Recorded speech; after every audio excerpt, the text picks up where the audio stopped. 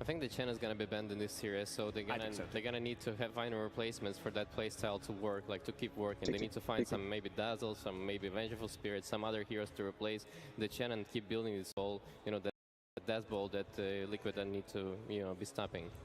And you can't forget about the Enchantress too. That is a celery specialty, and they can play on a tempo like that. They can also just accentuate it with these aura heroes. As I mentioned, the Vengeful Spirit is something that can carry an aura. It can also just be some, pipe buyer from the offlane like Tidehunter. We did see them run that yesterday versus Nouns as well. So there are a lot of ways to play into that tempo draft. But honestly, Gaming Gladiators can also play into the late game. This isn't something that these teams are strangers to. If you play competitively in this patch, you are regularly playing these 60-minute games, and you've gotten used to it by now. I feel like it used to be late game was this anomaly. People didn't really know how to play it because games were very rarely getting there, whether it was in scrims, whether it was officials or anything like that. But now we're seeing it more frequent, so I think teams are understanding the patience and the maneuvers that need to occur when it comes to late game.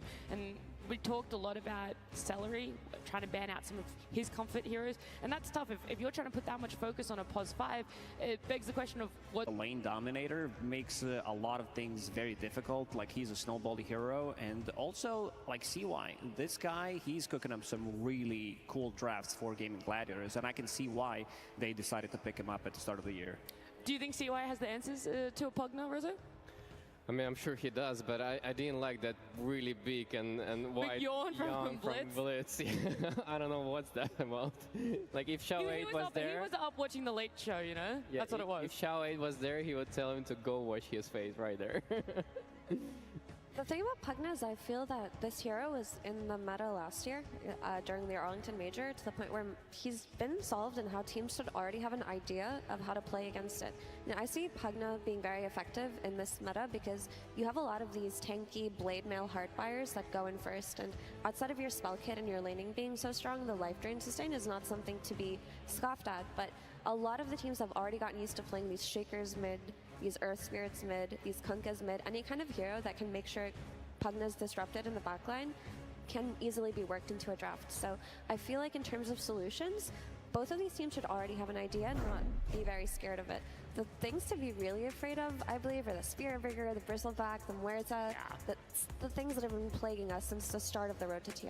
I was trying to think outside the box of, the other things that aren't always the stock standard that we're being seen, but you're right, you can't overlook those ones either, and we can't overlook these stats between Liquid and Gaming Gladiators. Their winning game time was pretty similar. It's very close, and I don't know if that's just now Gaming Gladiators having a lower average from yesterday's series, or Team Liquid's average going up because of yesterday's series. I mean, I think these two teams are very aggressive in the way that they play, but the difference between them is usually Gaming Gladiators drafts usually have like some way of killing towers faster, and like those timings are coming like way sooner. Like they would take the map from the Liquid sooner than Liquid would, be able to take the map from them. Okay, sorry, I thought you were going to keep going there, Reza. No.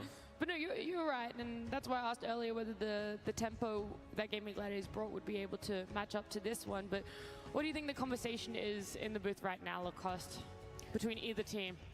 Oh, the headset's not working apparently, so I think that's. Can you lip read? Can you lip read? I can make stuff up. It's like, yeah, the fabric is too soft, and you can. Yeah, I mean, they're definitely going to deal with their tech problems right now, but probably I think they're thinking about how they're going to play that tempo style you talked about, Nat, the early game aggression. So I think the carries that they're eyeballing are the Chaos Knight and the Weaver, for Duraccio especially. I'm sure that Liquid know that in advance. I mean, CK has been banned out almost consistently for yesterday. We even had Aoi come in panel and say that he thinks that's the most valuable hero of this TI, is that CK. So you're looking at the CKs and the Weavers, but now you also have to think about the Bristlebacks that you can't let that man slip through. And then of course there's a Spirit Breaker. There are so many heroes right now at this stage of TI that have to be solved in the first phase that you can't really solve them all. You're talking about the Chaos Knight, very valuable point. Let's actually talk about carries. Let's start with Liquid's carry, Mickey, right? He loves that Chaos Knight. You already talked about it, why it's constantly being banned out for him. And this is some of the stats of what he has so far for TI this year. And he is in the top 4 for a lot of them, Reza. Yeah, he loves to take buildings. 175,000 damage. I mean, this guy, he's like very similar to Duracho. He's playing very aggressive. He's more of a like he takes more of a position one approach more than Duracho, but like still they're very similar in terms of like how active they are and like how they're finding these little pickoffs and like setting the tempo for their team. It really depends which heroes he's playing, because Mickey can be super explosive. He tends to join early on whenever he plays this Weaver, plays Spectre as well, CK. It's all about the timings. I think Team Liquid also has general, like one of the best teams in the world to understand how they're going to hit their timings, and I think Mickey plays a crucial part of that. And also, it's just where Mickey farms on the map, right? He farms very aggressively, which is something Duracho is no stranger to, because Duracho is always pushing out waves he shouldn't be pushing out, and it works for Gaimin, but I don't feel like Liquid operate in the same way, where if Mickey dies in a really dangerous place, they benefit from it. Because what comes to mind is their series versus Spirit yesterday when he was playing Spectre. It looked like that game was theirs, to be honest, but Spirit had a sequence where they got a Roshan and they got a good fight, but then they found a pick on Spectre farming on their side of the map near their twin gate. And I just don't feel like Liquid can get away with carry deaths like that in the same way, because Gaimin have operated throughout the entire year playing, like taking advantage of space of carry deaths like that, having their win conditions be assigned to different heroes, whereas in Liquid it is Mickey who is the win condition. Well, we're comparing a little bit of stats. This is Duracho here, the Gaming Gladiators carry, comparing the two of them. Did anything else stick out for you there, Reza, with those stats? I mean, he's, as you can see, like Mira was talking about, he's not playing that crucial role in that team because like he's kind of like a playmaker for them, and the ace is like usually the carry type, or like they have way more even split between all of the cores. Like as for Liquid, it's a bit different. It's yeah.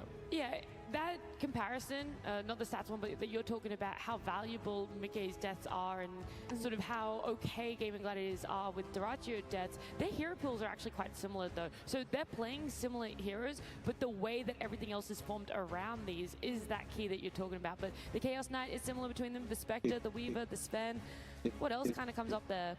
The Alchemist is the big one, I would say, because Gaming Gladiators, when they played against Nouns, they really did a good job camouflaging their draft, like which heroes are going to go where, because they didn't have the last pick in that series, and also they wanted to secure the late game. You already had Dazzle, you already had this Lone Druid, which Ace is very familiar playing from the offlane, so...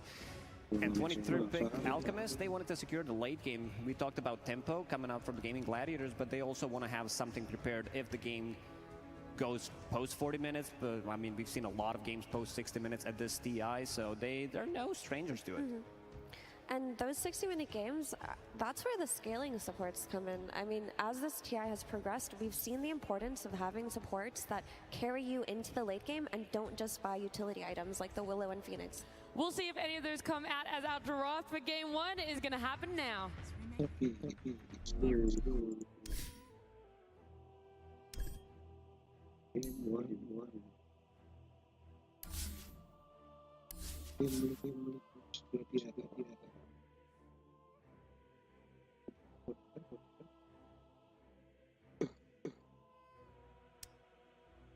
Team Liquid's turn to ban.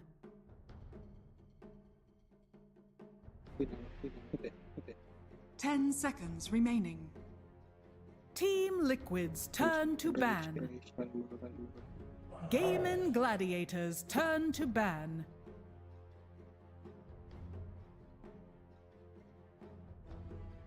10 seconds remaining. 5 seconds remaining. Team Liquid's turn to ban.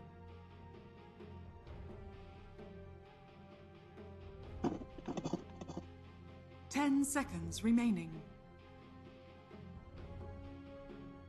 5 seconds remaining. Team Liquid's turn to ban. Gaming Gladiators turn to ban.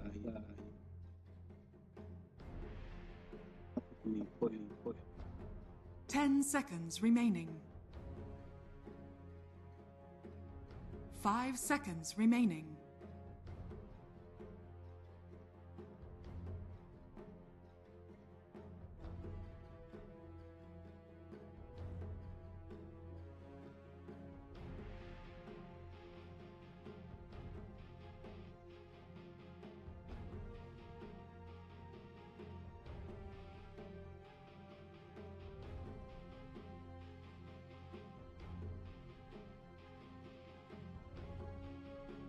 Gaming Gladiators turn to pick. Team Liquid's turn to pick. Stare your death in the face.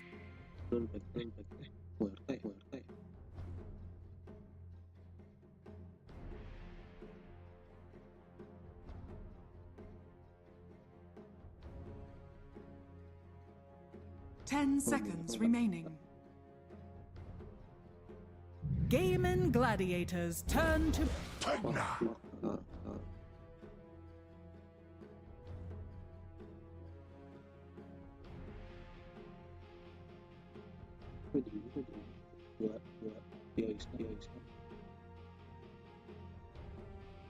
Ten seconds remaining.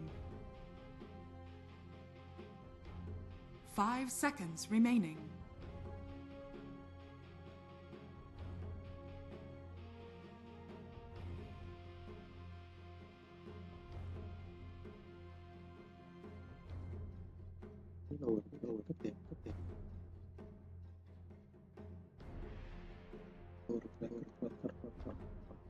Gaming Gladiators turn to ban.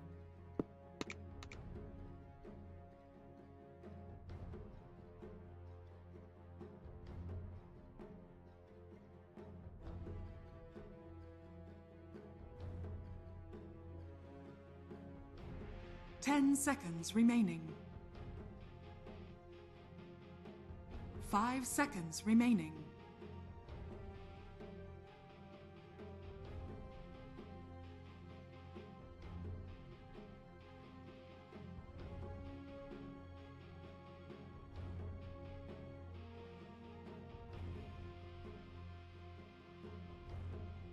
Team Liquid's turn to ban.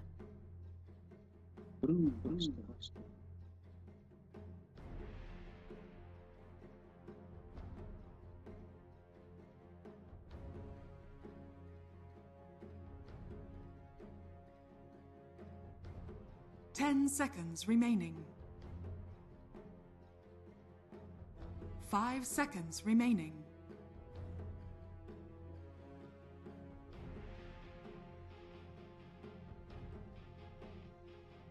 Team Liquid's turn to pick. Jen.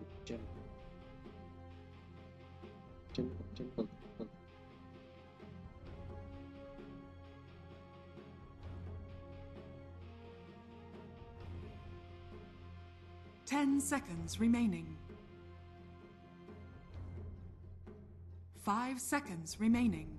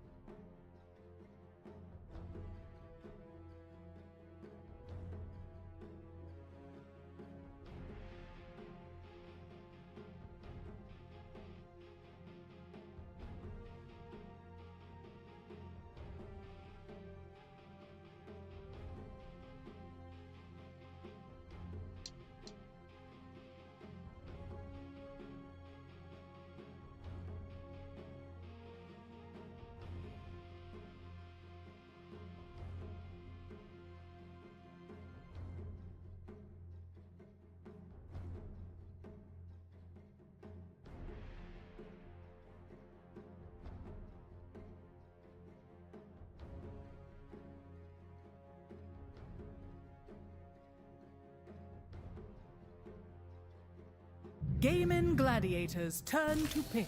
Weaver.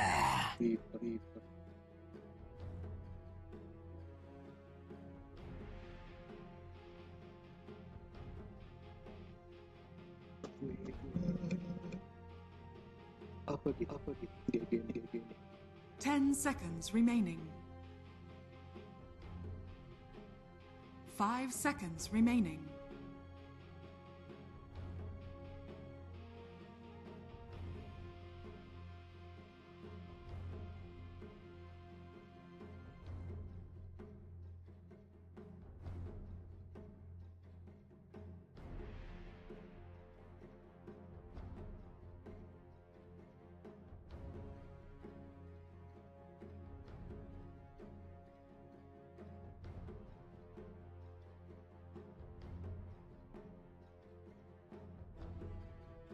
Gaiman Gladiators turn to pick.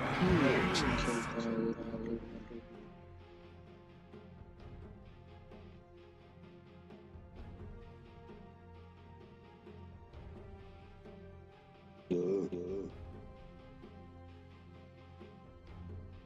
10 seconds remaining. 5 seconds remaining.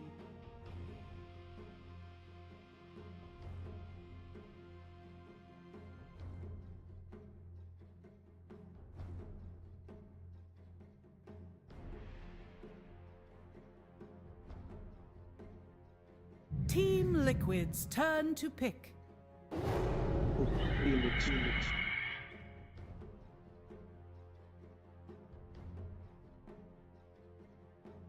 Remix.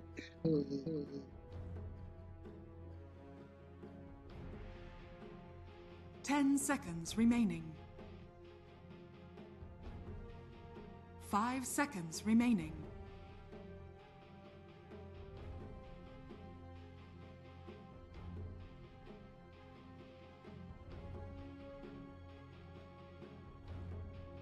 Team Liquid's turn to pick. Luna.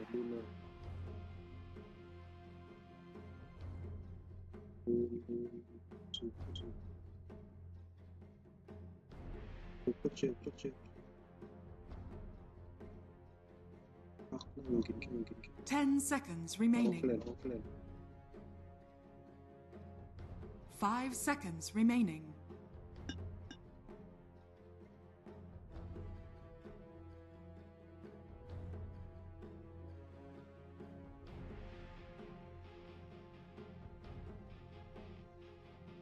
Gaiman Gladiators turn to pick. Admiral Conker.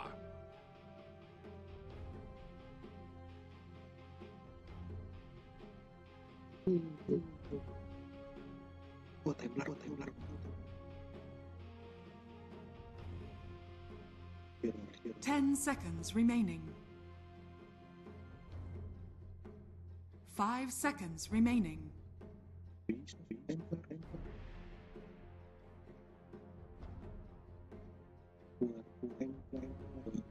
Farming. Gaiman Gladiators turn to ban. Necrophos.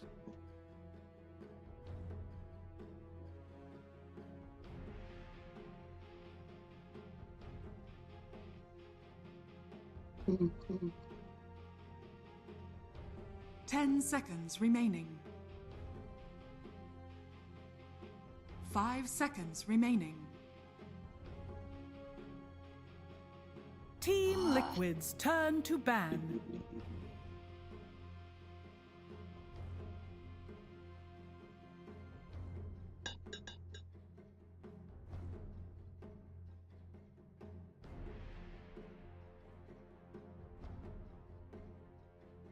Ten seconds remaining.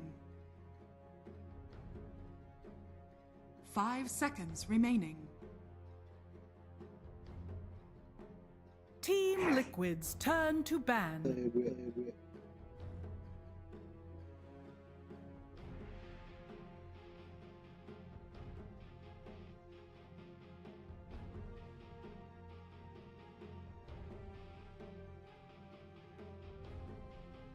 10 seconds remaining. 5 seconds remaining. Gaiman Gladiators turn to ban. Spectre.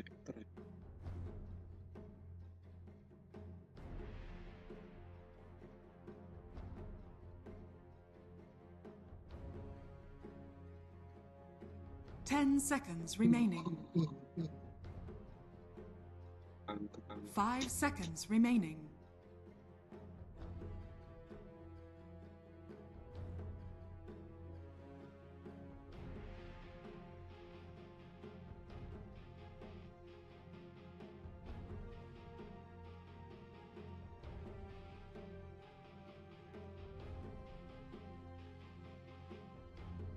Gaiman Gladiators turn to pick.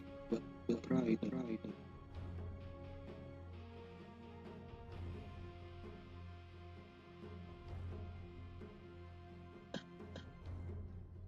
padahal kosong. Invoker sih kosong. 10 seconds remaining. Ini udah necro ya. 5 seconds remaining.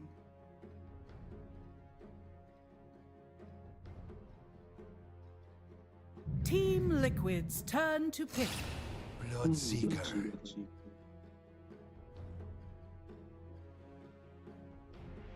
Oh iya counternya Weaver.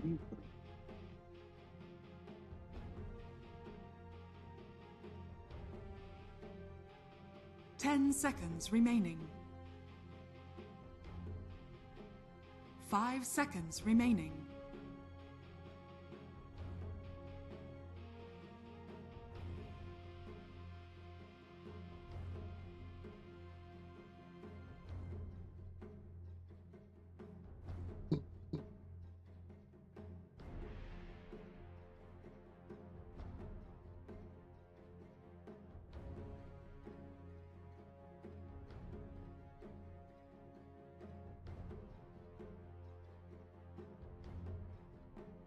Udah 80 menit. You may now select your heroes. Kosong. Udah necro.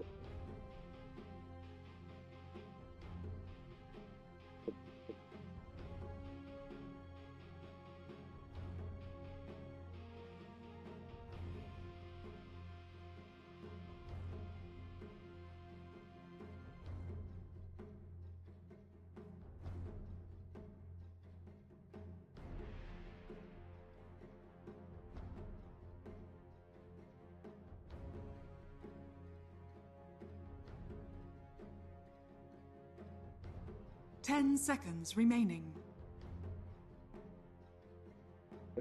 5 seconds remaining. Exclusion. 1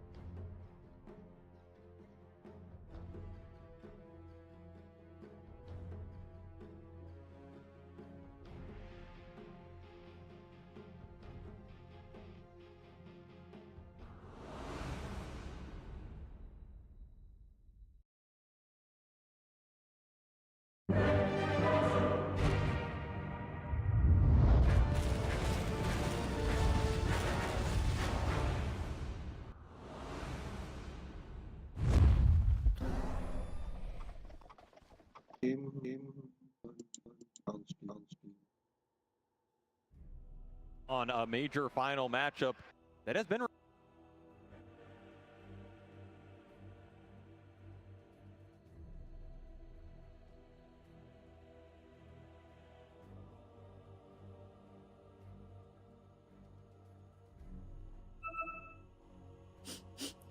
谁还不是个宝？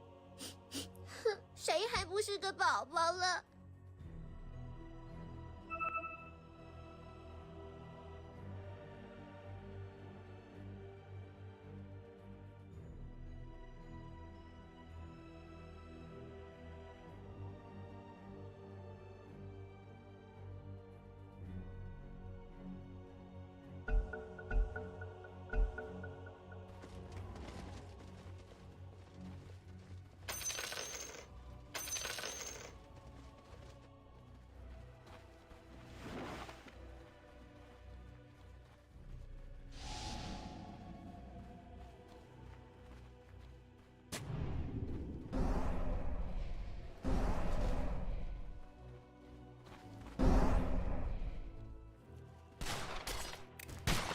Sí.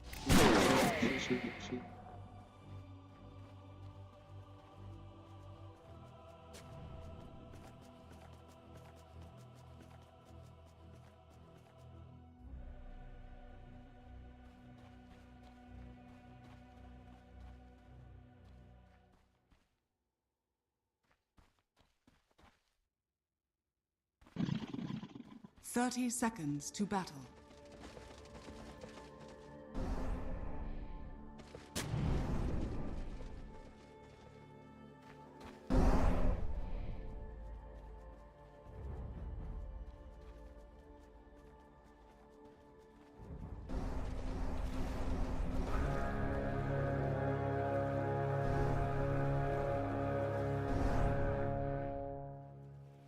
The battle begins.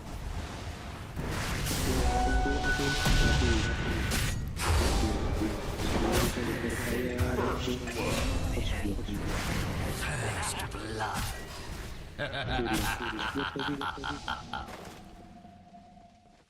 Gila. Harus bulatnya sih gue.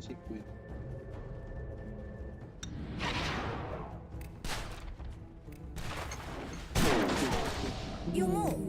I'm afraid. Death takes you.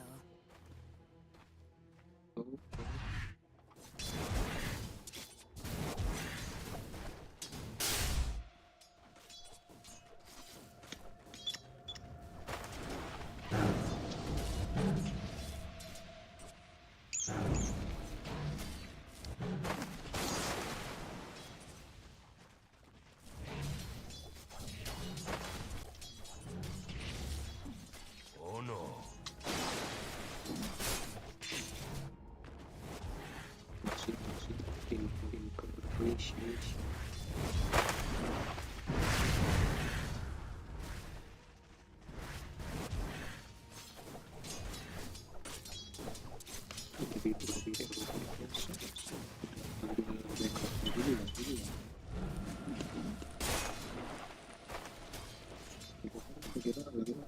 English.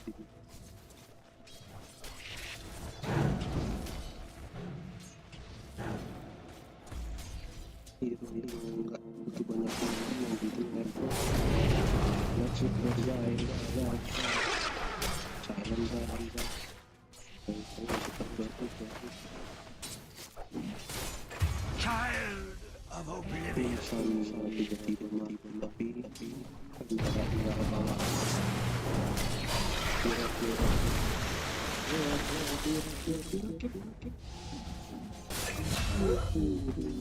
I weave your fate.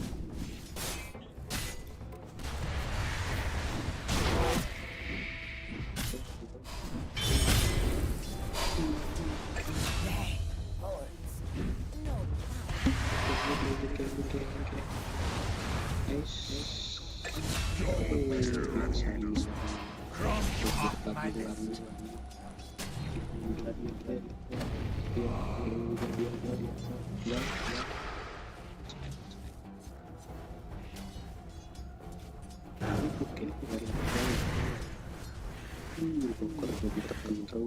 Radiant's middle tower is under attack. Short-sighted of you.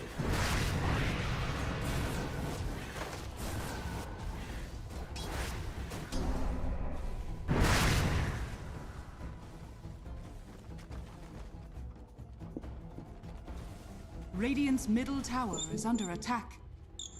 Dire's structures are fortified. Let's not say you did.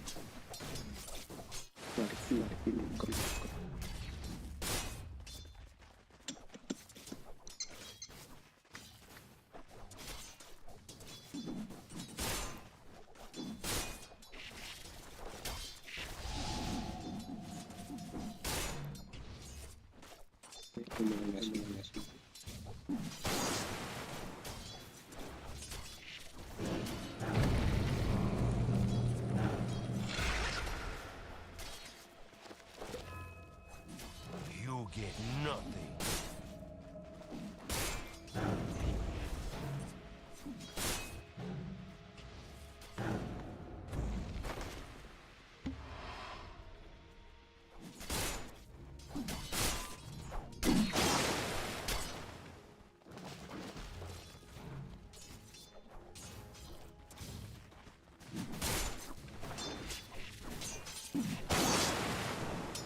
And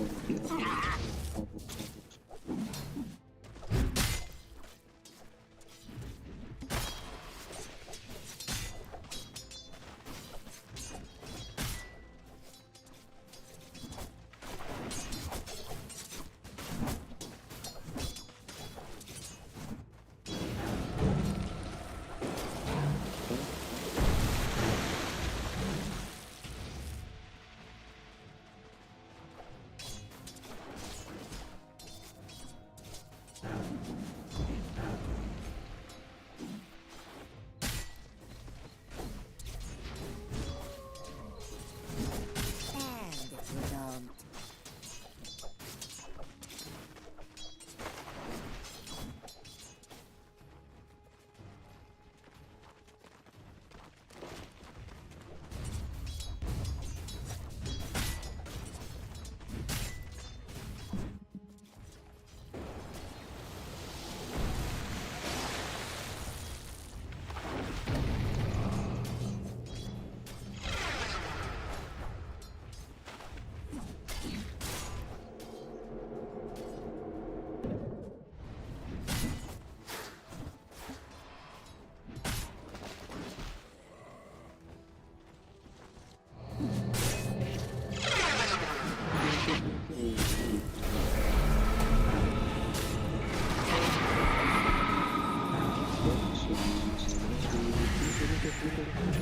I go willingly.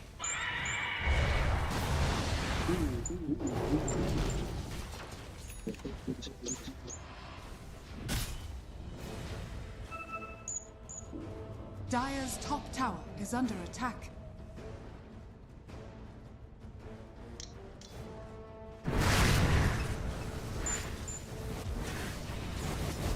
Denied.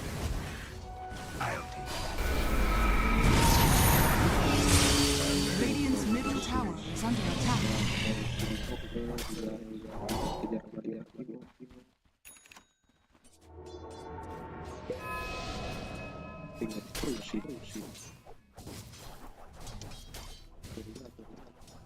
Dire are scanning.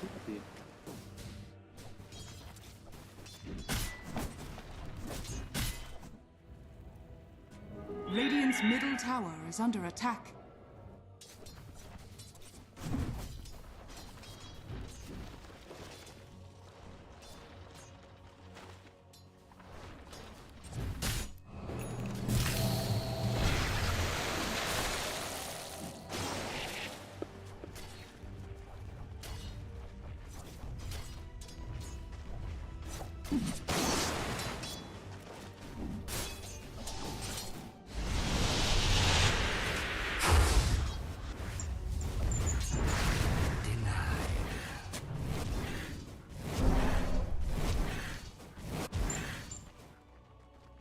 Dire's top tower is under attack.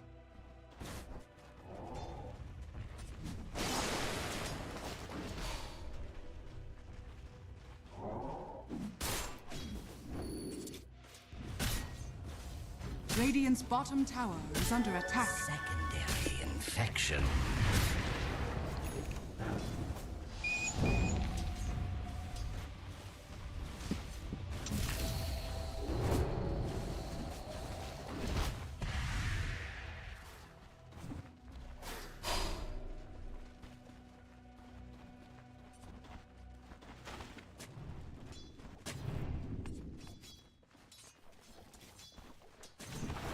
Dire's structures are falling.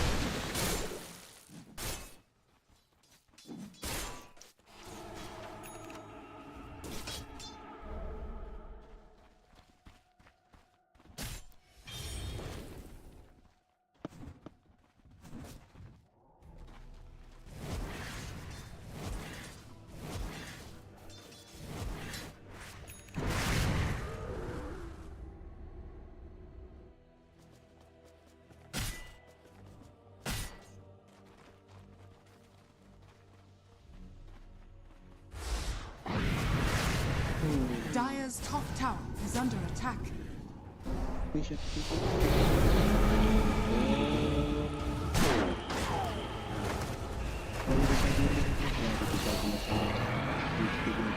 buat si Thank you.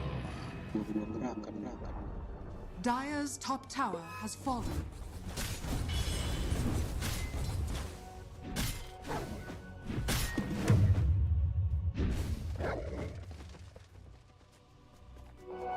A golden thread.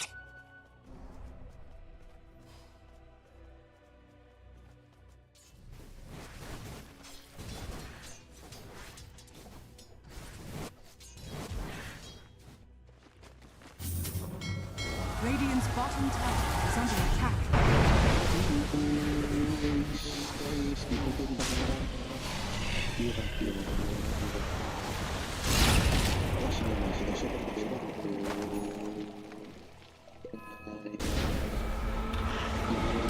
Radiant's bottom tower is under attack.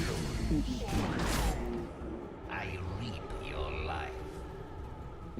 Sweep.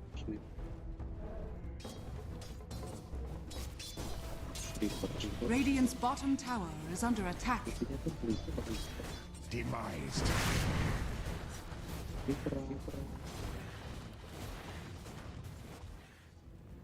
Radiant's bottom tower is under attack.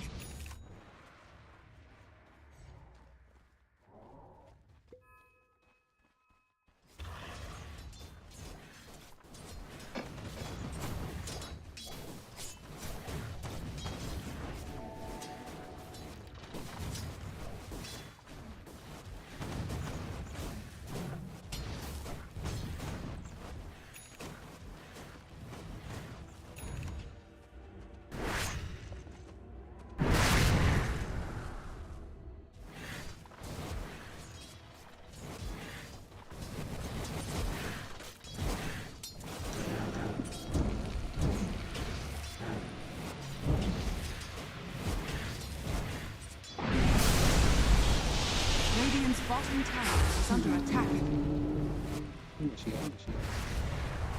Radiant structures are fortified.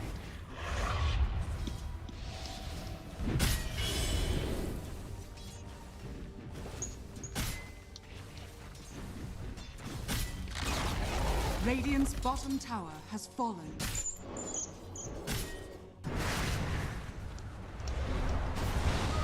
What need have I for this? Bounty!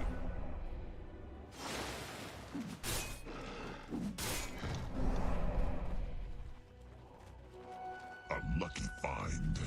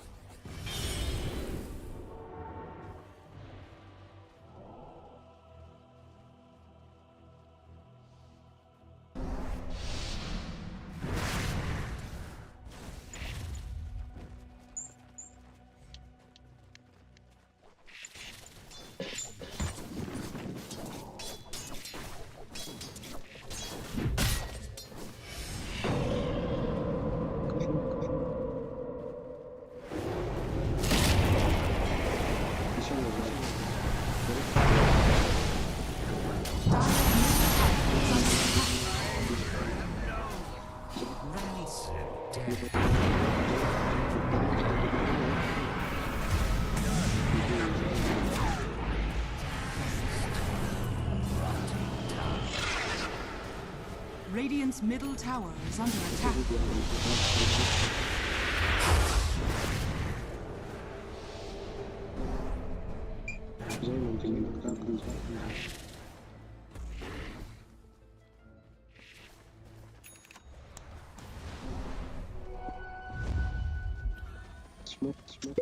You have my respect.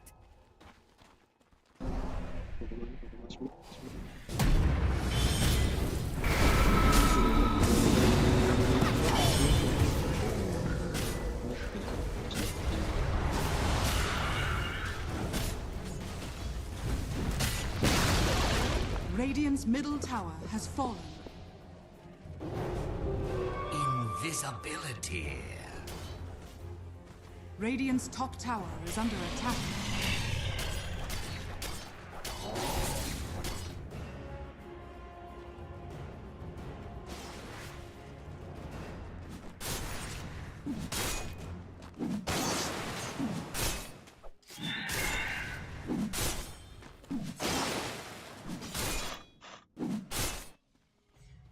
Dire's middle tower is under attack.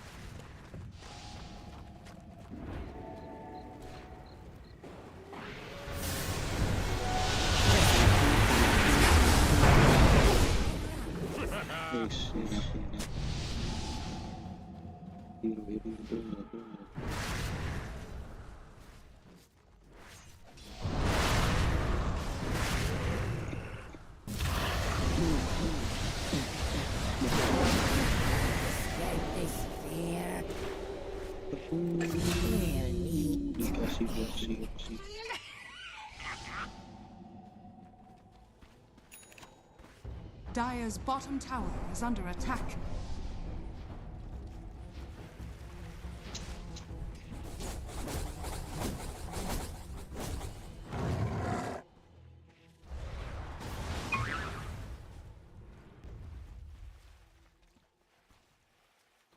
Dire's bottom tower is under attack.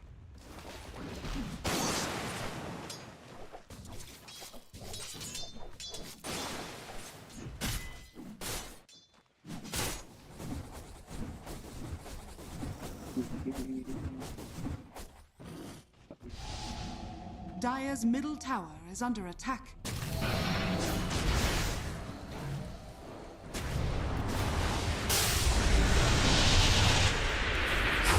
Dire's courier has been killed.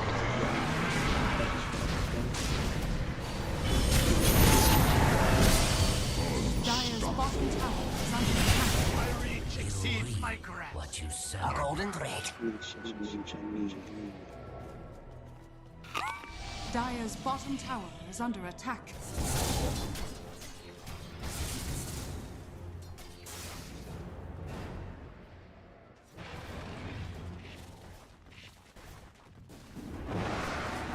Haste. Radiant's middle tower is under attack.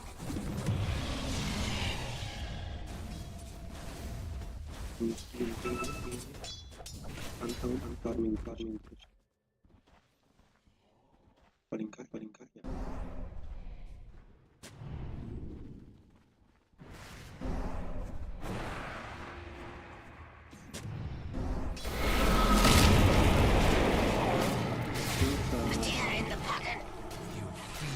Flayed twins.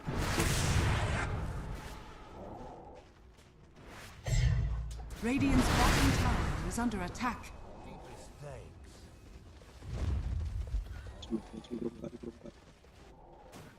Radiant's middle tower is under attack. Dire's top tower is under attack.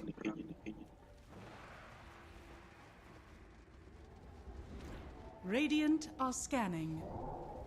Dire's top tower is under attack. Radiant's middle tower is under attack.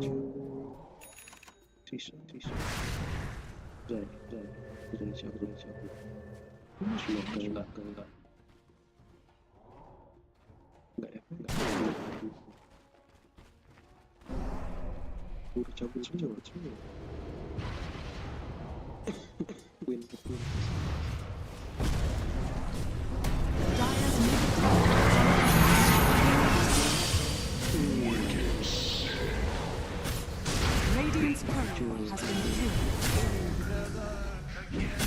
An artful death.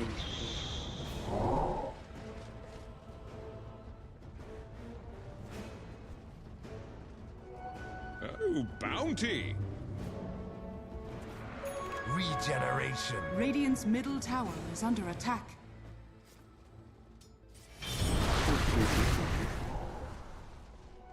For the twins.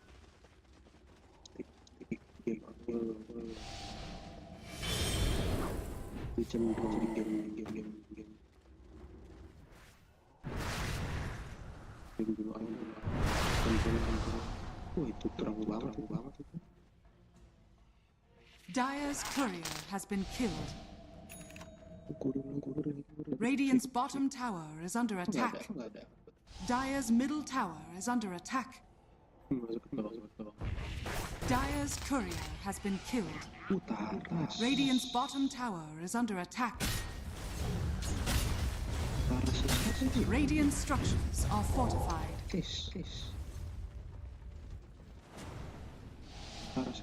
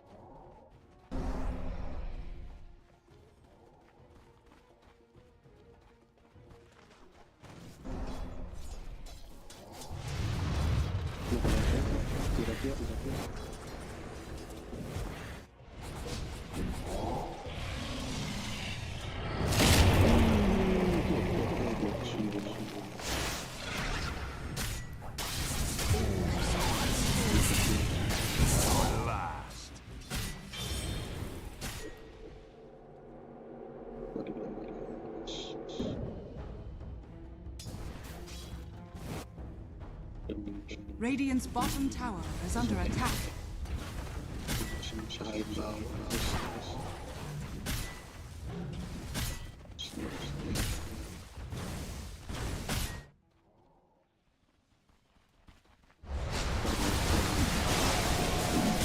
Radiant's bottom tower is under attack.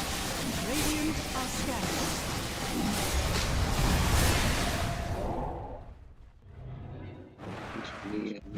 Radiant's bottom tower is under attack.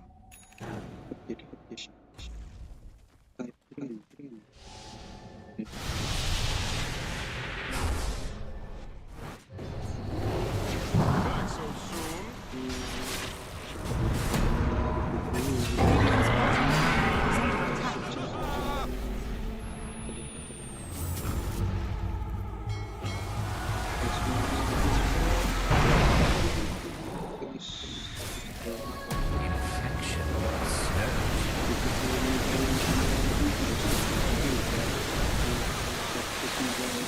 Radiant's bottom tower is under attack. Coin for me. Gold for my checks.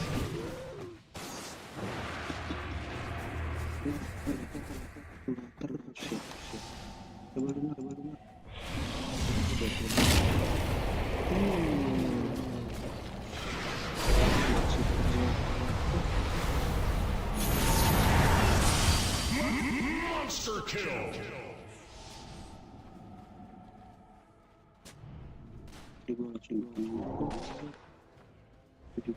Jadi tekan nim nekro Tarasnya nekro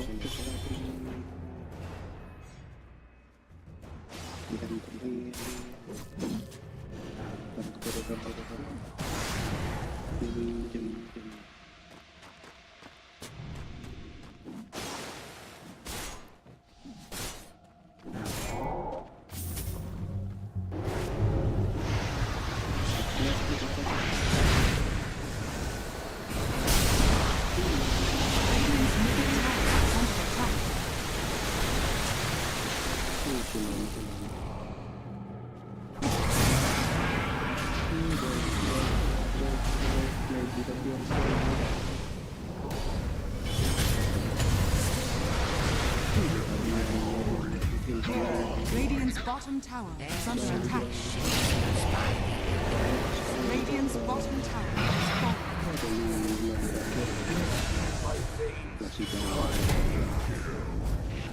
is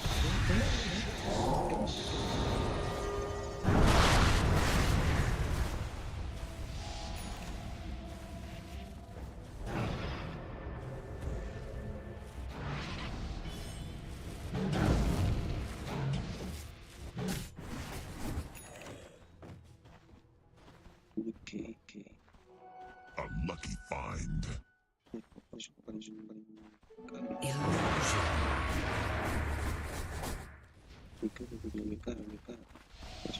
Radiant's middle tower is under attack.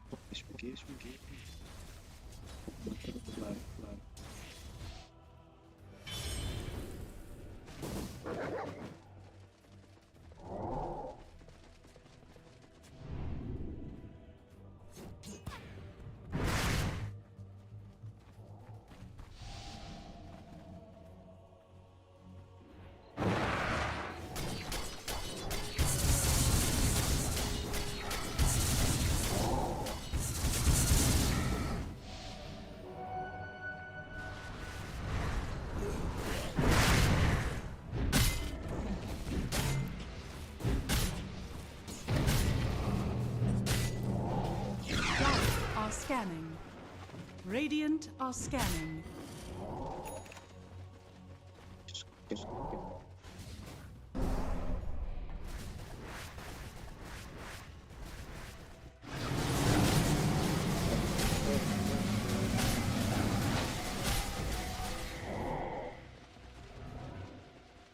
Harbor, eh?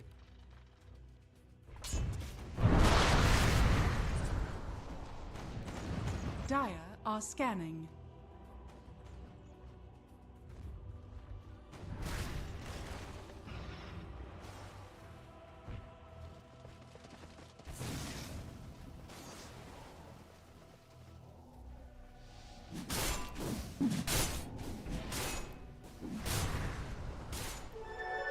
Double damage.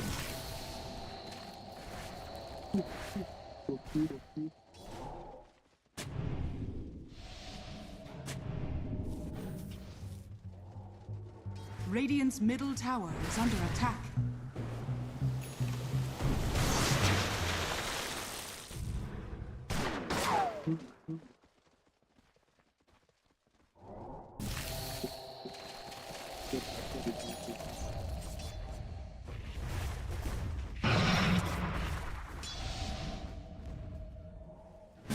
Radiant are scanning.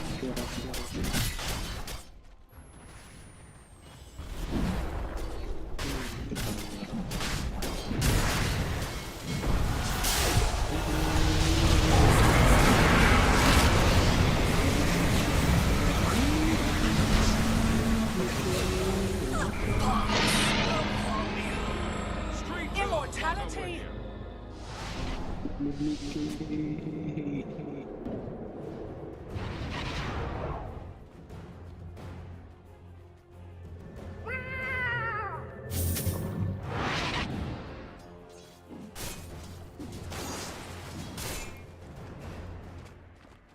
Back to pawn!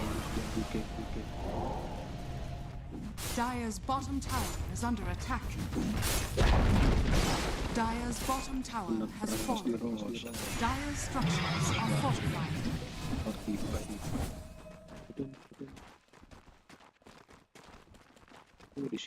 Dire's bottom tower is under attack.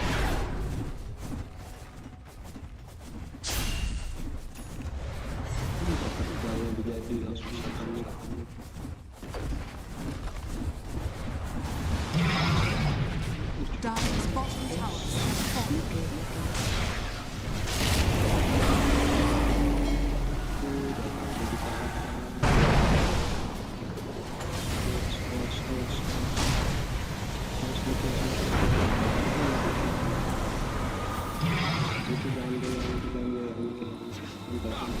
Welcome back!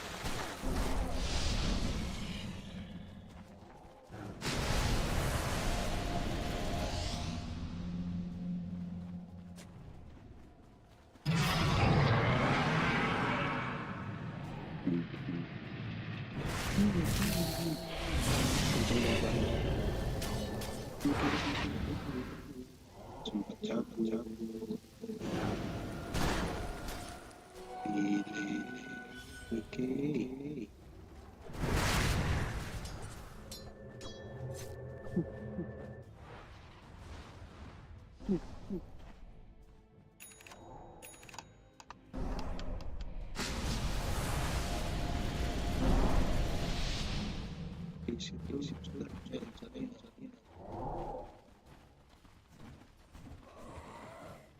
Dire's top tower is under attack. Pindah. Oke. Dire's structures are fortified. Dire's top tower is under attack.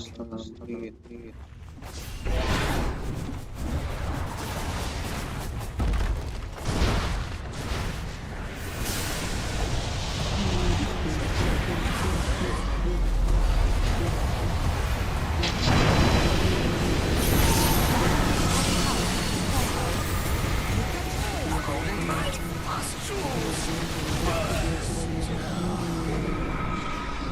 What is this? I came here for a battle. High ground udah Dire's top tower is under attack.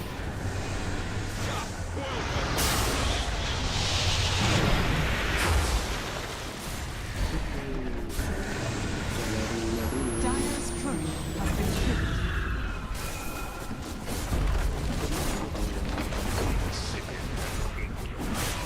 Dire's structures are fortified.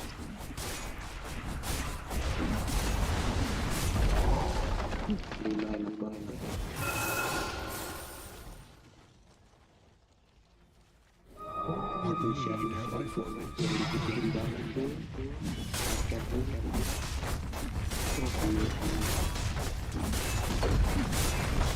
Dire's middle tower is under attack. Dire's middle tower has fallen.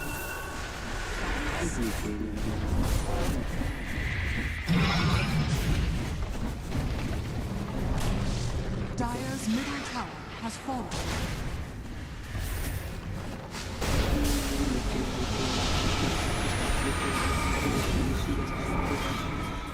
Dire's middle barracks has fallen.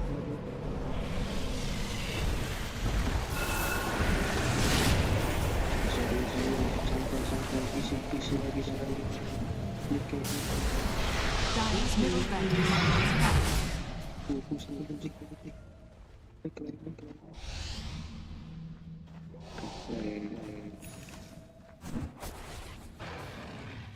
Radiant are scanning.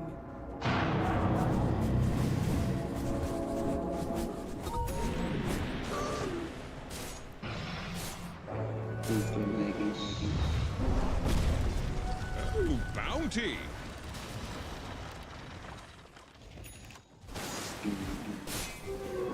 Invisibility.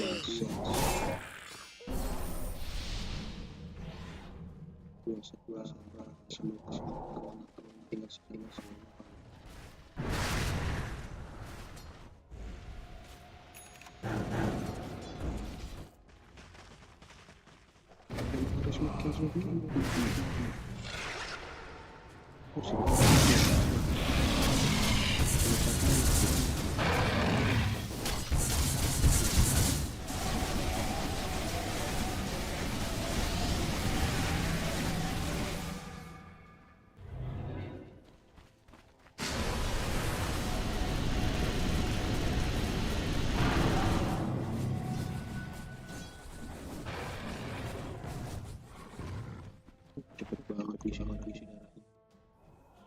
Puncak. Udah habis ya puncak. Udah dikirim visual.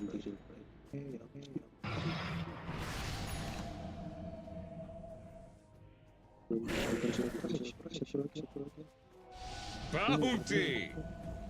Shadow Blade.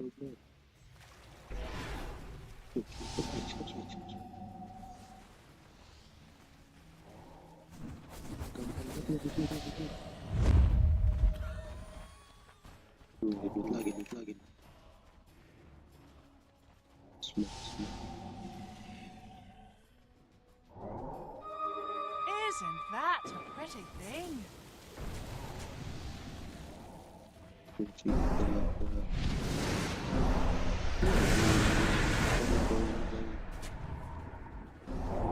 Zai. Back so soon? Balas mo.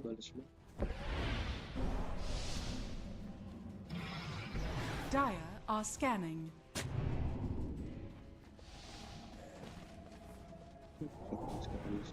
Radiant are scanning.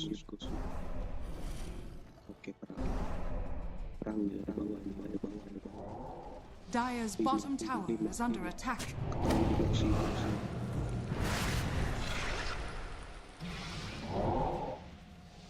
Kejar.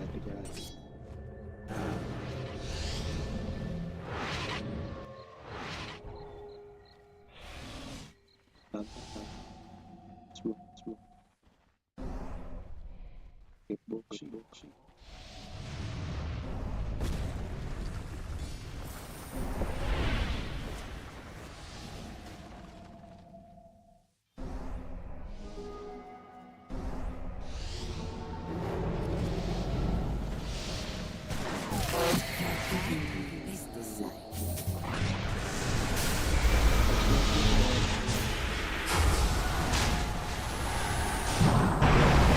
Super bagus.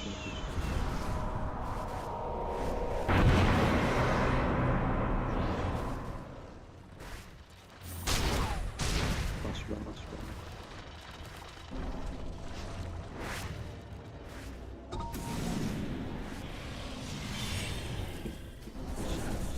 Lempar.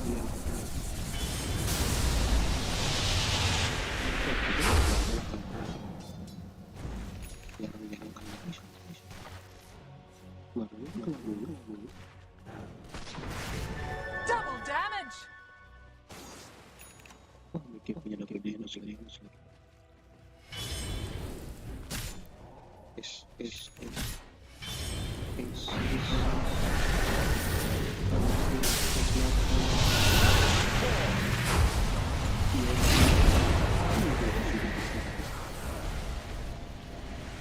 Tension. Wah.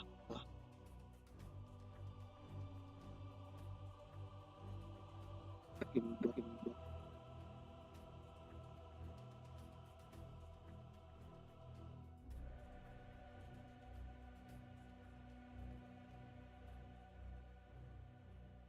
AOE. Kecil. Mesin.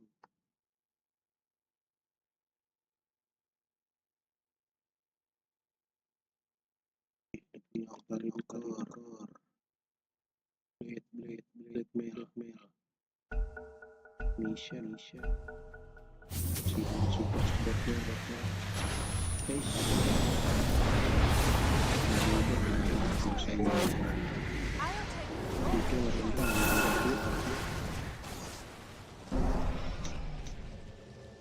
Sí.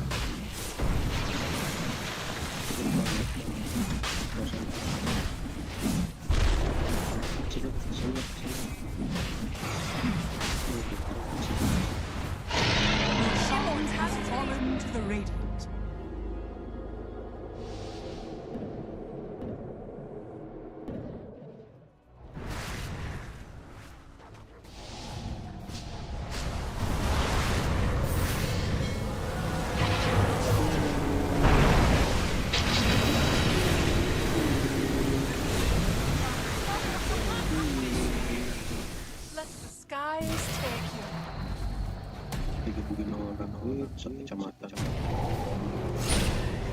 Ini boxing nyusahin nih. Tadi gerak.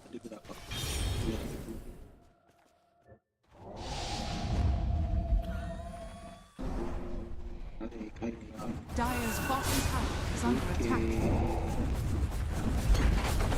Dire's structures are fortified. Aman aja.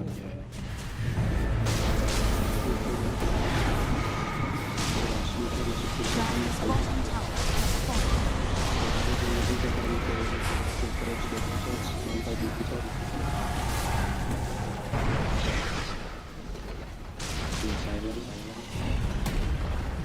Dire's bottom barracks has fallen. Dire's bottom barracks has fallen. The Radiant now have Mega Creeps.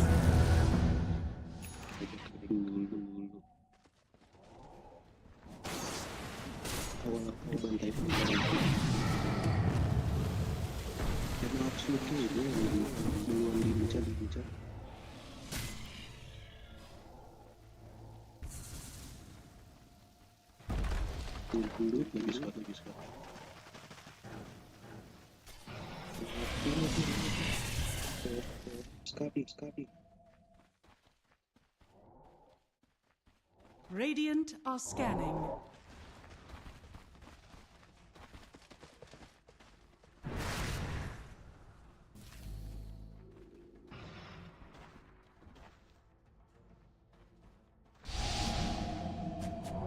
A golden thread.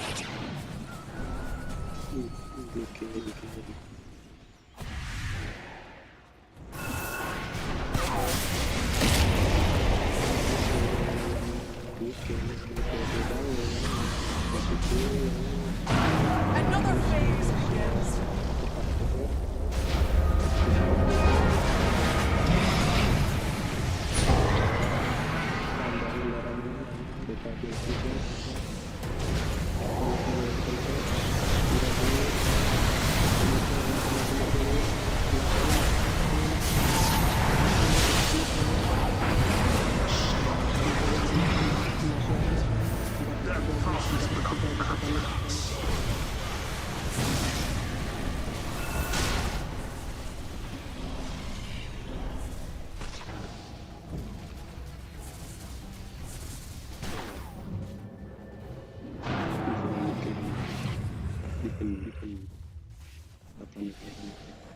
Back so soon?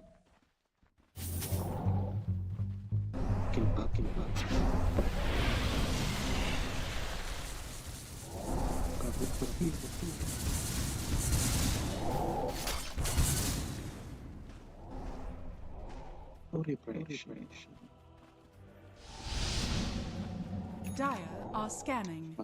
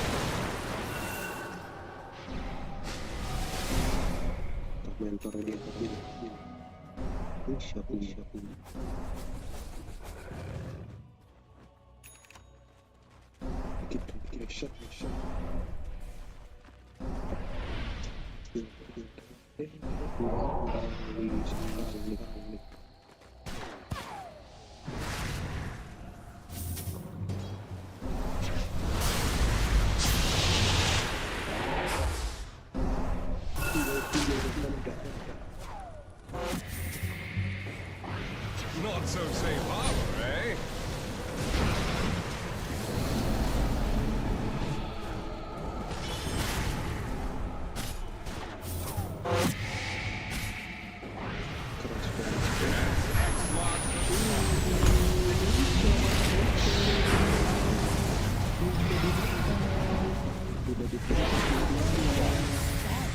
Dire's middle tower has fallen.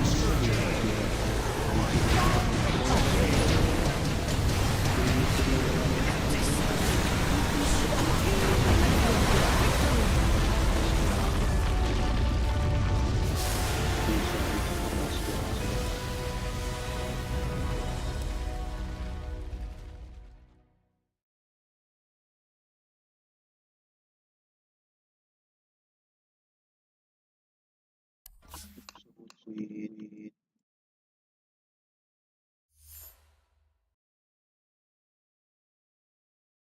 Who's setting up for who, right? You need a Necro that needs damage to come in. You need a Bloodseeker that needs damage to come in. And the Centaur can't do it for you. This Pugnut is causing you a lot of problems on the back line. Boxy with the itemization between the Lincolns and the Ags, providing double effective save on these cores. It's just a nightmare to play this single burst lineup into. You got to imagine a bit of shell shock there from Gaming Gladiators. They looked the part too. They know that Roshan fight, that's going to be haunting them for a while, but they've got to be able to reset. Elimination fully on the line now. Since they've been here, they've been into 2-0 through all of this one, but now they're one game away from being knocked out of the International, and they're going to have to clear their minds. We're going to clear our minds as well as we head to the panel and break down that game one. Thank you so much, Cap. SVG game one, absolutely dominant from Liquid, a strong performance for them, but it was only game one. We've had a bit of a change up on the panel as well. We brought in the big guns for this series, for this showdown again. I got Aoi and Matu joining Effie and myself now. Matu, you didn't get to see Liquid win this series yesterday, but at least they're one game up this time round. I mean, it feels great. T-Gunner was already making a stat about like Liquid win rate without like Matu on the panel, and with Matu on the panel like 0%. So like, I mean, this feels great. Let's go Liquid. I love to hear you still cheering on your old team there, but Aoi, let's break this one down because it looked like Gaming Gladiators' game to win, especially from the draft, and in the first few minutes of this game they had that gold lead up until the first Roche fight. I think these types of games are actually sort of the hard ones to lose because you feel like you should have taken this game and you're not too sure like where, I mean they know where it went wrong, but like what led up to that. Were the comms weird? Were we feeling off? You could sort of see after body language after they lost. Like I felt like Gaming was uncharacteristically down. Even before the game I felt like Quinn looked a little nervous, and that's not usually Gaming standard. Usually they're a very good, strong mental team, which is why they've had such consistent success. It could be tough. I mean, it's the penultimate day. This is a lot of make or break for them, and it's going to be a long day for them even if they do win this series as well. So a lot of build up for themselves. But in that game, in that Roche fight, specifically, Aoi, did you see what led up to why Gaming weren't able to be successful in it? I think people are like not, I mean, I think all the pros know this, but like when you take Roshan, it's about controlling the high ground. Like Gaming Gladiators, they sort of lost focus for a bit. They had 5 heroes on the low ground in the pit, and I don't know, it's just such a free fight for Liquid. They had no one scouting the pit, they had no one like prepping the fight with buyback. I'm not too sure what happened in their comms, but I think they're letting their emotions sort of get a hold of them. They're not like thinking about it objectively. Oh, we need to break the smoke. They come, they can take this fight. We need to be ready, focus. I feel like they're just playing sloppy. Like it's just bad play, you know, like laning stage is mechanical, and afterwards, like this is the first team, that actual good team that they're playing on the main stage. No offense to anyone, but like after getting out of the lanes, you have to play like real Dota, and they're playing super sloppy. Like they're just making basic errors and giving back the game to Liquid, and Liquid is happy to take it. But there is something to be noted about the sloppy play, because Liquid played very well. We talk about Gaming Gladiators' mistakes, but I think only a team with very strong mental endurance could have come back that game. And honestly, it was the little things around the map even before that Roshan. I mean, the laning stage didn't go the way they wanted it to. The early aggression from GG looked very hard to control, but Luna was farming the entire time. Like, Luna's farm was not shut down. She was in the triangle. She was in both of her Ancients. Gaming did not play on that side of the map, and there were some really key pickoffs that happened, I believe, in the bot lane around minute 20. So I think Nisha and Voker forced the BKB TP from Bloodseeker in the top lane, and then Phoenix had a really aggressive dive, and then Zai just cleaned it up. Right? They got the kill on Phoenix, they got the X on Centaur, and they were finding the kills wherever they could, even before that Roche fight. The difference in the space that both of their carries were given, and something we talked about too, a difference in win conditions between the two teams. But we're going to break it down a little bit further. It is going to be Purge on the sideline.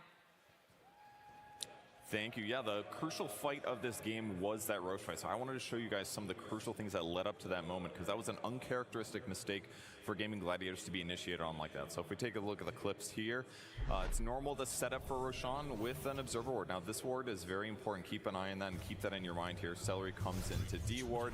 They push out the creep waves, and over on the bottom side of the map, they even see Invoker teleporting away. So they know that that Liquid's going to defend this, but crucially, he doesn't actually have a BKB yet until after he TPs. So they don't know that he's got BKB.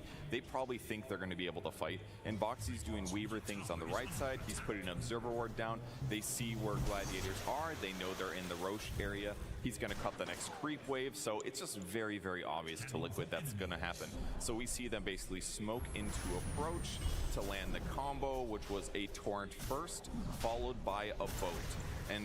But they didn't react to it properly, and the reason is because, take a look at this Observer Ward here. This is the vision for Gladiators. This is what they see.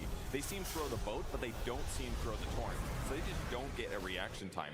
And the reason for this was this Observer Ward vision. Look at how much it covers.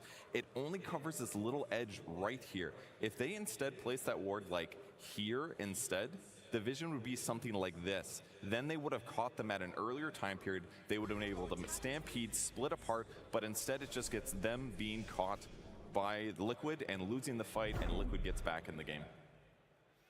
Who would have thought just that small amount, millimeters between where you place a ward could have been enough to change this game for you? We can talk about it a little bit more because there's more to the game than just that Roche fight.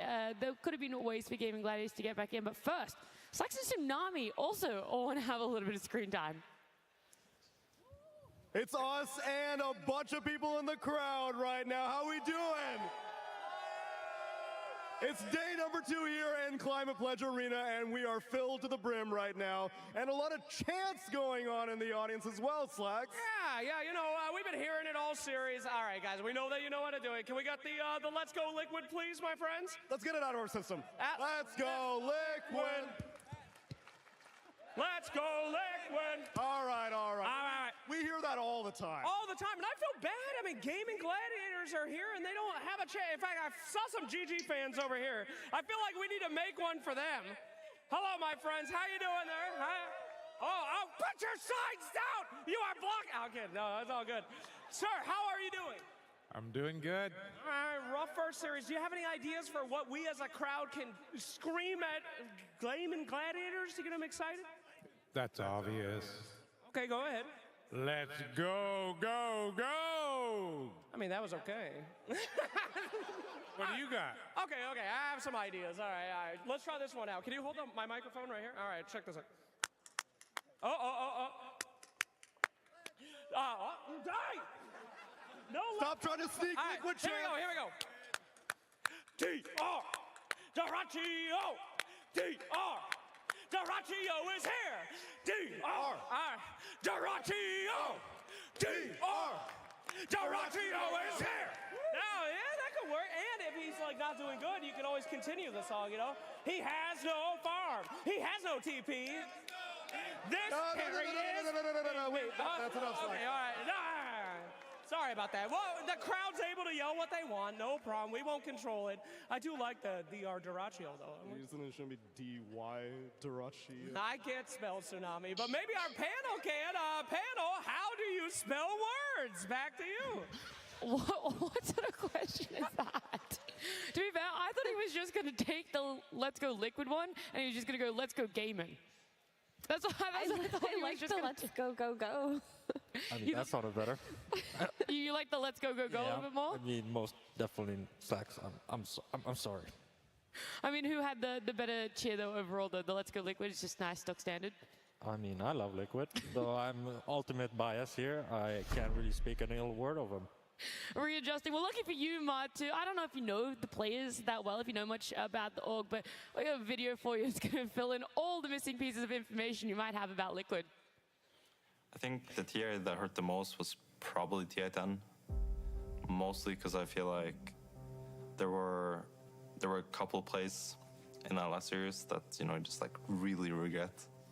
And well, Puppy is going to get the disruption off, gets stuck inside the bramble, pops the Ghost Scepter preemptively, but he's going to die shortly after. Great curse. Yep, that's a huge curse onto 3 heroes as Team Secret get RP from Collapse, and the right clicks are there from Yataro. Triple kill for him, making an ultra kill.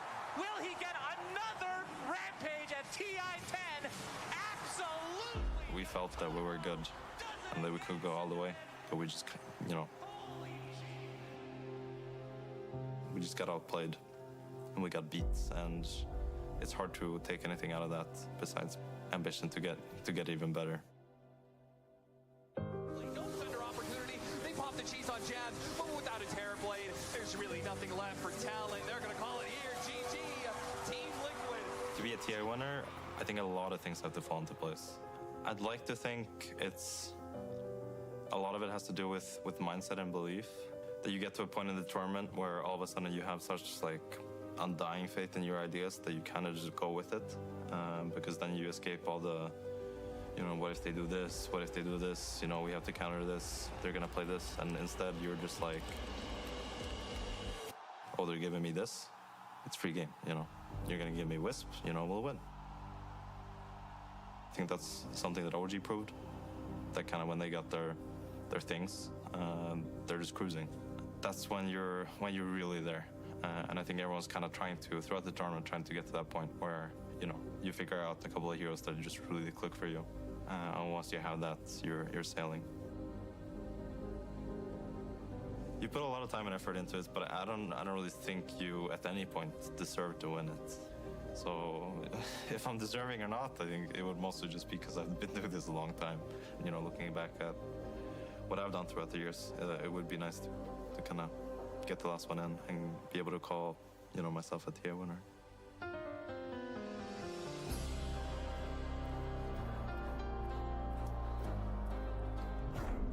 I'm not gonna lie, pretty emotional piece about Zai there. He's always made it so close, but never actually in the grand final for himself. So this is it. He's in the lower bracket, but it could potentially happen for himself. It all starts with this series going in a way of a win for themselves. Game 1 was it.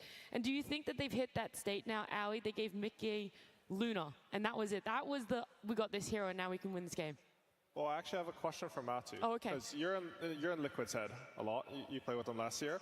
So this game, I feel like they had a good strat coming in. They tried to shut down Gaiman's offlane. They did that pretty successfully. But I would still say that Gaiman sort of reached like a winning position this game, and Liquid had to clutch it. I also feel like that. I felt like Gaming got everything they wanted for the first 20 minutes, and after that, they threw the game. They didn't play good. They played quite literally shit. So if I were Gaming, I would just run it back with the same ideas, and I think if they just get their heads straight, they're gonna win the next game. Do you think Liquid would want to change though? Because even though they won this game, I don't know if I'd be as comfortable. I feel like they clutched a win that they didn't necessarily deserve. You're right. They absolutely did. There's nothing left to say about that. Would you want to change Liquid strategy though? I think they should come up with something that would, it's hard to say, right? It's they have their own idea, and I'm not quite sure if this was their idea of not quite doing well on lanes, and after when our heroes come online, we're gonna win the game anyway type of thing. So. Do you have an answer for your question, Aoi? If you were in the I have no idea. It's weird. It's weird when you win, but you're not sure if your strategy was correct. I think you'd probably want to switch it up a bit anyways so that Gaming can't learn, but who knows?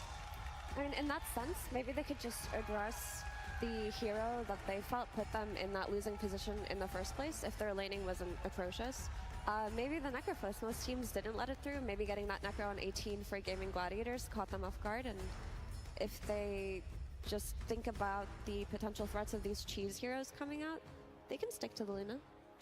I know that you said that maybe it was a win that they didn't necessarily deserve for Liquid just because of how well the early game went for Gaming Gladiators, but they were still able to stay dominant in that later part. And now I kind of want to focus on that before we get to a Game 2 draft, because they weren't giving any space.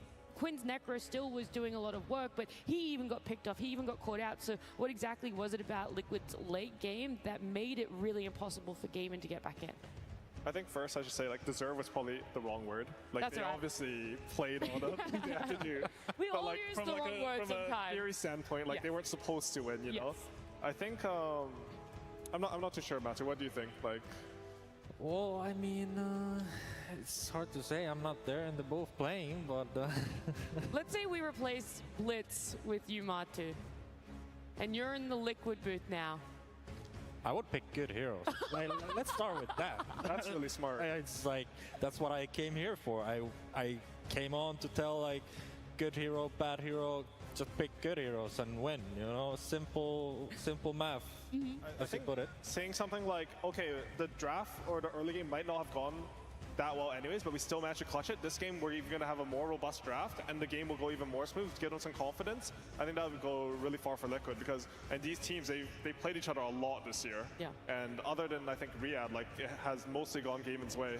You know, they've matched up 12 times throughout the year. I think it's one of the biggest matchups that any two teams have had in one calendar year of competitive Dota. So it's a massive matchup for them. And you're right, it is normally going Gaming Gladiators away in those 12 matchups, and it's going to be a hard reset. But Effie, do you have any ideas for hero changes, ban changes even?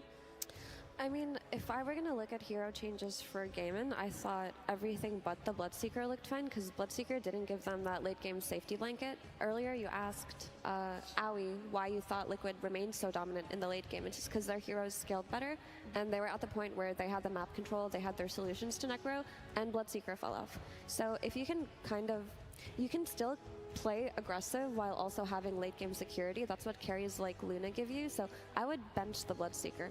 Yeah. I had that one down as well. It's like, Bloodseeker, is there a reason we're not seeing it? And maybe this game is a pretty good example. Marty, you said...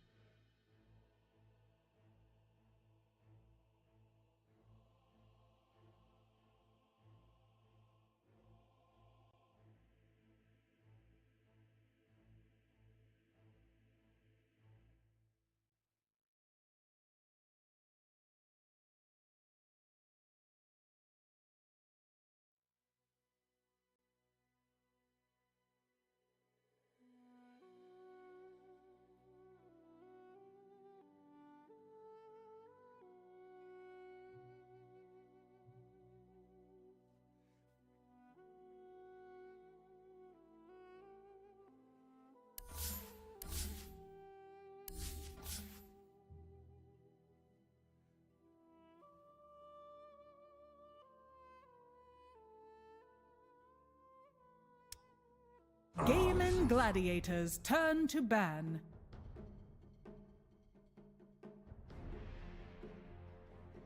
Gaimin Gladiators turn to ban.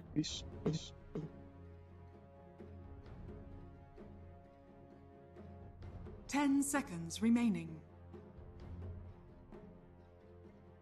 5 seconds remaining. Team Liquid's turn to ban. Gaimin Gladiators turn to ban.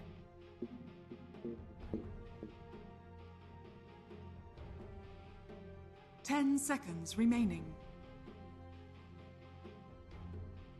5 seconds remaining. Gaimin Gladiators turn to ban.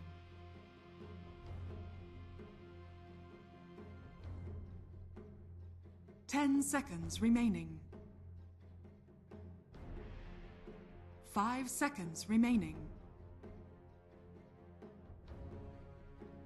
Team Liquid's turn to ban.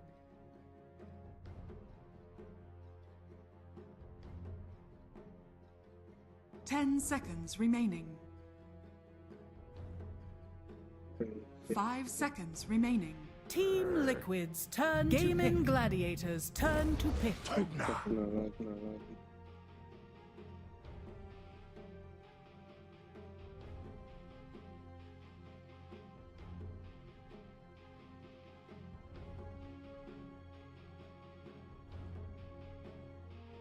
10 seconds remaining. 5 seconds remaining.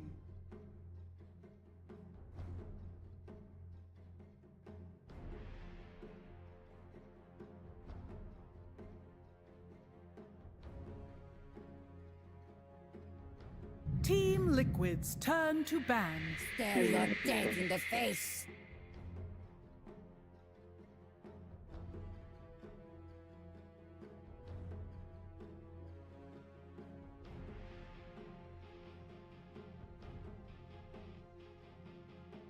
Ten seconds remaining.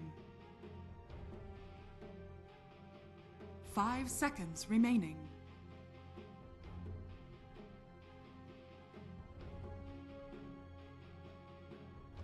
Liquid's turn to ban.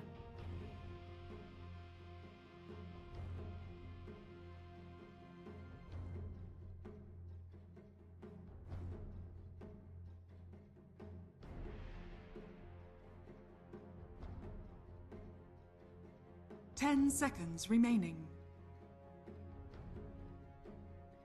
5 seconds remaining.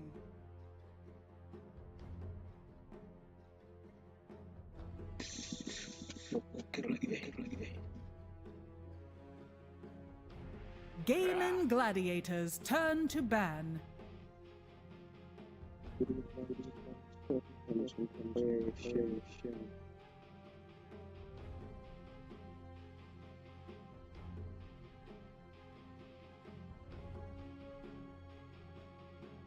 Ten seconds remaining.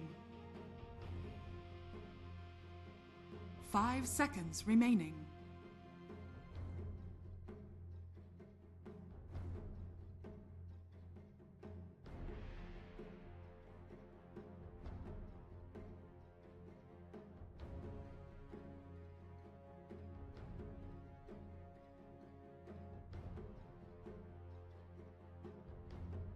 Gaming Gladiators turn to pick. Team Liquid's turn to pick.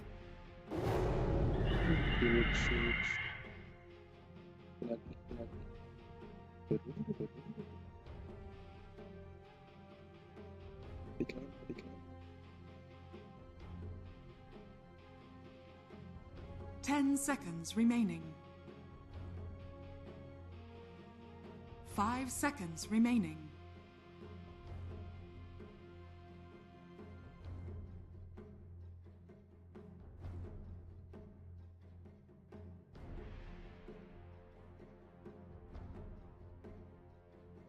Team Liquid's turn to pick. Enchantress.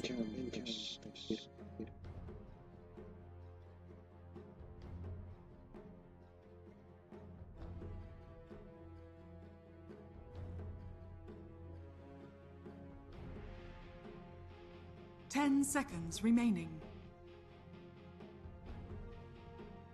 5 seconds remaining. Gaming Gladiators turn to pick. Luna lagi.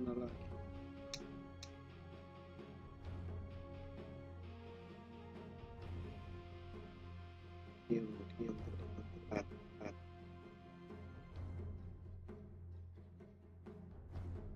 10 seconds remaining. 5 seconds remaining. Gaming Gladiators turn to pick. Long Druid.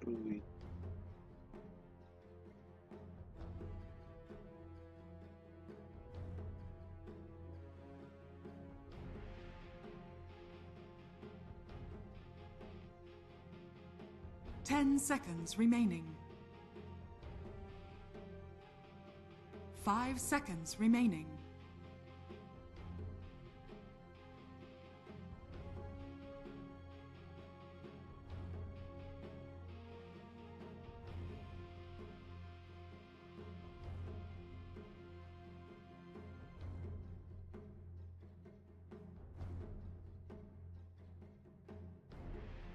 Team Liquid's turn to pick. What's your way?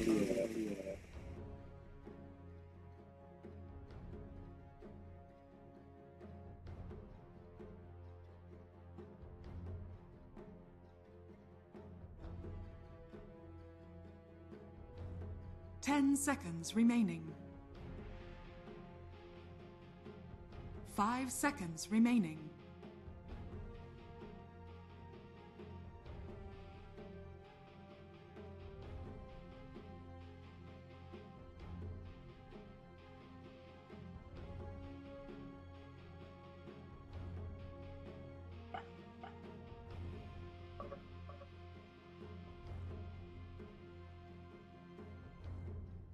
Team Liquid's turn to ban. Admiral Conker.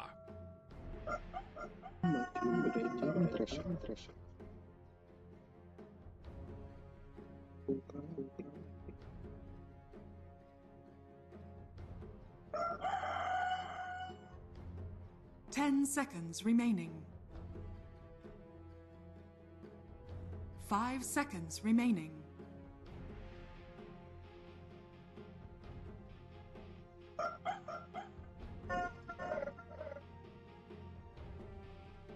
Gaming Gladiators turn to ban.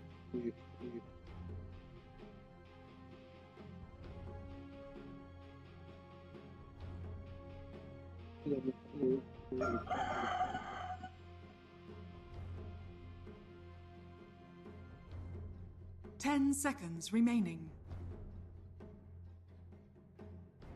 5 seconds remaining. Gaming Gladiators turn to ban.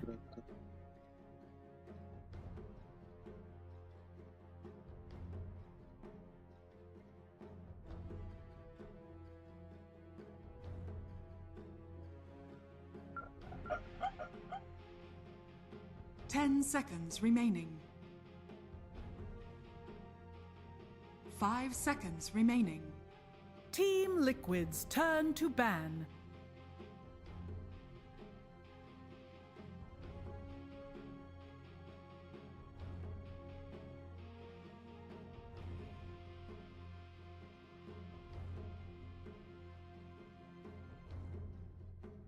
Ten seconds remaining. 5 seconds remaining.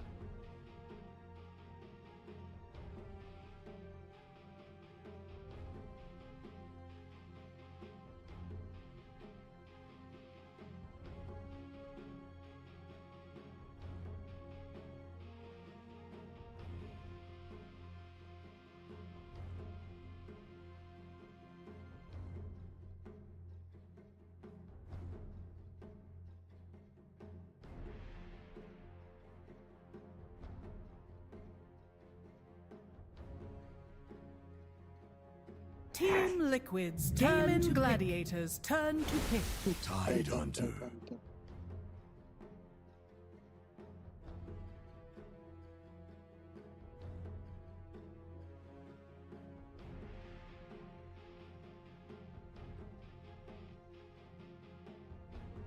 Ten seconds remaining. 5 seconds remaining.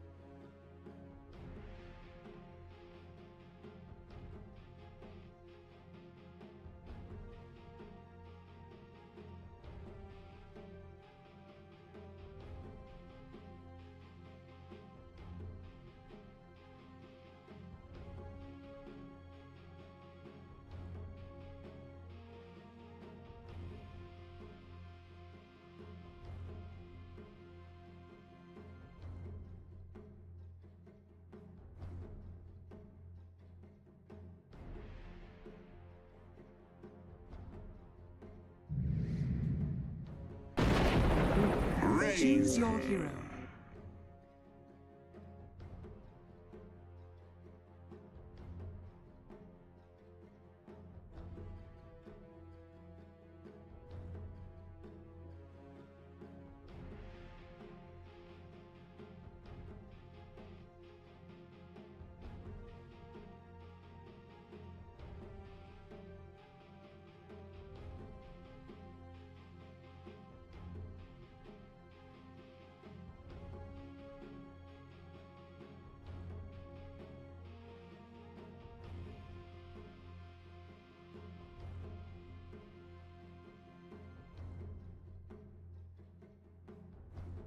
10 seconds remaining. 5 seconds remaining.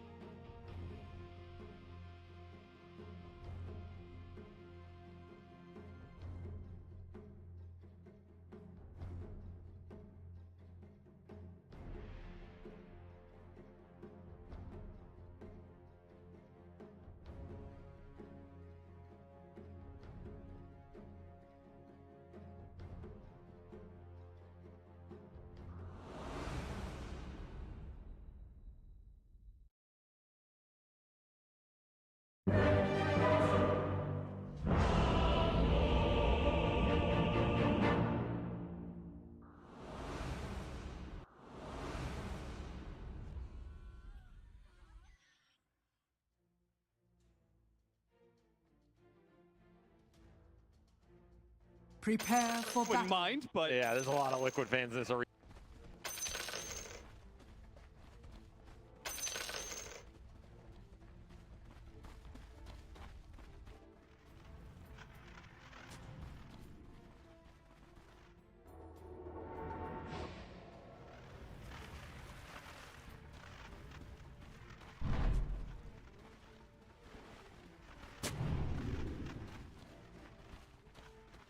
Don't let it catch you!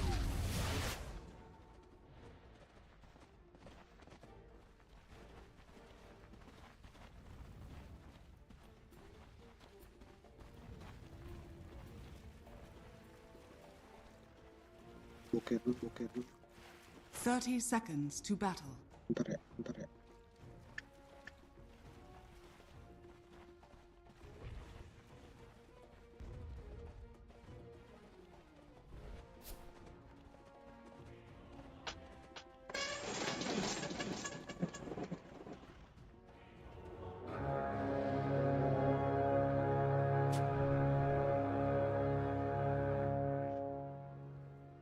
The battle begins.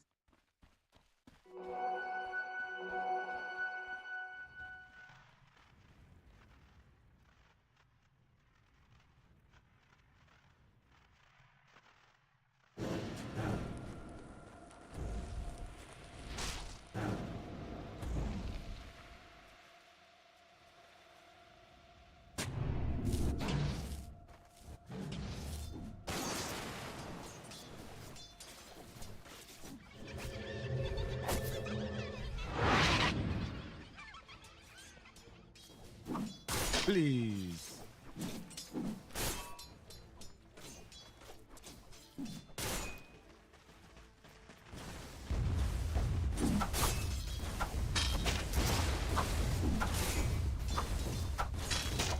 First blood. First blood to fight.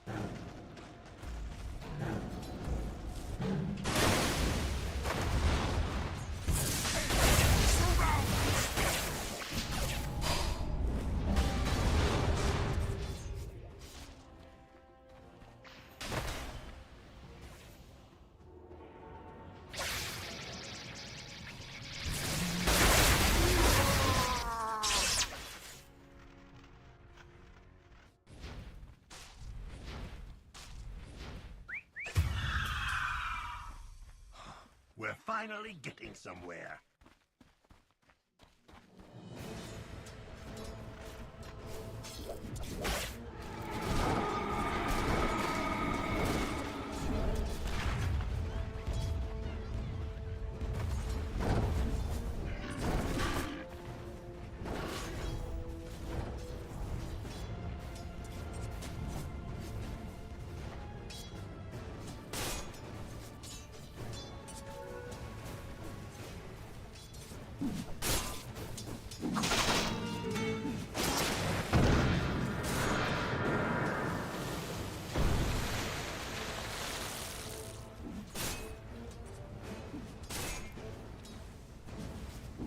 Radiant's middle tower is under attack.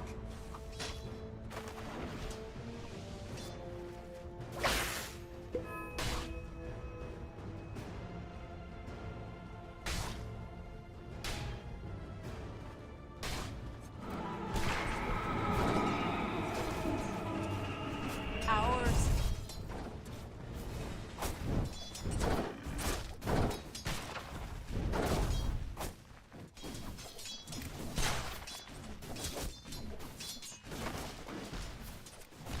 Come get healed.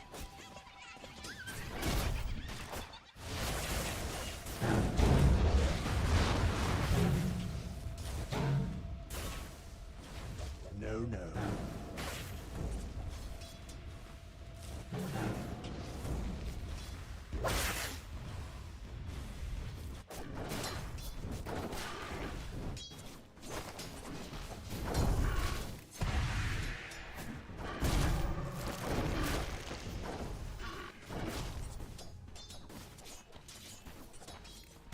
Hilarious.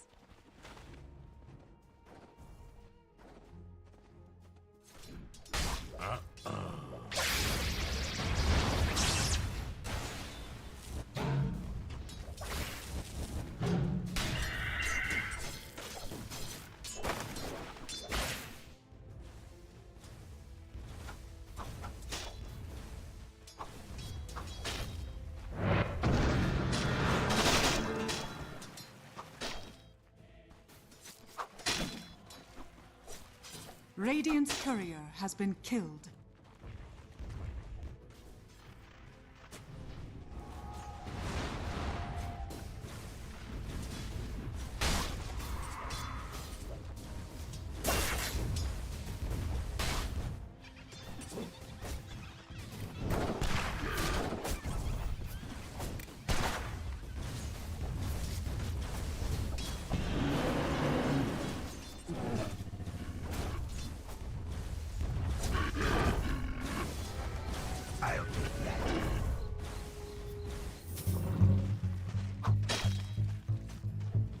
Back so soon?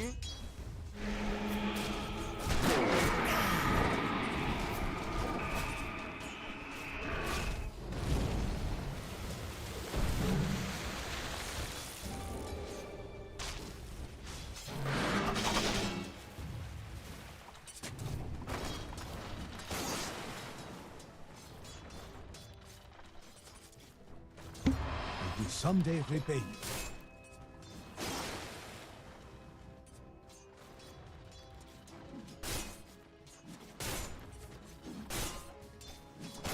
Radiant are scanning.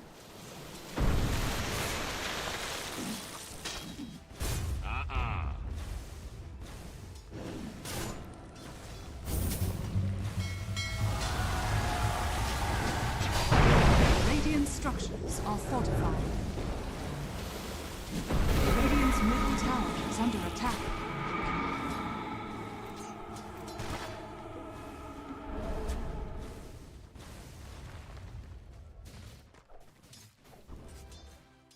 Dire are scanning.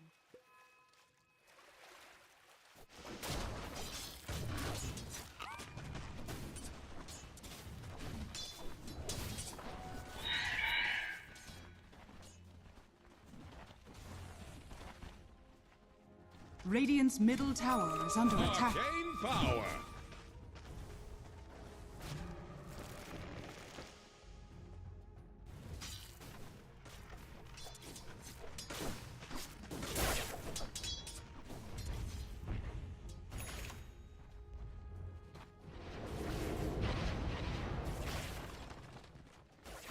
Nothing for you.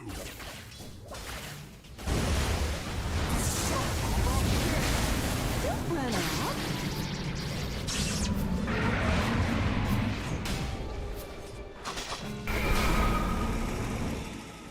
The sprites are with us. Radiant's middle tower is under attack. Ooh.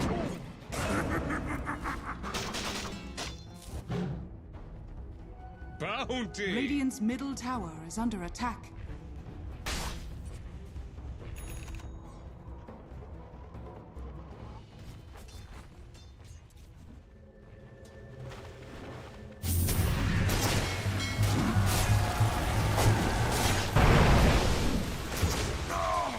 Blood in the way.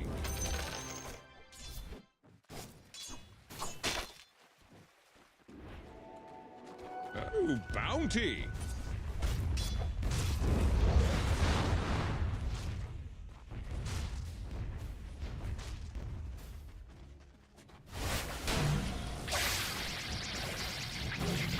Radiant's top tower is under attack.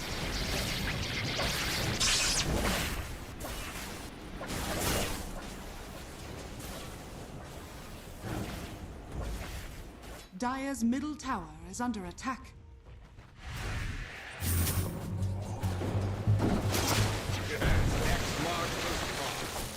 Where are you going?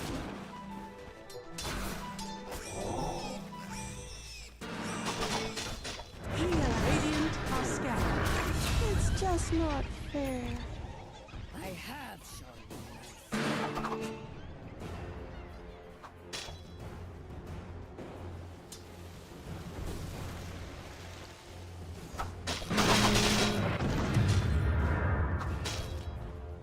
Dire's top tower is under attack. Radiant's middle tower is under attack.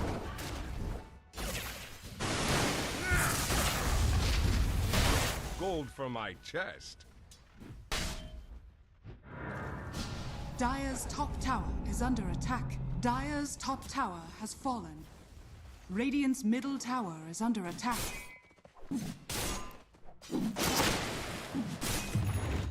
My eye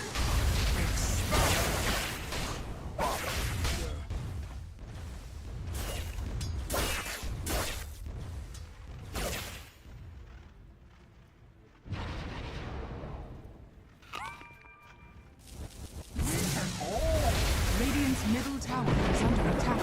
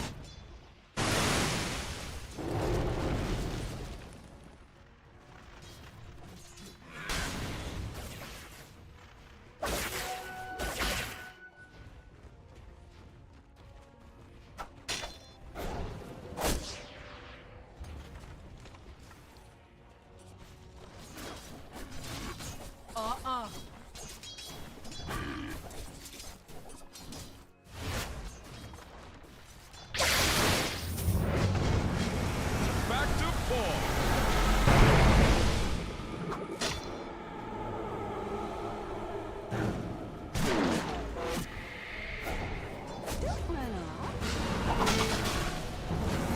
Dire's bottom tower is under attack.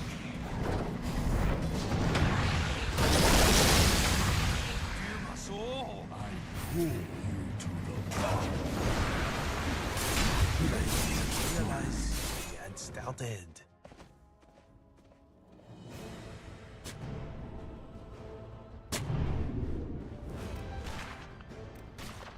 Dire's bottom tower is under attack. Radiant's middle tower is under attack. Radiant structures are fortified.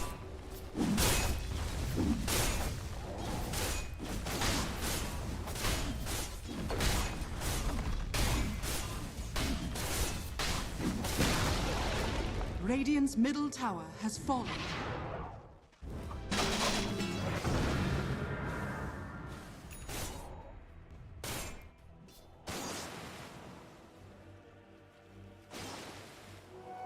Bounty!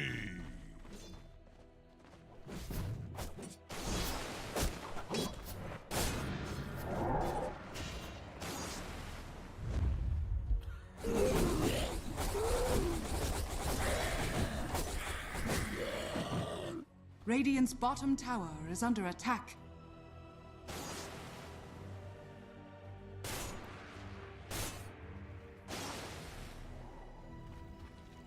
Radiant's bottom tower is under attack. Radiant are scanning.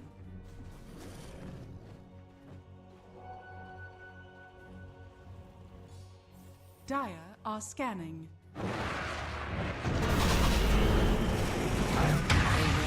Radiant's bottom tower is falling. Dire's middle tower is under attack. My iron expands.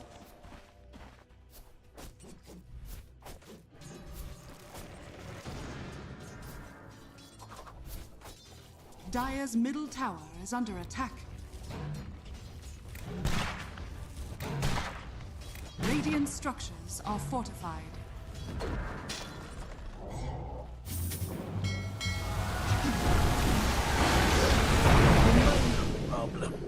Dire's middle tower is under attack.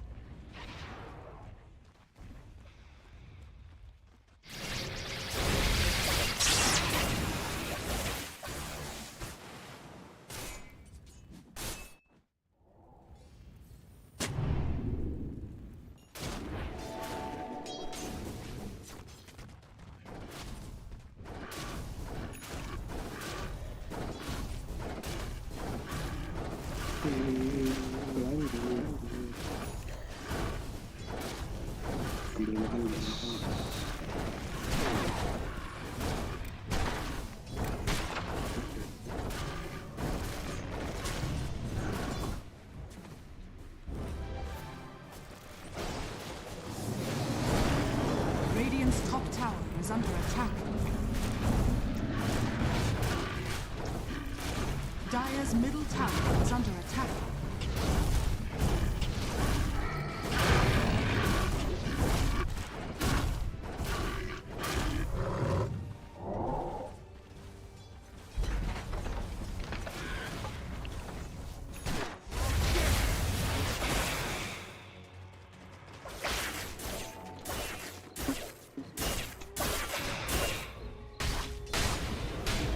Radiant are scanning.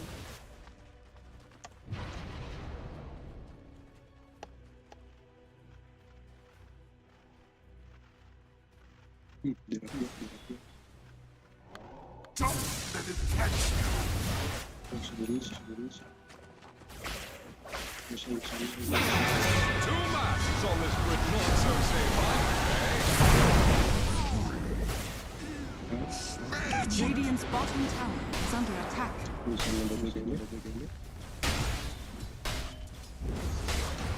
Dire's structures are fortified.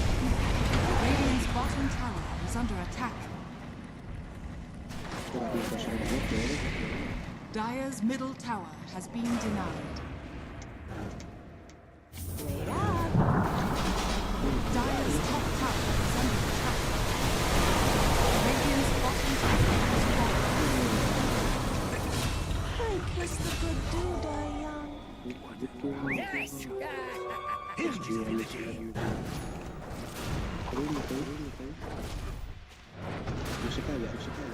Dire's top tower is under attack.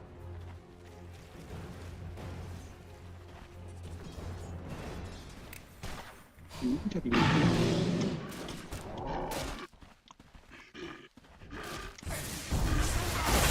middle tower is under attack.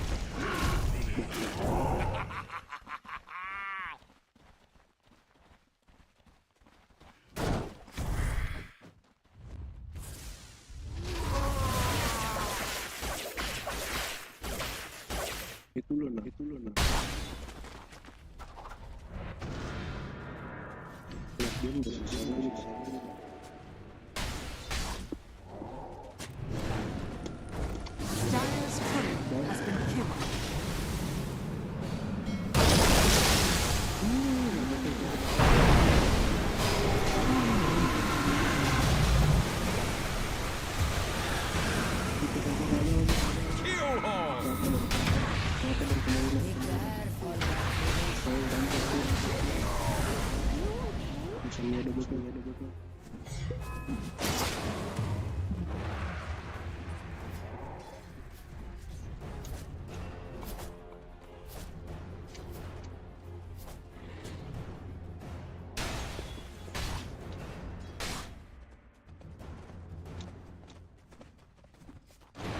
Radiant's top tower is under attack. Radiant's top tower has fallen.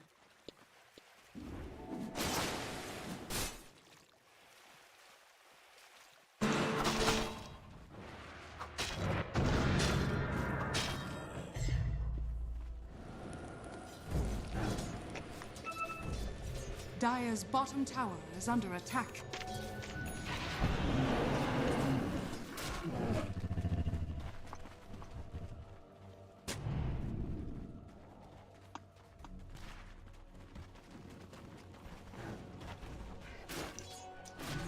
Dire's middle tower is under attack. Dire are scanning.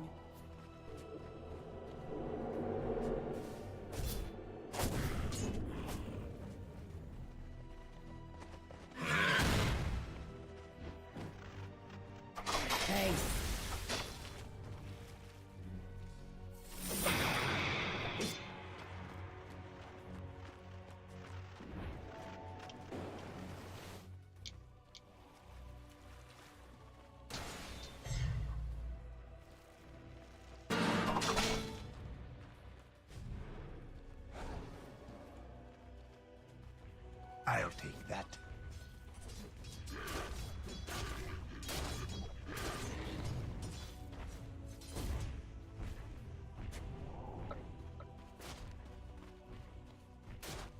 Dire's top tower is under attack. Haste! Dire's middle tower is under attack.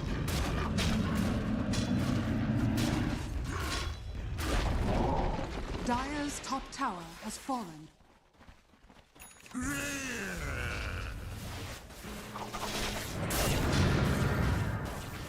Dire's top tower is under attack.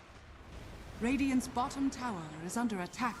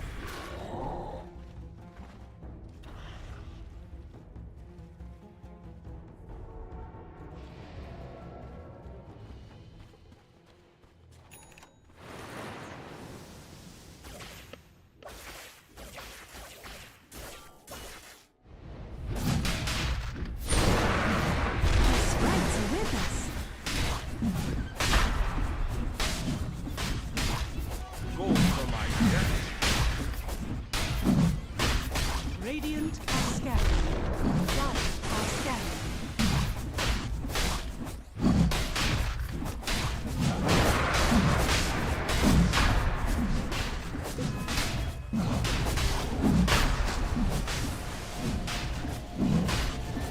No, it's just unfair. Roshan has fallen to the ground.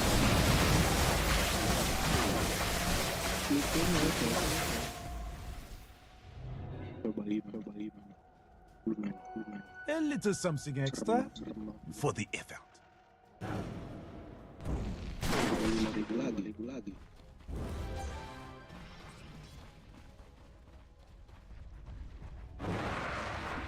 Radiant's middle tower is under attack. Radiant structures are fortified. Dire's structures are fortified.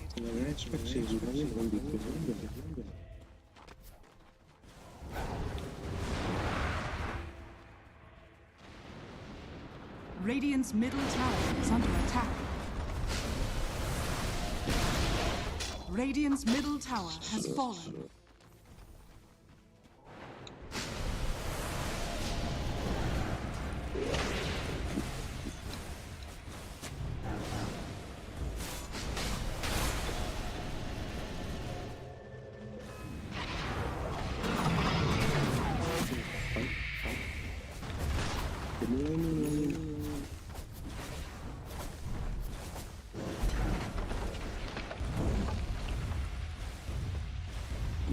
Dire's top tower is under attack.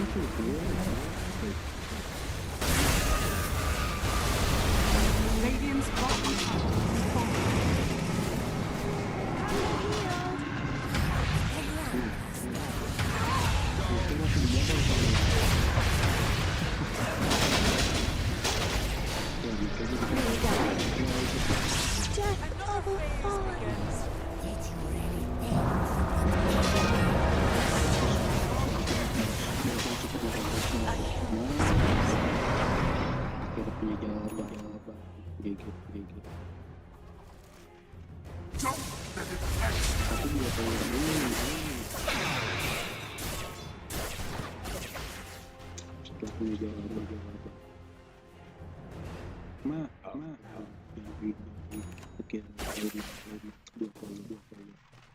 Dire's middle tower is under attack.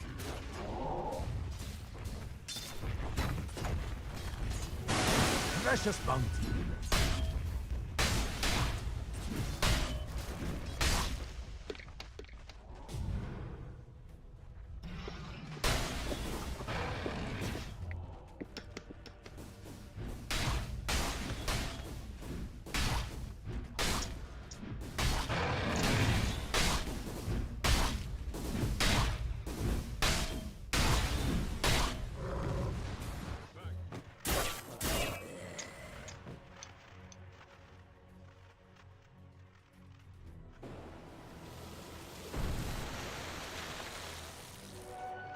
Gold for me.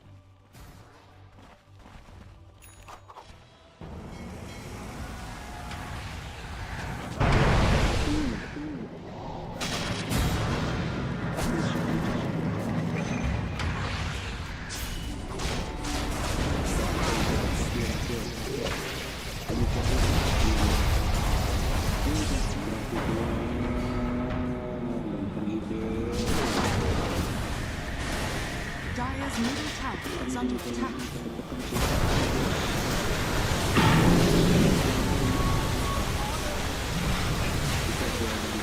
Dire's middle tower is under attack.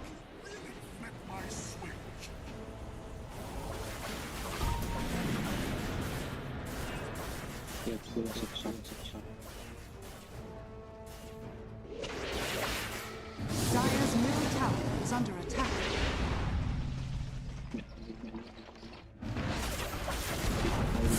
Dire's middle tower has fallen.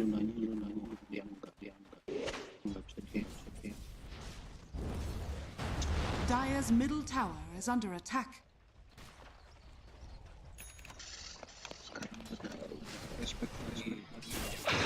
Dire's bottom tower is under attack. Dire's bottom tower has fallen.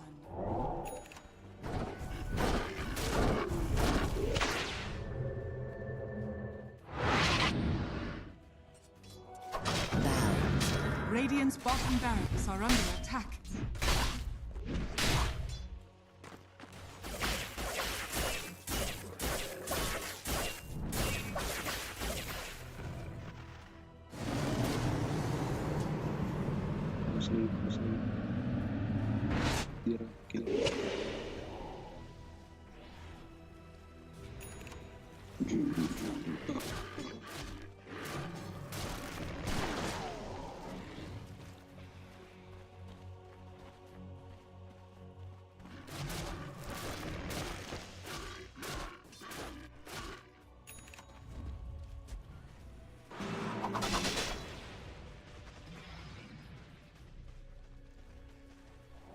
Dire's bottom tower is under attack.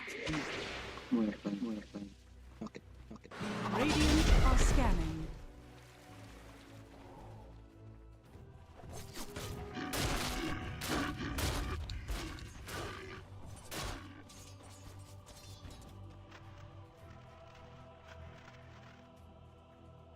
Dire are scanning. Radiant's middle tower is under attack. Dire's bottom tower is under attack.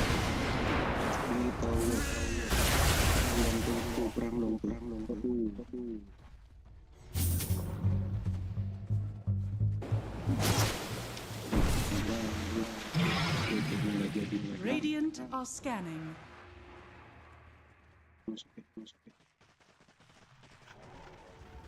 Radiant's top tower is under attack.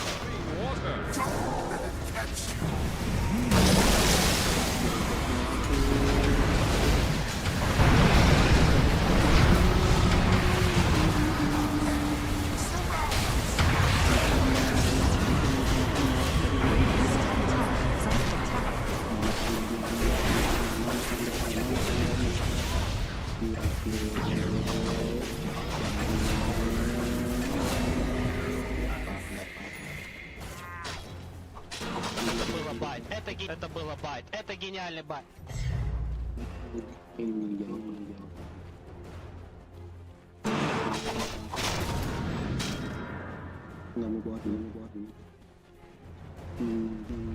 Dire's middle tower is under attack.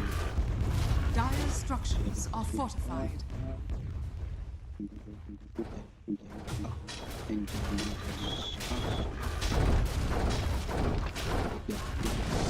Dire's middle tower has fallen. Dire's middle barracks are under attack. Dire's structures are fortified.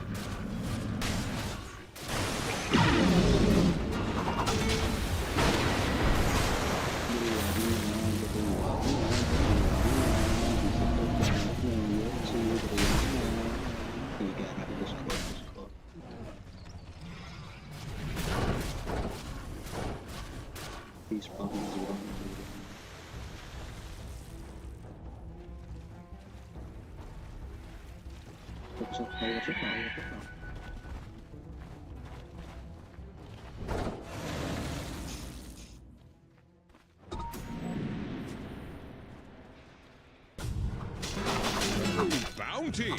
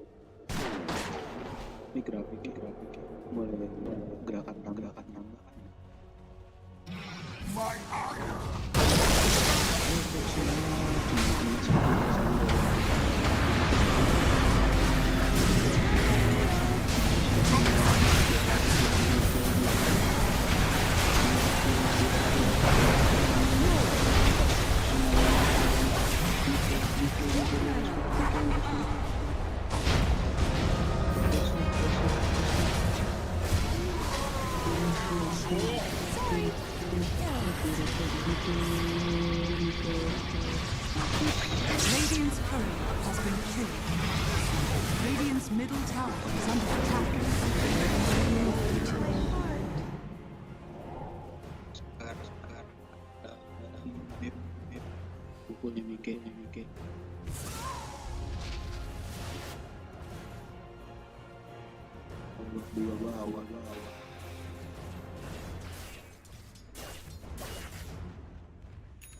Dire's bottom tower is under attack.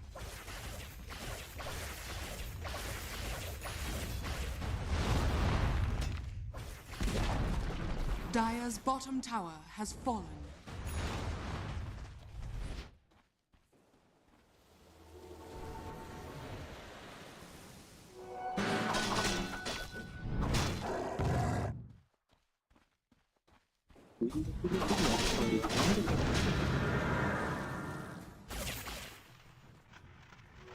Just another bounty.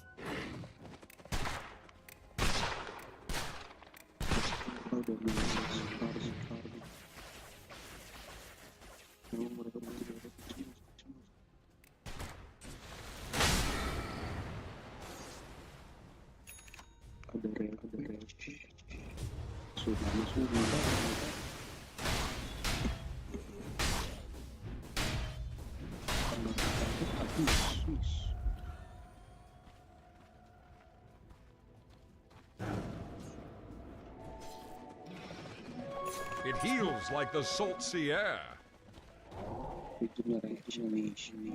Haste!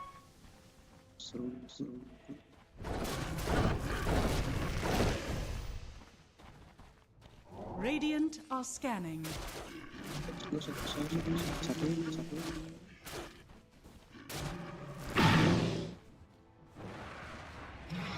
Beruang Randy.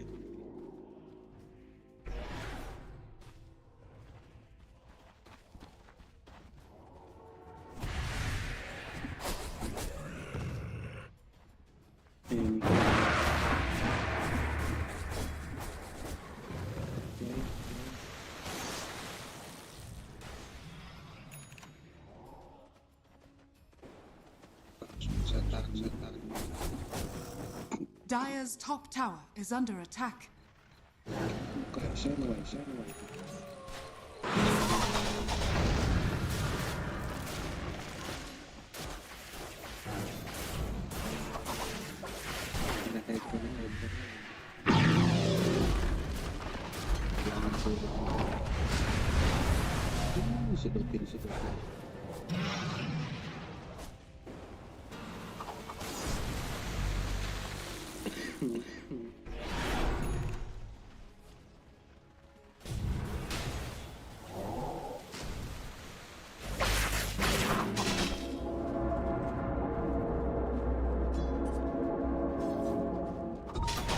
Radiant are scanning.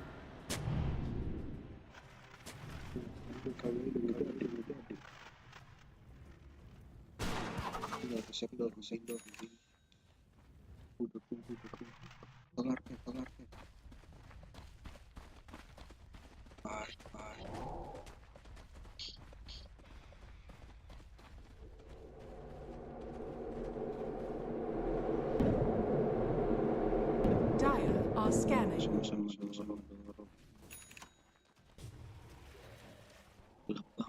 Dire are scanning. What need have I for in visit? Oh, it's quite nice, actually.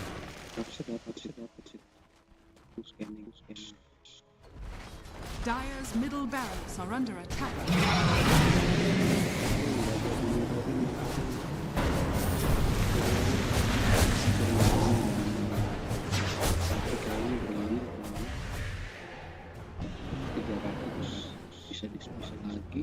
Spirit biar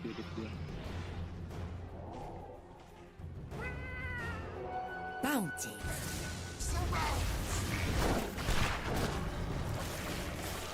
Bounty!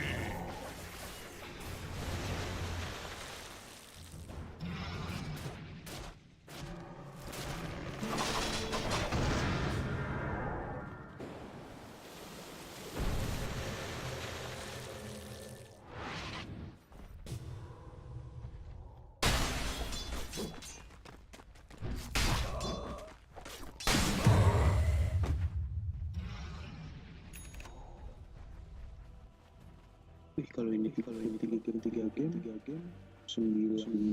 game bulan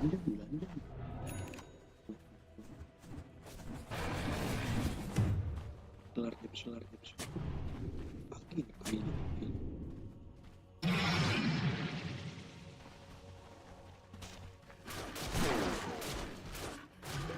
My gratitude earns you nothing.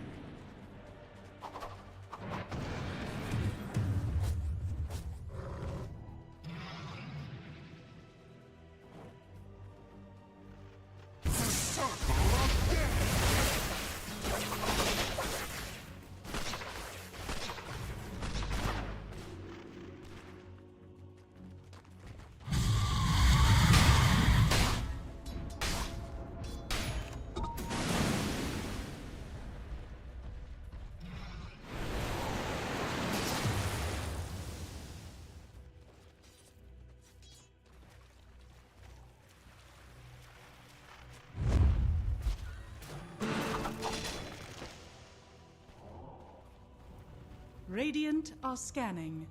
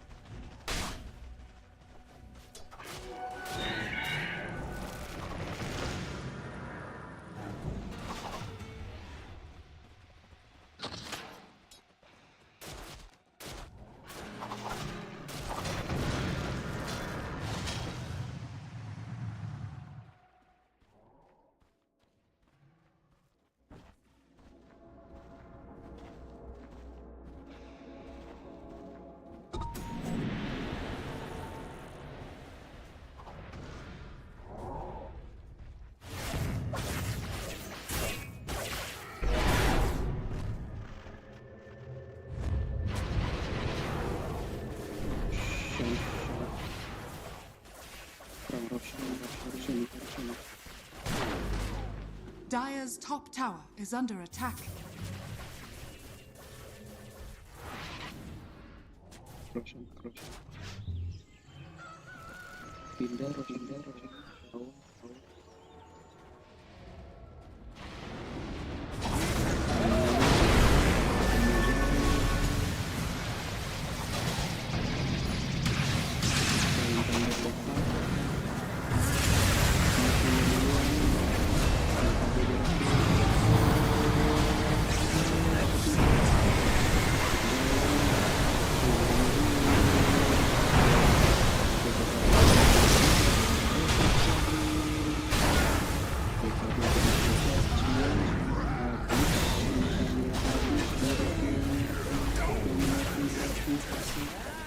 Dire's bottom tower is under attack.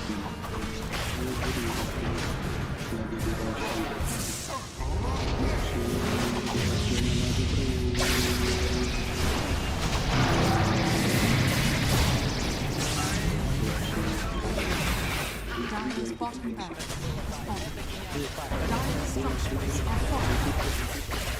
Dire's courier has been killed. Dire's middle tower is under attack.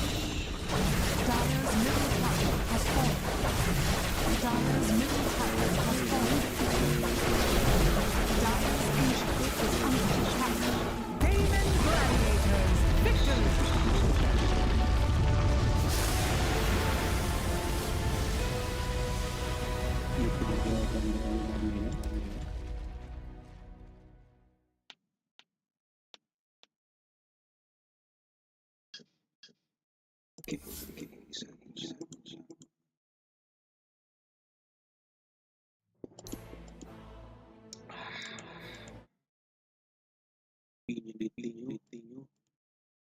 Hit high ground, they lost control of the game. Now it was Liquid who had the early lead. Oh, yeah. They tried to hit the high ground, they immediately lost control of the game. It looks like in a situation where, unlike maybe some other series, this is one that cannot be ended quickly. That's a high ground push that's going to haunt you years from now, right? Like, what happens in that game if we play it slower, go for a Roshan fight, or just take that fight better? Because that is a fight Liquid can win. But damn, did they get punished on that choke point. All right, what are we going to be taking from this moving into Game 3? I mean, what do you feel like was the winning factor for both of these teams and their victories? I mean, honestly, I want to say it's probably going to slow down, because I feel like a lot of times at TI, when teams go for these fast lineups, they fail the high ground, something goes wrong. They tend to go, okay, let's just pick a little more scale, play it a little more conservative, play to our wheelhouse. Maybe this third game is going to go the distance, so we don't want to fall behind in that regard. Both teams have failed with that tempo push, right? So that's something that's going to be in the back of your mind. But again, we are seeing some of these tempo heroes come out and played in a scale way like the Lone Druid for Ace this game. So it's not necessarily about the heroes. It's about when you're taking these objectives, how you're taking them, and making sure you're disciplined about it. Well, we can leave the rest of the analysis to the brilliant minds on panel heading into Game 3. I'll make sure that I ask them all the questions about why Gaming Gladiators won this game number 2 and why we're seeing a game at number 3 in this series. Matu, you wanted the Pugner and the Luna for Liquid. They ran a similar strat to what they had in Game 1, and that was a win, but it didn't work for Game 2. It looked good until it didn't. So, got Aegis, tried to push high ground bottom, didn't quite work out. I mean, that was terrible. Nothing else to say about that. It's like, You tried, you failed. I feel like you shouldn't close out games like this in this patch. Like you should take the advantage, retain it, farm the map more than the enemy does, and then when you're absolutely certain you can take it, you take it. What was a factor of that uncertainty, Aoi, that they couldn't close out that high ground push and that it failed so miserably? I'm not too sure if they didn't know that Quinn hit his low 15 in eggs timing, but I think that was just sort of them pushing into Gladiator's strongest timing. I think even if they didn't go high ground there, like Gladiators were going to look around the map for a fight, and it just happened that Liquid sort of gifted it to them. That is a bit unfortunate, and from that timing, Liquid being set behind, was there just no space for them left in the rest of the game, Effie? I think the fights afterwards for Liquid just went unfortunately. Like this one that's playing right now, they ravaged the Razor, but they couldn't quite kill him before he could BKB and turn the fight. Like, if they managed to burst Dyrachyo here, it might have looked very different for Liquid. They could have won it, but they just fell short on the damage. And later on, we saw that there was this one fight where Luna's BKB got forced before they could actually engage in any kind of fighting, so they chased Luna into the high ground. There's a beautiful wraparound by Ace, and Gaimin just found the good fights when it looked really bad for them. I want to talk more on the Razor because, Marty, you were given the good, the bad of what heroes were. And Razor's normally a bad hero, but you said even a bad hero in the best game can look good, and it looked great. I mean, it was amazing. If you find a one Razor hero, one Razor game during the whole tournament, it was definitely this game. Good performance, just going for the catch-up Midas. Lane didn't go that well, but in the end, like, this hero essentially counters like all 3 cores on Liquid, and it showed in the late game.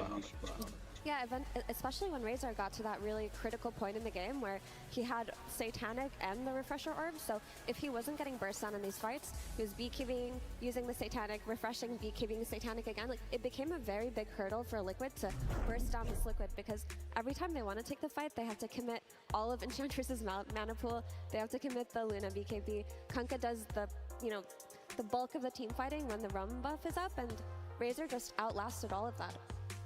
Is this what you wanted to see, Aoi, for game number 2 in Gaming Gladiators? You're a little bit worried about how they were looking at the end of game 1 and walking into the booth for game 2. No, for sure. I think it shows the resilience that they've shown all year. That's why they won all the majors and all these tournaments. I think something that really interests me right now is I feel like in game 1, Gladiators sort of had this game and they sort of threw it away. Game 2, Liquid sort of had this game, they threw it away. And it shows that, like, the amount of pressure on these teams at this type of tournament, sometimes it makes you do things that you look back on and you're like, oh, what was I doing? But it happens. It happens all the times, even to the best teams. And that's what really excites me for game 3. I'm excited for it as well. Marta, do you want to talk about the Lone Druid, Ace's Lone Druid? Do you want to hype it up a little bit more? Of course, Lone Druid, best hero ever. I have no bias. I never played that hero myself. Double good, as I said before the game, and it turned out to be triple good, quadruple. I mean, just bring it on. Keep piling it on, just keep multiplying it. Exactly. Oh my god, I'm so happy. Look, we might be seeing it in the game number 3, but before we get there, Gaming Gladiators, they clawed a win in this series. It does mean that we're going the full distance. We'll be going all 3 games. So let's know a little bit more about Gaming Gladiators. Gaming Gladiators versus Evil Geniuses. Definitely a very interesting game. Also the start felt a bit off, a bit shaky. I don't know if it's like nerves, pressure, or just the setup feels a bit off. The first 10 minutes were like a bit all over the place. We tried to get through with like our usual communication, how we do things and how we want to proceed. They're going to try and go on Ace here. The Bristleback try and shut him down early, and they do just that. Pecans and Panda pick up a counter kill. It didn't really work out, and eventually the game got stretched into a really long game and eventual base siege. So you've seen EG be very patient about holding the high grounds going in these late games, right? It does look like this is going to be a marathon. We tried to go high ground, and they had the task kicks coming in, Willow shooting, they had like some Earthshaker, Dawnbreaker, so whenever you get too close, you get super smashed. I think we failed like 1 or 2 attempts horribly. Then we had to try to, while progressing the game, come up with a plan on how to eventually end the game. We tried splitting for a bit, reading, waiting for another Roche, coming with another attempt, feeding again, waiting for another Roche, and then we tried to let our Bristle get kicked in with some Pango rolls coming to create chaos so we can take one building at a time. Quinn was complaining, oh my god, this Willow is crazy, it's like she's just shooting me all over the place, and then it's like, oh shit, how are we gonna do this? It looks like they may not even be able to get a single lane of barracks out of this. Skelly Boys, meanwhile, are cleaning up a tier 3. They're going to take the tier 3 tower. Who's pushing who here? And then, I don't know, it took us like 4 ages to eventually break through. 5th Roshan of the game for Gaming Gladiators. Their building is going to be hit.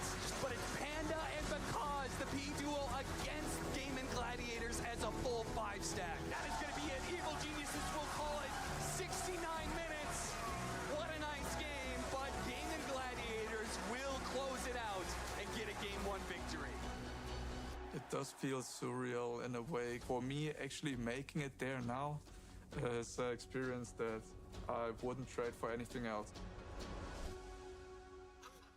The trials and tribulations of lower bracket, but also late game Dota there. I remember this game. We listened into their comms as well, and originally, pre the 40-minute mark, it was Gaming Gladiators saying, focus on the heroes, don't worry about objectives. That's not really going to win us the game in the long run. And then it stretches out to almost 70 minutes, and they're like, all right, let's just focus only objectives. And that's the change, that's the shift when it does get to that late game Dota, Owie. Yeah, I think what Gaming Gladiators have done really well, like every time we hear the comms, is they're really good at identifying their win condition. I think we saw versus maybe Nouns it was when they were pushing out bottom. Quinn was just saying, oh, they need to run into us. We just need to stick as a ball. They're really good at talking about it before it happens, which leaves them more room for communication of fights to do the right thing. Talking, that's the key point here, and I know two people that love to talk. It's Slacks and Tsunami with the crowd. Hello, thank you so much, guys. Hello, how are you all doing after that game, huh? Game 3? Fantastic, and we have a wonderful opportunity here. We actually got a chance to talk to the real Team Liquid about that game. They're letting us listen to their comms right now. In fact, we have an interview with Nisha talking to Insania. Nisha, any words to Insania to cheer him up after that series? In Game 3, we're going to hear Liquid are doing it. That's the most words I've ever heard Nisha speak in my life. Oh my God, Nisha, your camera presence has brought out so much. This is incredible charisma that we're witnessing right now. Insania, you're here, you're supporting the entire team. What are you saying right now? We can do it, boys. Interesting. A little bit more feminine than I remember Aiden looking, but I respect it. It was so real. It's just like him. Boxy, what are you feeling, bud? My friends, I believe we need to ban the bear. Oh, very smart. Zai, do you agree? Crush your enemies. Whoa, don't show that camera angle. This is real. All right, go ahead. Crush your enemies, see them driven before you, and hear the lamentation of their women. Wow. Wow. Nikkei, fine. Any last words, please? Quinn needs to learn a real hero. Okay, take it easy. That is not good team chemistry. I don't know. That's not great. Teams seem a little bit combative here, but everyone loved the Inside the Pod segment, so we're getting inside the head right now. Yeah, there's got some big heads on this team, but no worries. All right, guys. Well, before we get into that final game, can we let everyone know what they're missing out on in this arena? Ladies and gentlemen, are you ready for your Game 3 one more time? They seem pretty excited out here, my friends. Pretty excited. Back to you. I'd say that's a pretty overwhelming response on a game number 3 between Liquid and Gaming Gladiators. Matu, you've been in positions before where you guys have your backs against the wall. You've been in that position. You got Blitz, you got Jabs, you got all 4 other players with you. What do you think is the conversation? Like, how, when you've been in this position, has the conversation piece gone? How positive is the environment? I mean, definitely there is some discussions to be had after a game like this. Essentially just fumbling the game away in a manner that wasn't like really close. Like this high ground push wasn't close. So now you have to make the adjustments. Were the heroes bad or was the play bad? I would come to a conclusion that the play was bad. They did exact same thing that I scrutinized gaming in the first game as well. Like, you played your lanes good, you played the early game good, but now the real Dota starts, and what do you do with that? You go high ground with Aegis, minute 20?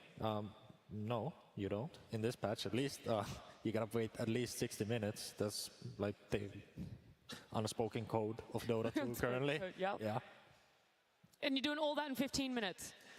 You have to. I mean, you cramp it up a little bit, guys. We play like shit, let's play good. That's it. That's the morale boost that you'd be giving it. But Ali, we talk about the lane domination. Martin mentioned it. Game 1, it was all for Gaming Gladiators. In game number 2, it was for Liquid. So we've seen the efficiency in lane here. This is the rankings for this TI. And we're seeing no Liquid players, but Quinn is up there with 0.89. What does this mean? That's a good question. I'm hoping production is telling me in my ear because I don't know this stat either. It's like their chance of winning the lane, or is it like how many creeps they get? Maybe it's how many creeps they get. Ramsey actually got 90% of the creeps in the, that's crazy. I'm waiting. You just got to keep talking while we're waiting for the information. Creeps to denies, maybe? I mean, efficiency could be a lot of things, but I would assume if it's a stat that can be measured, it's creeps versus denies. Let's just assume it's that. Yes. Let's assume that. I think there's not much for Liquid to talk about after game 2. I think it's something that would be really healthy for them to do is say, oh, we threw game 2, so what? Like, we're still in this best of 3. All our practice is already done for us. All our learnings are already done for us. We just need to put into performance what we practice. They can reset like that. I think they were like on an upward trend throughout the games. They came back game 1. They looked really good game 2. If they can just pretty much ignore that this misplay happened, then I think game 3 will look good for them as well. There's some hardcore pros on this team. A loss like this won't phase them. I mean, they've been here countless of times. You know, Zai, like, played more pro games than I did. So, like, I'm somewhat of a veteran. And, like, just brush it off. Let's go game 3. The pure number comparison of how many games these players have played, how many times they've walked out on this stage is immeasurable. But Evie, we saw a similar strat for Liquid coming out, at least in the Pugner and the Lunar, maybe not so much in the rest of the supporting cast. Would you like to see them triple down on that, I should say? Or is it like, okay, it was a tough win for game 1 and it was a tough loss for game 2. Maybe we look at something else for game 3. And I think just approach the draft as it unfolds, honestly, because there's nothing in Liquid's draft that I would look at and try to change. Like Matthew mentioned, there was some issues with the play there, but honestly, I can see why they did it. They had such an insane net worth lead at that point in the game, and sometimes you're just in that side of the map, and one of your players goes, guys, I think we can go high ground, and you just follow suit, right? But I do think the Luna looks great for them, the Pugna looks great for them. They wouldn't be bad at all if they ran it back. Whereas Gaimin, even though they just won game 2, I think they definitely need to adjust the draft that they just played, because even though both teams in that last game were trying to make equal amounts of moves, Gaimin was just getting out-farmed, right? I saw Gaimin make smoke plays. I saw them use their Phoenix. I saw them rotate with their Pango. It's not like they just sat there and did nothing, but the Tricore of Gaimin could not out-farm the Tricore of Liquid. The Tricore of Liquid just racking up net worth, even though Gaimin was making moves, so they need to correct that. I still think they need to fix their late-game scaling. All right, well, the tempo was the question coming into this series. If Gaming Gladiators were able to hit the same style that they did against Nouns yesterday, and it's already been answered in these 2 games, so how much do you focus then on lanes for themselves, Aoi, and drafting, or that late game? I think game and lanes are important because they're very comfortable for the position that they usually end up after lanes, which is a bit ahead. Something that I think they need to look out for is I feel like they've been playing with a bit of desperation. I mean, the fight that made them lose the lead in that game was when they chased a Tidehunter like 1,000 range into his tier 2, got 4-man ravaged and meteor hammered. This is not a play that you usually see from Gaming Gladiators. So I think they should sort of think back to their practice, like what makes us the most comfortable so we can perform at our own peaks. It would be important. I think for them, that is having a strong off lane. I think that is like being able to rotate to the mid runes after they do on lanes. And is that why we might not see too many changes when it comes to bans between these 2 teams? Primal, Bristleback, Spirit Breaker not getting let through in either of those 2 games? I think so. I think the Pugna might be an interesting ban. We saw that Liquid in game 2, they shifted the Chen ban up in priority because they thought that 1, it frees up the ban in the second phase, 2, Gaming might take it earlier. Pugna might also be similar because I feel like if Gaming want to have strong lanes, there's a support that sort of nullifies any aggression. Yeah, also the Kunkka, I feel that hero looked great in both games, even though it just lost. It just does so much by way of countering Quinn's hero pool, and it makes it so that Liquid always have this means to take team fights, even if they're in losing positions. So I think I'd like to see this Kunkka either taken or addressed. I am actually very surprised about that Kunkka because he's been so disruptive in both games. The boat, especially in game number 2, put them in that position to get Roche to try and push high ground in the bottom lane of Gaming Gladiators. And even later down, when Gaming Gladiators were up in gold lead, the Kunkka was still having quite a lot of impact. Maybe not the burst damage they needed, but still a lot of impact and disruption to fights. Kunkka is great. I just hope they don't stack up heroes like Kunkka and Tidehunter together. Like, essentially, like, there are 2 big circles. They create these stuns all around them, and they have 2 heroes doing the same thing. Ideally, you have, like, certain jobs for heroes, and you don't really want to stack them because it's redundant. It's like diminishing returns. Like, it just doesn't work. I like that point a lot, actually, because at the end of the day, if you look at their 3 cores, if Razor links Luna, you have 0 damage. but your damage is completely limited. You're not going to touch anyone on Gaming Gladiators. That's sort of what ended up happening. Thrasher at the end, as long as he got the link on Luna, he could literally run in 1v5 and kill everyone, and there's just nothing stopping it. I think once you pick these Tidehunters or Kunkas, you need to make sure that the other core is going to provide a lot of damage as you already have the CC. And the thing about that Luna too, as the game progressed, is there was just so much non-committal damage coming out of Gaimin, where Luna had to commit her defensive, items and her BKB early on, and then she just couldn't turn around. Like, there were some fights that looked decent. When Razor had the Aegis and they managed to burst him down the first time, you felt a glimmer of hope as a Liquid fan, right? But then all of a sudden you're like, wait, why are they taking so much damage? It's because the Phoenix is throwing out spells, the Quinn is throwing out swashbuckles and shield crashing in, and then all of a sudden, even though they committed to a kill, all of them are 30% HP. Well, let's see what's going to happen for game number 3 as it's popping up. It's game number 3.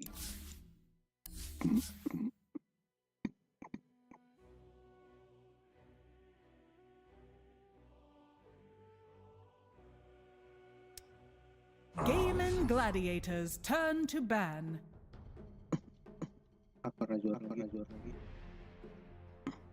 Gaimin Gladiators turn to ban.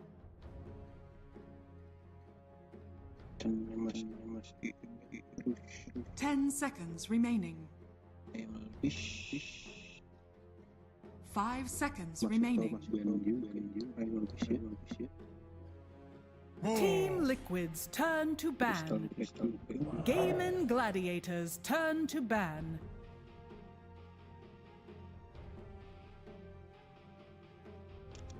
Ten seconds remaining. 5 seconds remaining. Gaimin Gladiators turn to ban.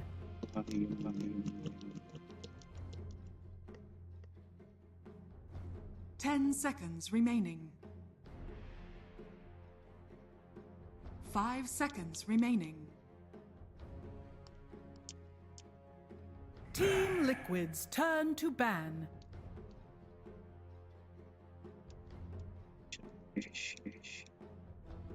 Ten seconds remaining. Team Liquid's turn to pick. Gaimin Gladiators turn to pick.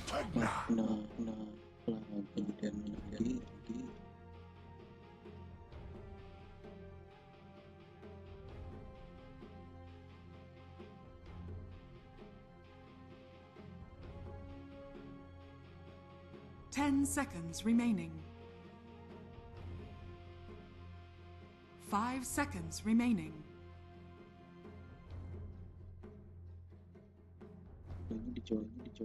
Kikit.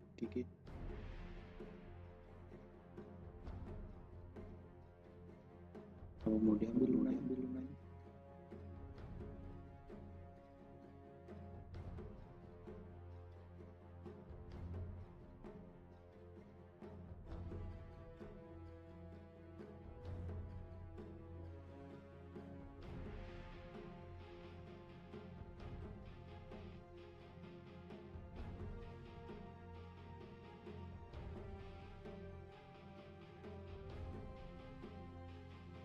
bagus. Team Liquid's turn to ban. Stare your death in the face. Perspektif yang sangat.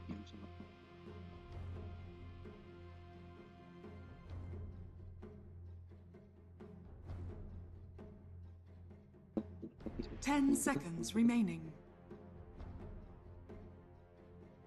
5 seconds remaining. Team Liquid's turn to ban. Gaimin Gladiators turn to ban.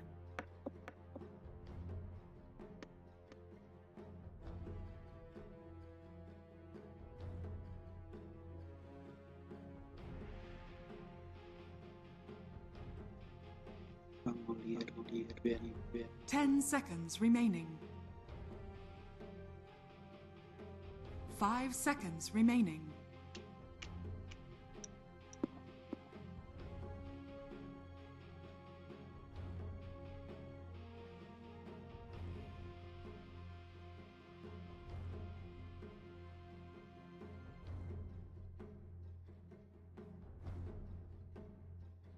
Gaming Gladiators turn to pick.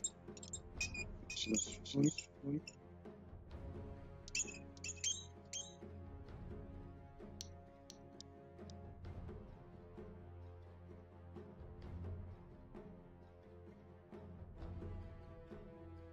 10 seconds remaining. 5 seconds remaining. Team Liquid's turn to pick. Weaver.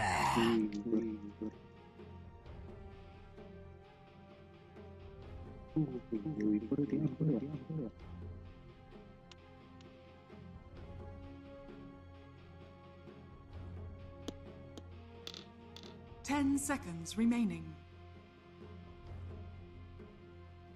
5 seconds remaining.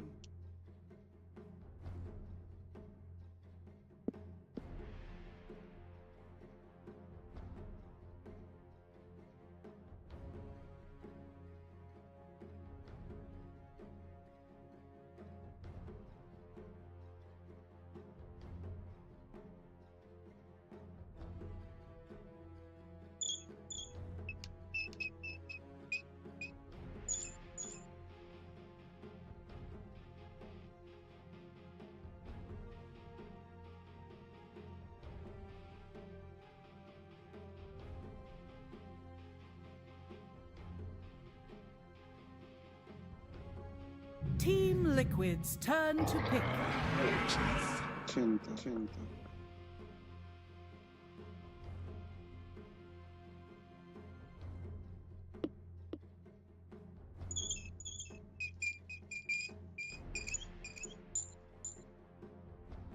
10 seconds remaining. 5 seconds remaining.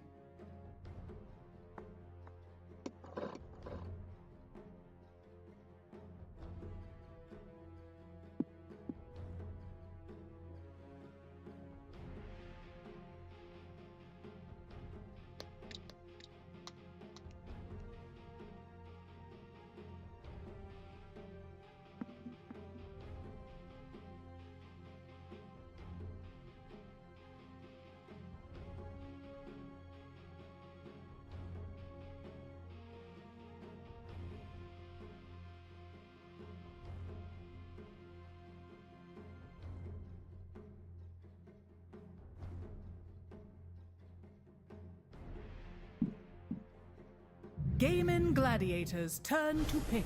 Sky Wrath Mage.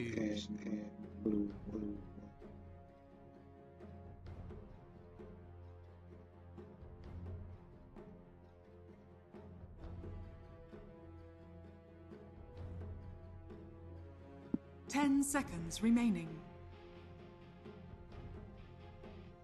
5 seconds remaining.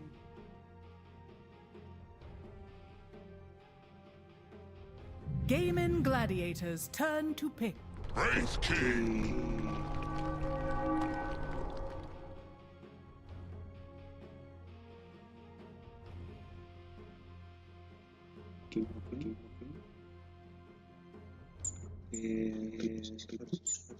Ten seconds remaining.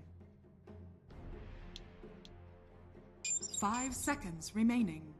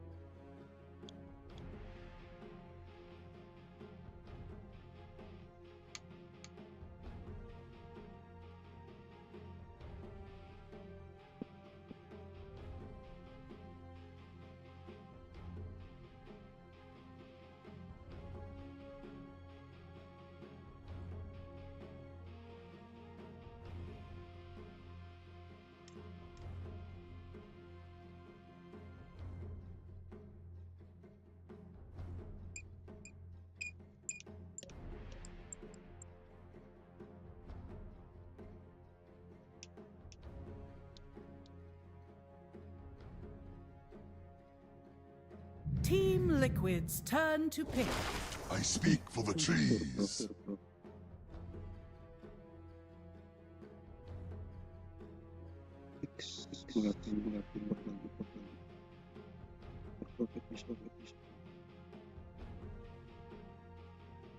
Ten seconds remaining. Team Liquid's turn to ban.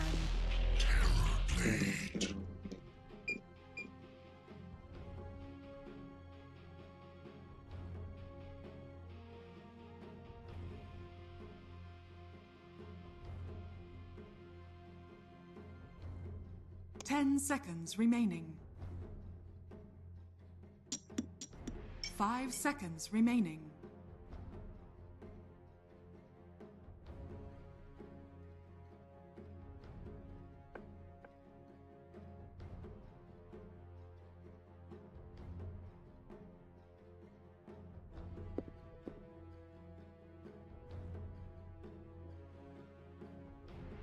Gaiman Gladiators turn to ban.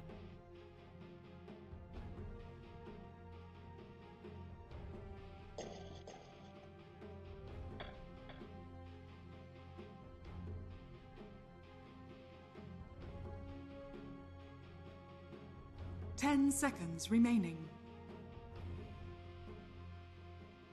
5 seconds remaining. Gaiman Gladiators turn to ban.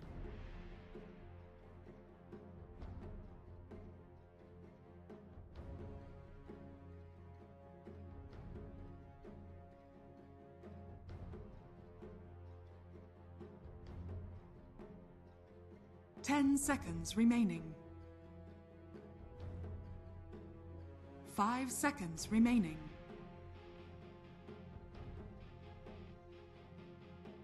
Team Liquid's turn to ban. HP.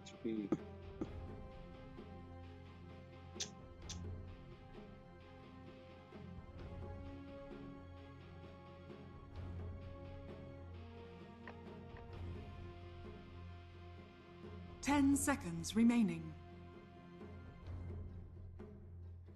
5 seconds remaining.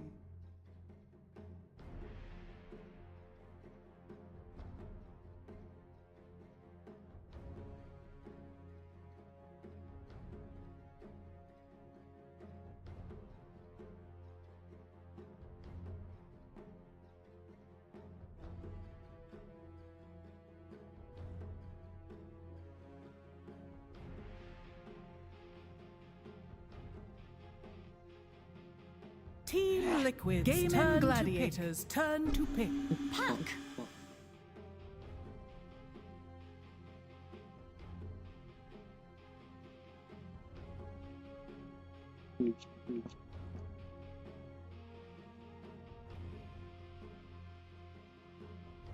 Ten seconds remaining.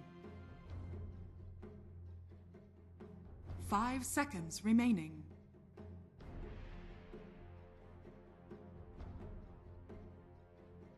Bikin next.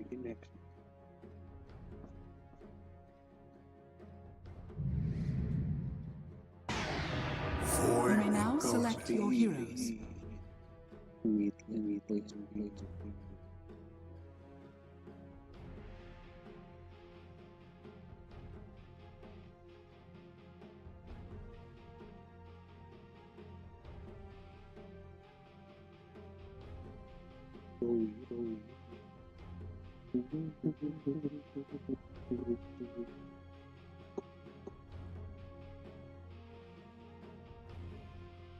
Let's.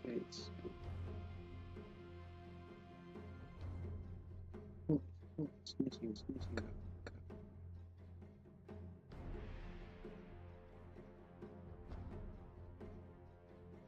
10 seconds remaining. 5 seconds remaining.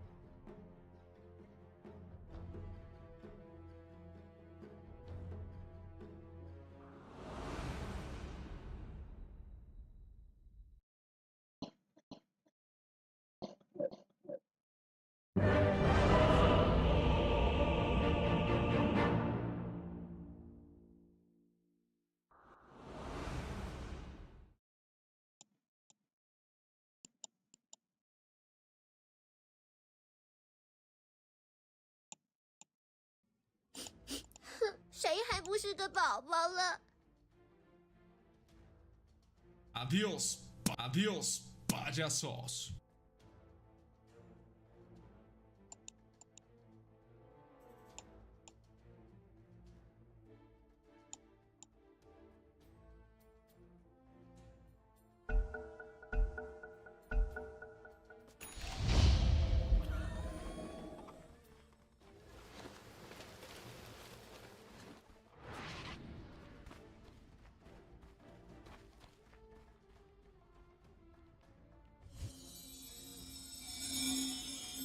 Behold!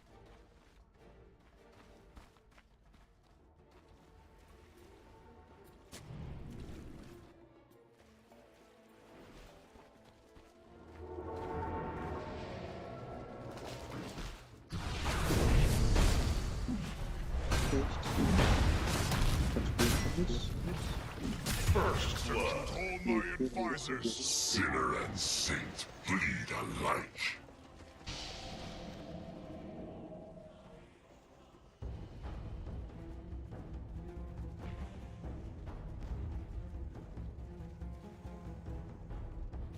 Thirty seconds to battle.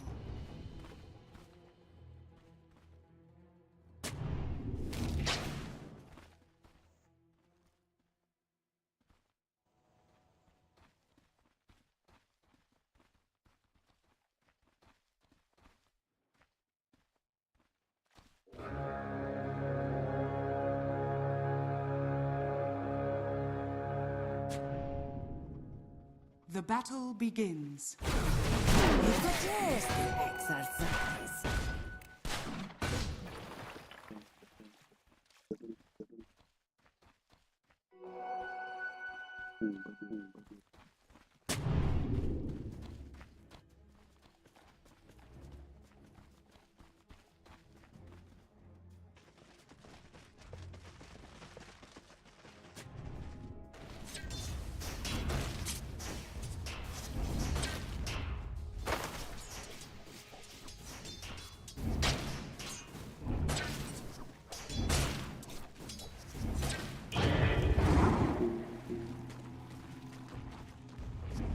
The choice is made.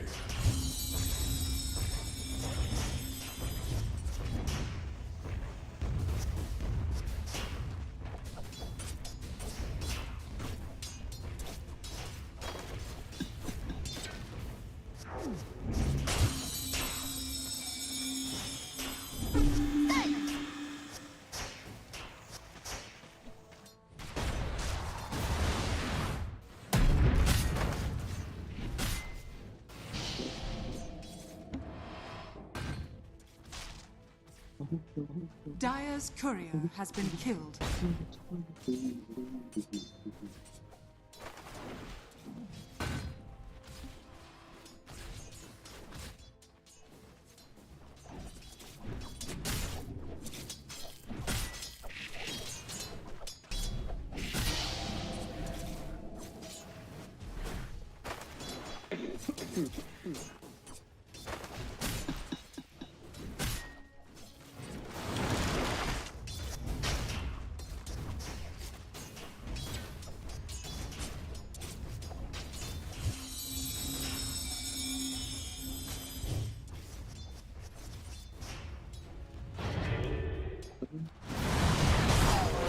from this place.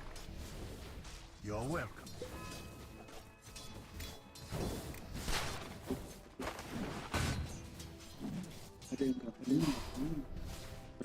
Denied!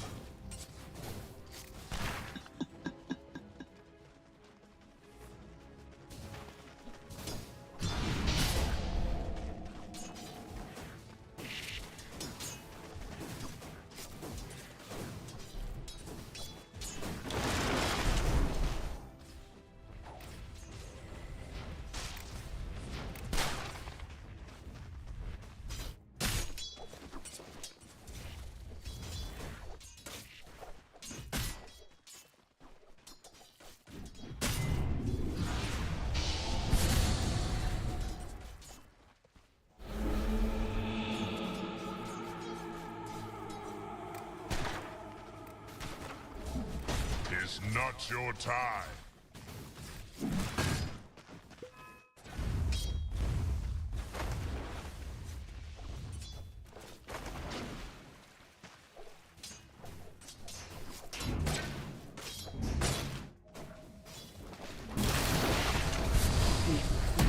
My bones paved the road.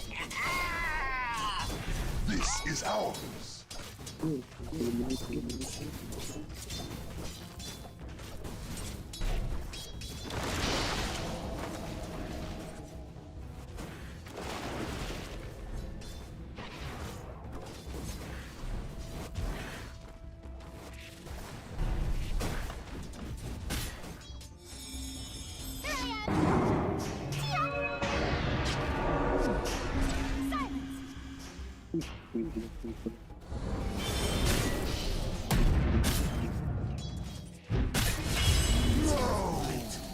Carry me on!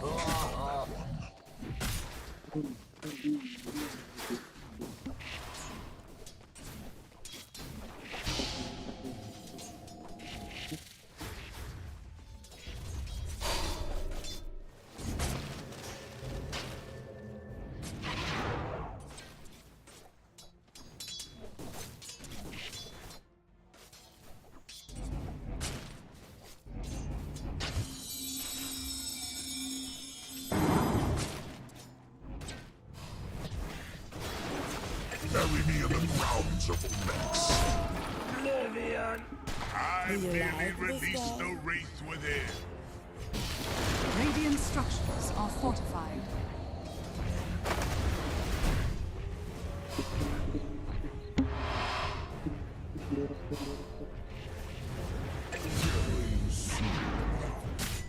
Understood. I'm sensing a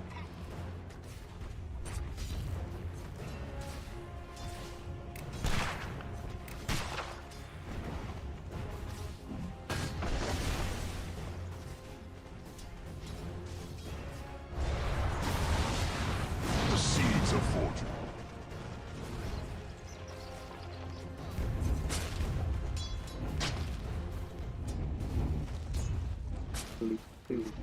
A small adjustment.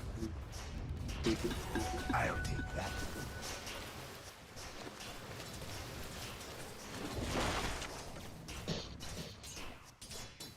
You shall not.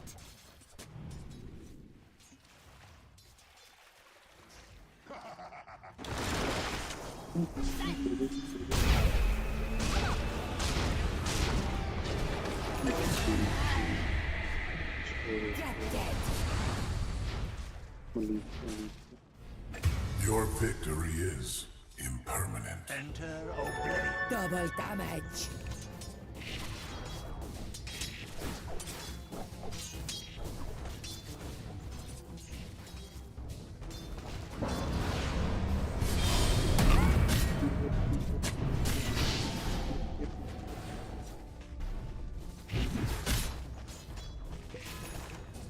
Radiant's middle tower is under attack.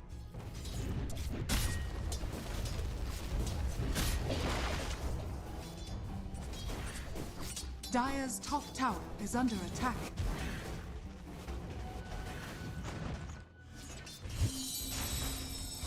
Behold!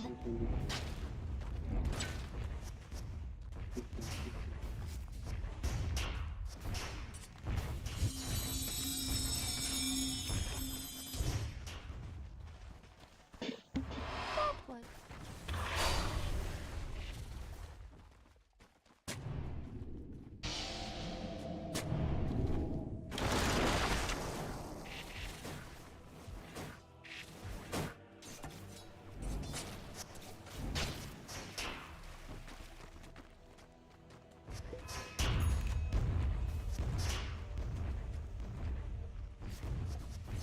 Dire's top tower is under attack.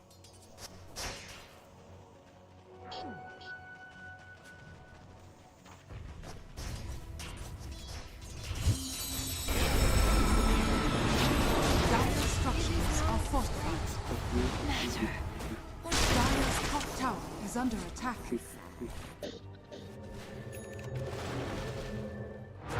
Radiant's middle tower is under attack. Dire's top tower is under attack. Dire's top tower has fallen.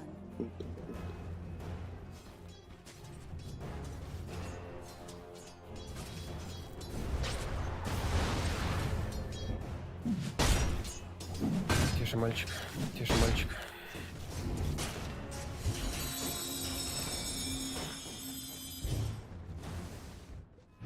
Radiant are scanning.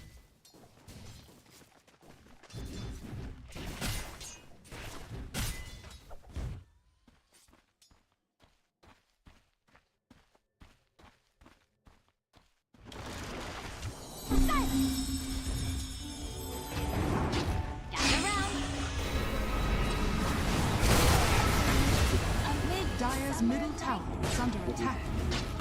Radiant's bottom tower is under attack. Dire's structures are fortified. Dire's middle tower is under attack.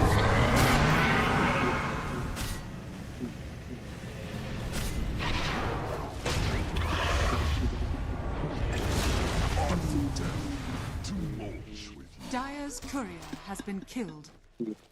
Dire's middle tower is under attack. Dire's middle tower has fallen.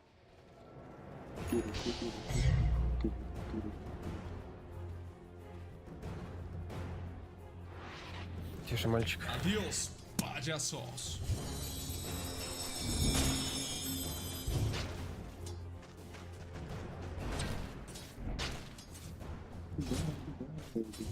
Unlucky find.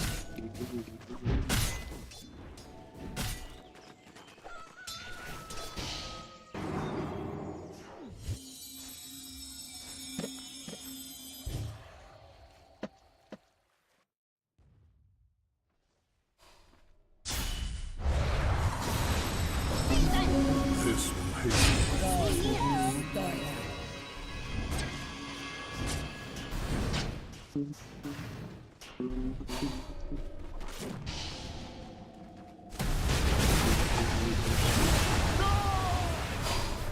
You sought to bargain something little value.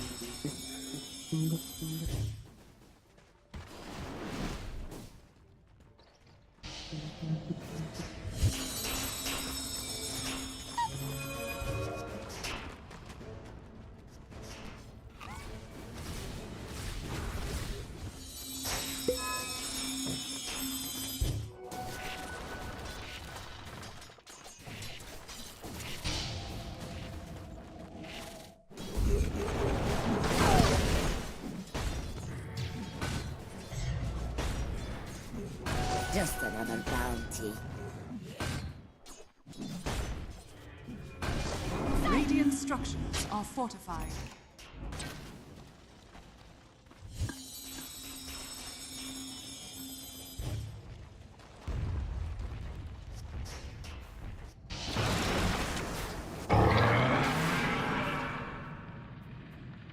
Dire's bottom tower is under attack.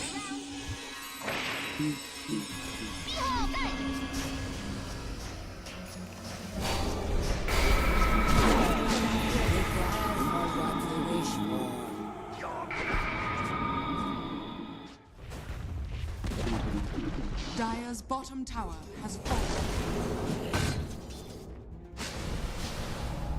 How is that bad? Dire's bottom tower is under attack.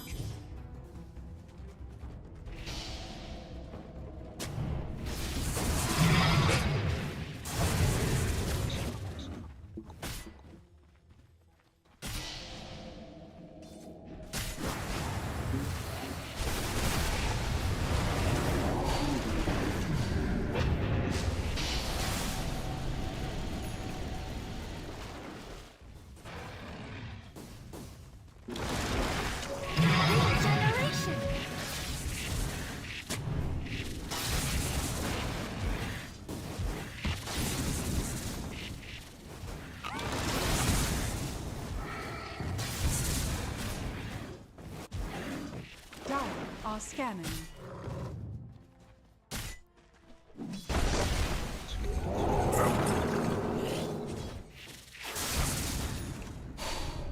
Dire's middle tower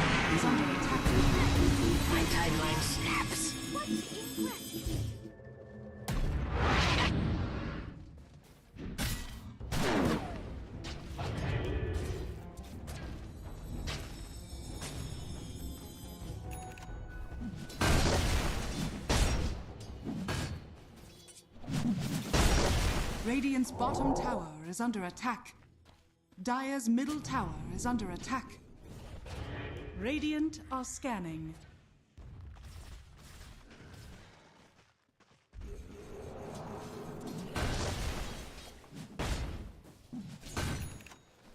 Radiant's bottom tower is under attack.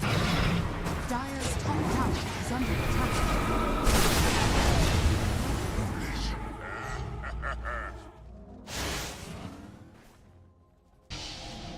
Radiant's middle tower is under attack. Dire's top tower is under attack. Dire's top tower has fallen.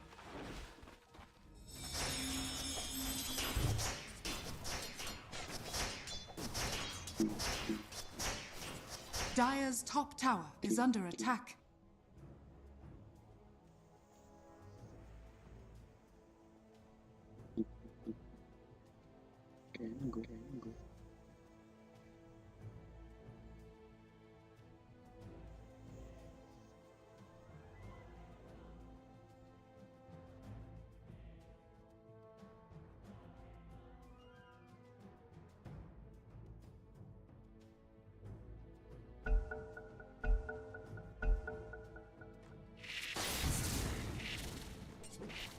Radiant's middle tower is under attack.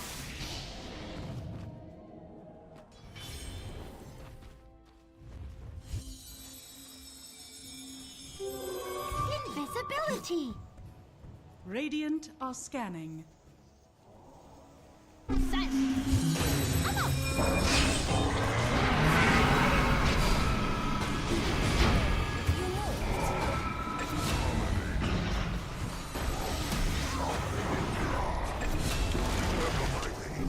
The entirety of your existence.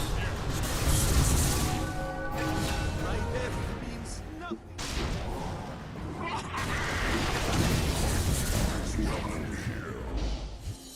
Молодец. Adiós, palhaços.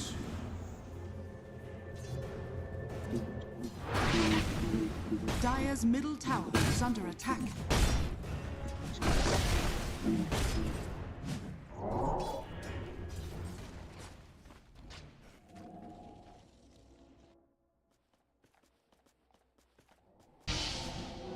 A golden thread.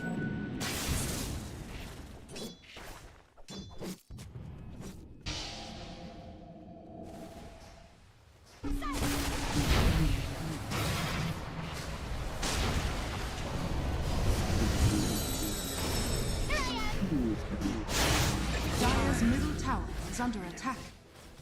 A feast for my appetites. Dire's bottom tower is under attack.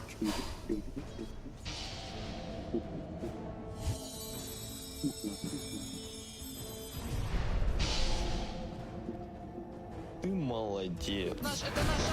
Это наш! Dire's bottom tower is under attack.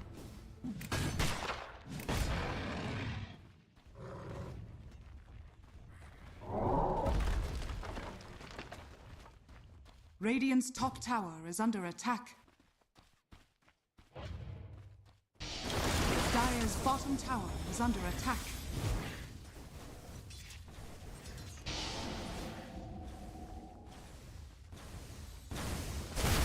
Come to me.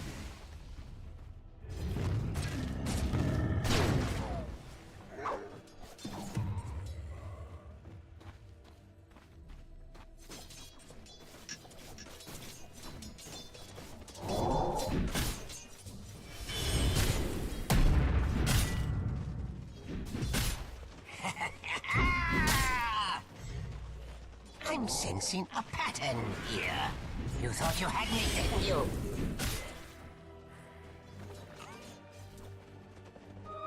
Arcane power.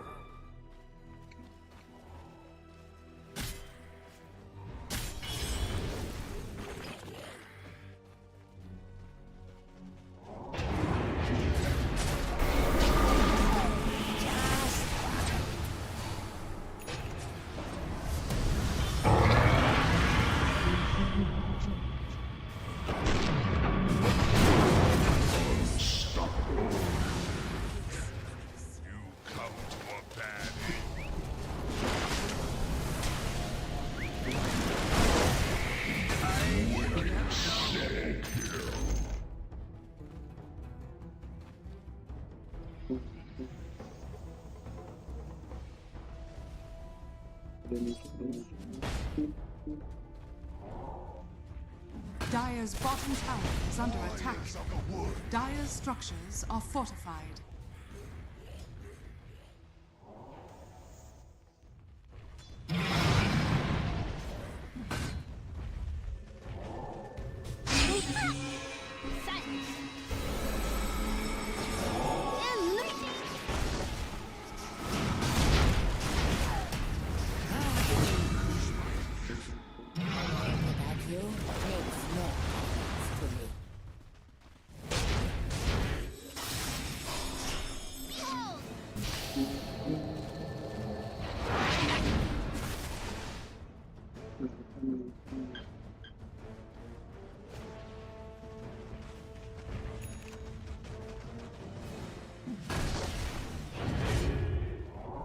Dire's bottom tower is under attack.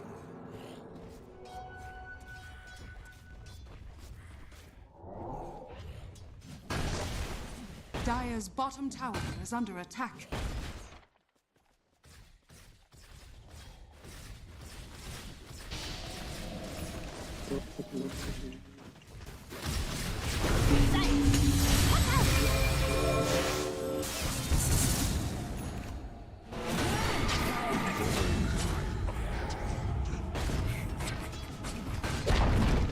Dire's bottom tower has fallen.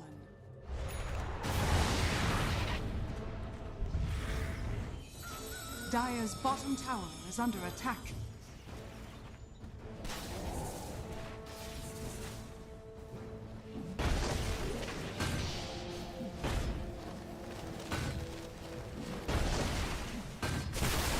Pull roots and run!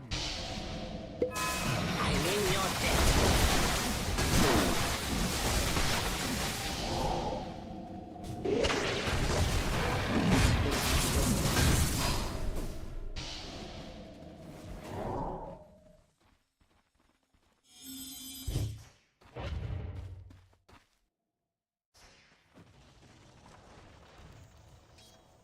Radiant's top tower is under attack.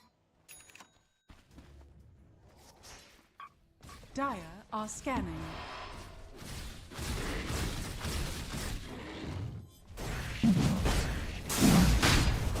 Dire are scanning. Radiant's middle tower is under attack.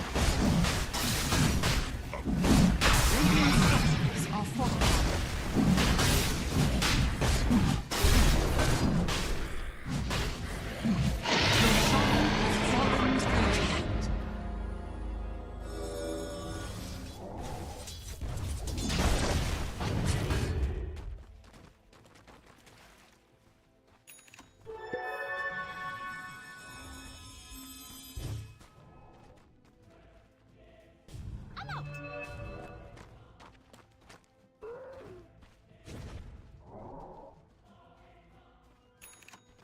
Radiant are scanning.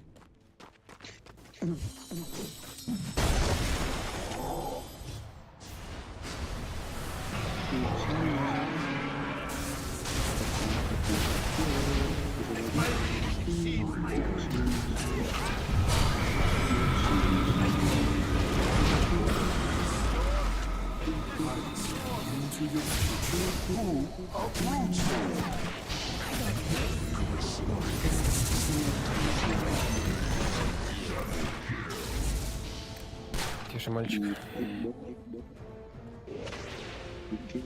Dire's middle tower is under attack.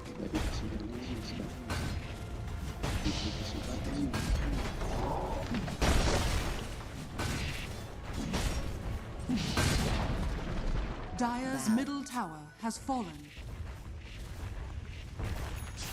Dire's middle tower is under attack.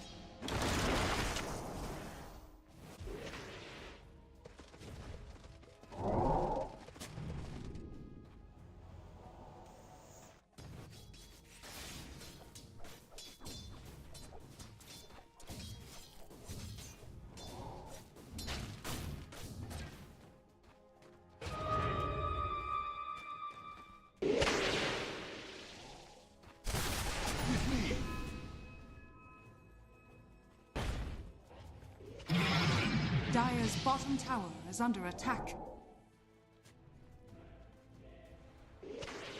Dire's courier has been killed.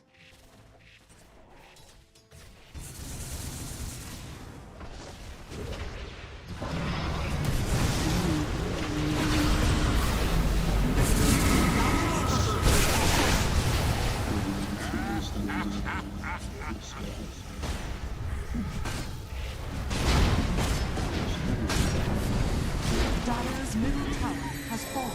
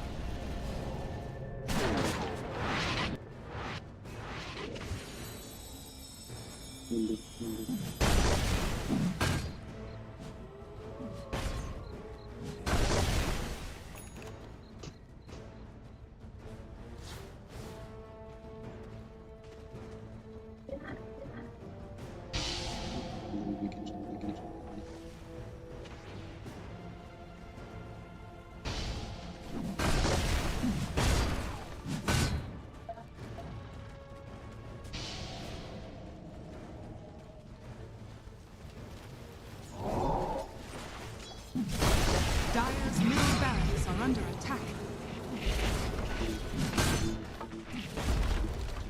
Dire's middle barracks has fallen. Dire's middle barracks are under attack. Dire's middle barracks has fallen. Radiant's bottom tower is under attack.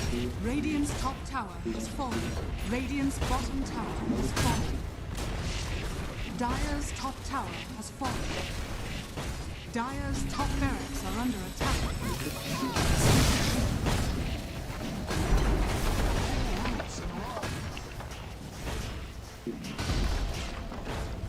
Dire's top barracks has fallen. Radiant are scanning. Radiant's bottom tower is under attack. Top barracks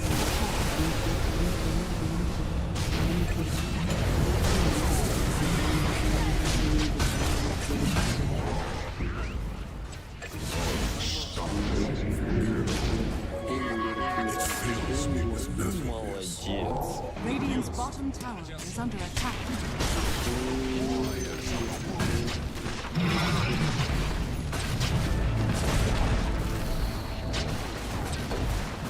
Dire's structures are fortified.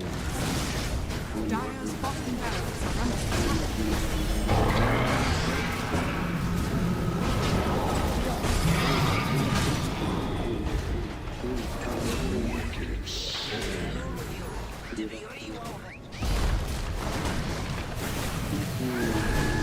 Dire's bottom barracks are under attack. Dire are scattered. The irony is rich. Radiant's gladiators victory!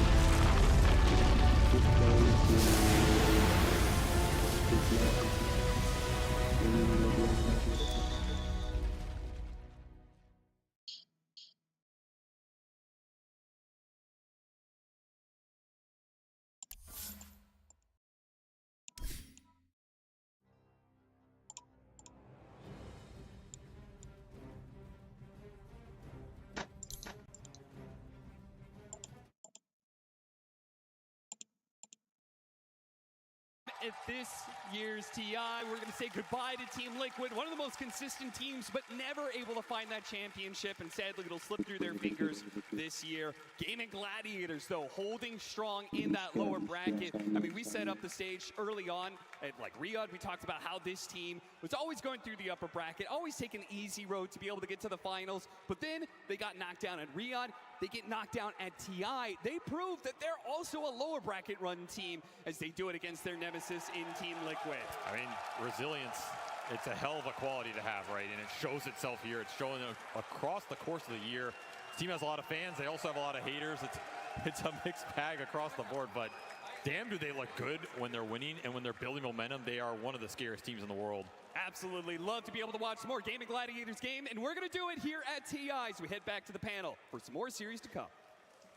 A 2-1 nail-biter series. Gaming Gladiators now a top 4 team here at TI12. That does mean, unfortunately, Liquid, they're a 5th, 6th team. I mean, Gaming Gladiators, absolute championship-worthy team, like, just like throughout the whole season, like, amazing performance. Like, shout out to them. It's very sad to be a Liquid fan today. Like every Liquid fan needs a beer right now. In fact, I need a beer right now. So Liquid is out. So is Matu gonna be out. So. That's it, Matu's done. Yeah, fuck this shit. Oh, he's actually just... All right, bye, Matu. Thank you so much. We appreciate all your analysis. Oh, yeah, that's it. He was done. He was done once the support for Liquid was over. Effie, you're gonna have to fill in all the blinks now. I mean, Matu by the way, he actually has left. Matu has actually left the building. Well, all right. That was just really convincing by game in that game 3. I mean, their draft came together in a way that none of us saw. I think that when they're owning, they stomp their lanes really well. They abuse the tempo that came out of the Nature's Prophet push and the Skeleton push, and it looked like there was no space for Liquid to come back in this game, honestly. But also what I want to shout out the most is that last pick Void Spirit. And this hero has fallen out of meta. Not many players would have picked Void Spirit in that situation, but Quinn had the read on it. He played insanely well versus his puck, and he made it happen. Owie, because we don't have Matu here anymore to build up the hype for Liquid, even though they do bow out of that TI run at 5th, 6th. There's still a lot of praise to be sung for them. Maybe not so much in Game 3, but at least throughout this series. No, I think they played their hearts out this series. I mean, it always sucks. There's going to be a winner, there's going to be a loser. I think, especially for a team like Liquid that has come so close so many times, it's hard to like be able to reset and be happy with what happened. But I think there's nothing to be ashamed of with their season. What was the hardest thing about their lineup to execute? The hardest thing for their draft to be able to come online? Honestly, I felt like they're a bit reliant on their offlane doing a bit better. I think this game, a lot of the reason for Gaming's victory was how well Selu and Durasio played the safe lane. As soon as Zai and Boxystar got shut down, I think the game looked really hard for Liquid to have some tempo in. Yeah, also the thing about Skyrath Mage is if he's not winning lanes and if he's not comboing with his stun hero throughout the game, he doesn't have impact. He's not a big team fight support like Phoenix can be or an Undying can be, where they can just find a fight, do a supernova, tombstone, turn it around. Skyrath does not do that. He's very dependent on how well his cores are doing to set up for him. Look, Matu might have left. He's going to go and console the broken hearts of all Liquid fans and the Liquid players and team over there. But Rezo, we still have a full panel. You're joining us yet again. You're here this morning. Hello. But did you enjoy that 3-game series between Liquid and Gaming Gladiators? Well, the third game was amazing. I didn't think that it would be the way that it went, like, because purely on the draft, like, I didn't really expect like this domination from the gamings, and I really thought that Liquid draft was way better. But you know, Zai, like, he had like such a poor performance in this last game, because like he couldn't really get his timing. He got blinked at like 20 minutes, around 21 minutes, and like it was their tempo. Like, you know, for Liquid, it was like the guy who needed to have a good game in order for them to make moves and like to, you know, to have a go into the mid game, have like a solid game. It was a really tough loss for Liquid, but Gaming Gladiators, they were able to bounce back. They lost that game 1, and they were able to come back at game 2 and 3. They won this series, so of course, we get some words with our winners. Absolutely. Why are you laughing? Why are you laughing? Because during the draft, last game, I want to throw up, and my team is asking what we should draft, and I'm just looking at my keyboard, I'm feeling bad myself, I'm not responding, and just doing like this. Pick Weaver, pick Weaver. You thought you were going to throw up? Why? Because I got sick yesterday, and I feel really bad myself, but we won, and I'm happy. Okay, well, fantastic. Sorry, this guy's just sitting here laughing. I'm with Durasio. Hello, no, a hell of a series you guys played. That was a wild one. Again, Team Liquid, game 3, the same thing, and you're here once more.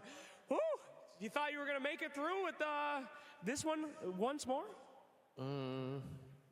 Versus Liquid, you mean? Yeah. I like, to be honest, I didn't think about the game at all before the start. I have no stress because I'm just feeling bad myself. I want to survive.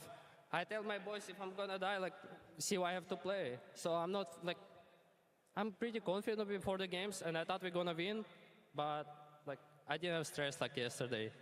I see. Now, a lot of the teams these days, they're really counting on their off-laners. They're counting on a lot of people to make momentum. But for this team in particular, you seem to drive a lot of it. If the Weaver's doing good, they're doing good. If the Razor is doing good, we can get there. Does it feel like that on your team? Does it feel like you have a lot of pressure? No, I don't think I feel any pressure. I'm just doing my job. I'm just enjoying the game. I'm doing what I want, and like I don't care if I'm gonna die or like what's gonna happen. So I'm just doing to get fun from the game. Well, it is a hell of a lot of fun watching you. Absolutely. Well, congratulations, on your way to another grand finals once more. You got some more work to do, though. What are you guys gonna do now to get ready for the next one? Choke some medicine, sleep. Before the next game. Okay, well, that's fantastic. Well, I hope you have a wonderful time. Ladies and gentlemen, can we give it up one more time for this demon who had complete gremlin mode in that series. Thank you. You feeling gremlin yourself? Yeah. All right. Can we see the gremlin thing? I watched the stream. No. I have to chill. Okay, go chillin'. Thank you so much, my friend. It was a pleasure seeing you. Thank you. We'll throw it back to you guys. Thank you so much, Slags. Well, Daracho, maybe that's why we saw Gaming Gladiators walking on with a little less body confidence than they normally do. Daracho was just a bit sick, and so the energy levels were conservative. They were a little bit lower there, Owie. Yeah, honestly, I think when you look at that team, I think Daracho is the one that keeps the team's spirits up. So it makes a lot of sense if he was feeling a bit off, that they weren't in their best mental form. But honestly, they still performed anyways. I think that sort of speaks to the resilience of the team. Yeah, it was very impressive. And now it'll be a trial of endurance, right? Because they're going to play the last series of the day, and one of their players is sick, so I hope they can find this time to recuperate. Well, I just want to say that no team that has ever won a TI has won TI starting from the lower bracket. Very first round. So if Gaming Gladiators actually pull this off until the very end, if they manage to get a TI win here, they will have made Dota history in a way that no other team has. Like, not a single team starting from lower bracket from playoffs has made it this far. It's super impressive, the fact that they're even able to make it to top 4, but at the end of the day, we don't have a top 4, we have a top 3, so they will be playing again. They're in that 4th series, and it could be up against either Azure or BetBoom, but if you have this long of a break, Rezo, I asked you what position you'd rather be in, that 1st series or that 2nd series. You said 2nd series, so if you are in the 1st series playing up, would you do the same thing? Go for a nap, try and reset, let the drafting happen to your coach? I mean, for Daracho especially, I think it's the best thing he can do right now because he needs to gather all the energy he has and get ready for the next series. So taking medicine and taking a nap, it's an amazing approach, honestly.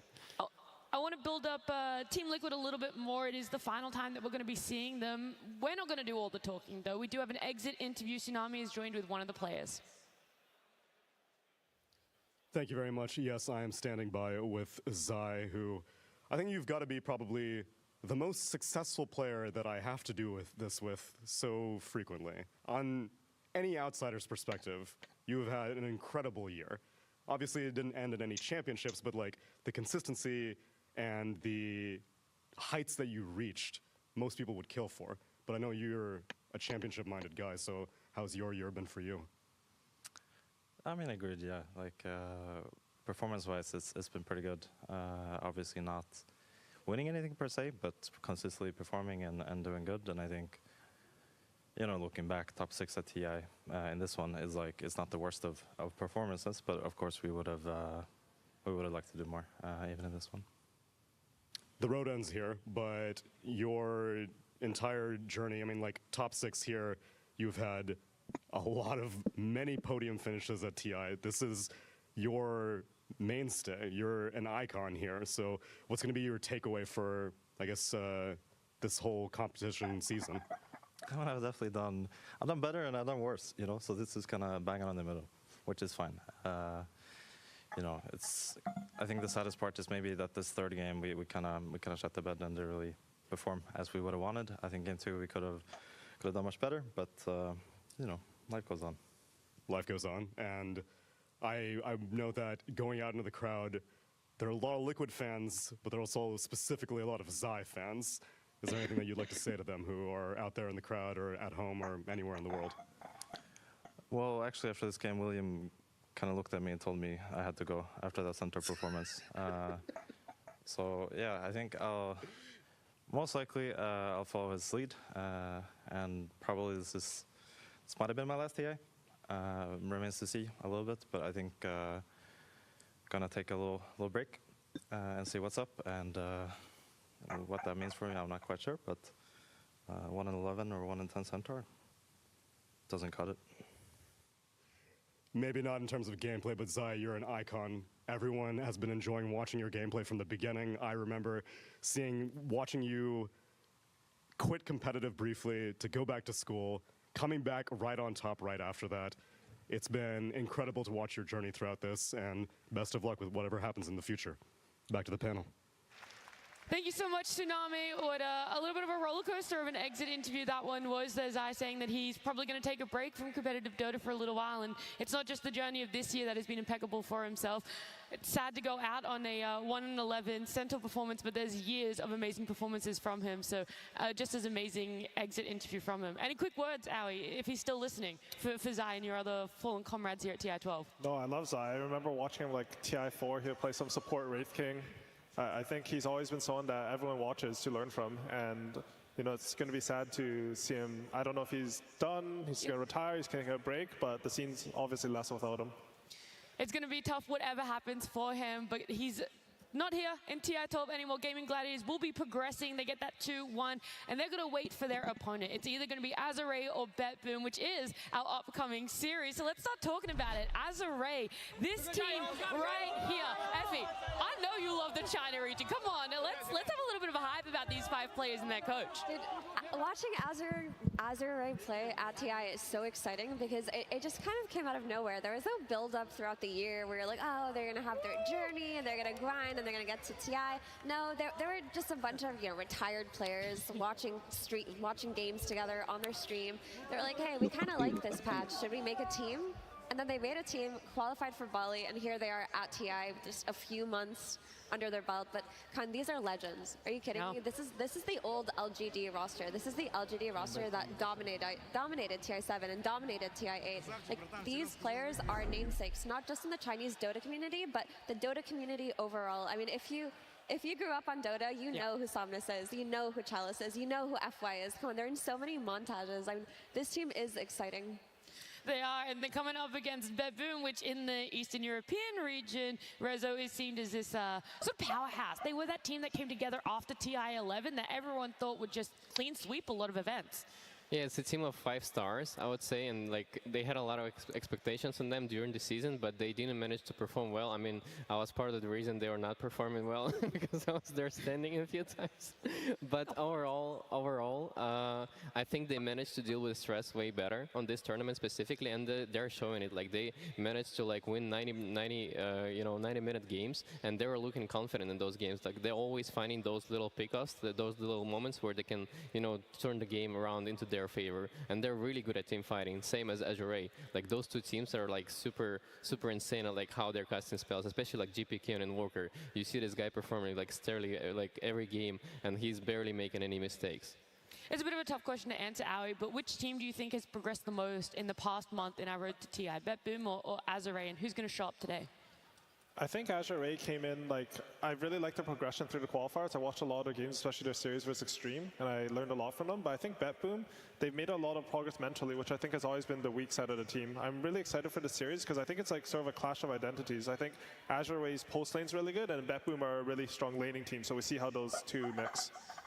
It's going to be a lot between these 2 teams. See the growth, especially for BetBoom. They've been coined as a team that has struggled when it comes to LAN, a team that has struggled in late game to remain patient. And it's time, though, to see how they go for the second time on the main stage as we do welcome BetBoom to the stage.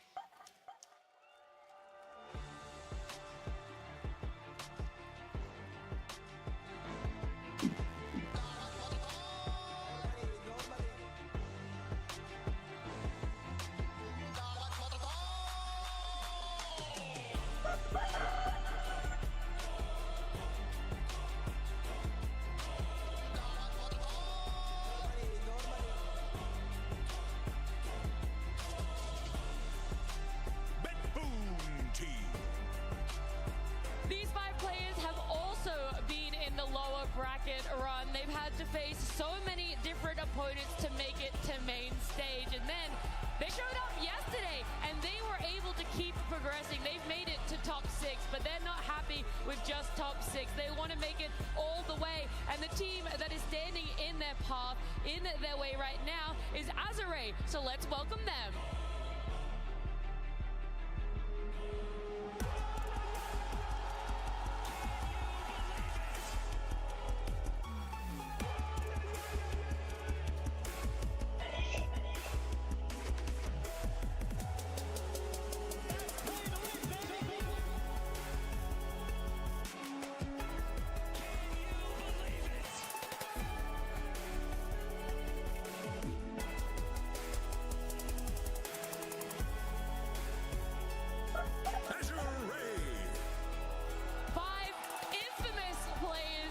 Chinese region. In Dota as a whole, as Effie said, they graced this stage yesterday in the upper bracket. They had to face off against LGD.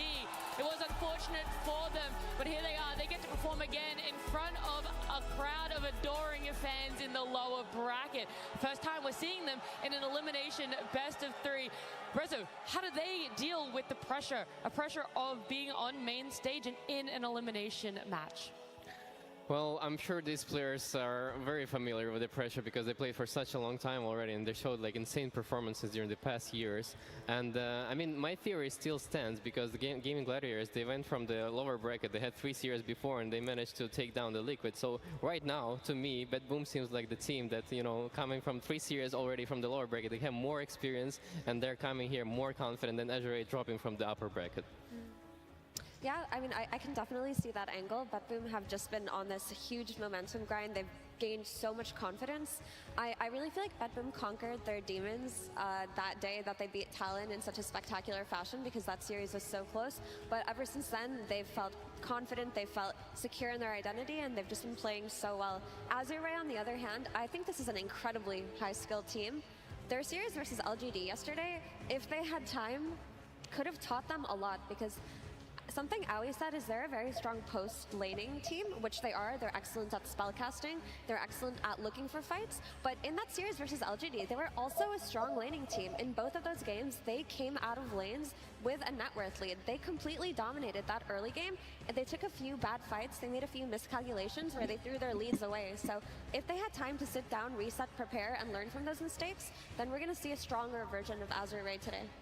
How far back would you go, Aoi, in prepping for this series against BetBoom? Because Azure and BetBoom were in the same groups 2 weeks ago, right? Meta has changed quite a lot. Playstyles maybe only a little bit. So how much reflection would you take from your BetBoom series that you had as Azure compared to your LGD series, which only happened yesterday?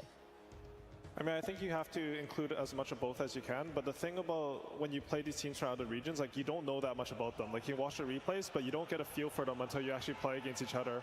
I think the last time they played, like, generally I think right now the Chinese region, the reason why it hasn't like been winning tournaments as it used to is their laning phase is usually weaker, especially compared to the European and Eastern European teams. So I think this game, if they come in with a game plan from their last matchup against them, and they're thinking about, oh, how can we nullify their lanes? How we can get to the point where FY is combining to gank our safe lane and stuff like this, they'll have a good shot at the series. Would you say the lane weakness is coming from a drafting perspective or an execution perspective?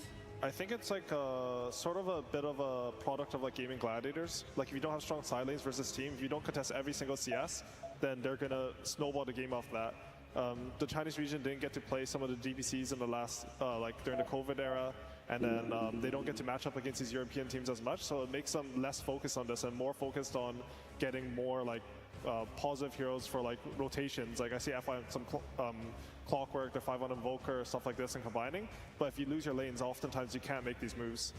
It also seems to me that even if you have a good draft, like in terms of team fighting, right, you have like good heroes with it, like when you lose lanes, the items matter like so much that you're not like even able to get to that team fight. You're just getting like constantly pressured and there's no coming back. So the lanes are super important in this series, like overall in this tournament.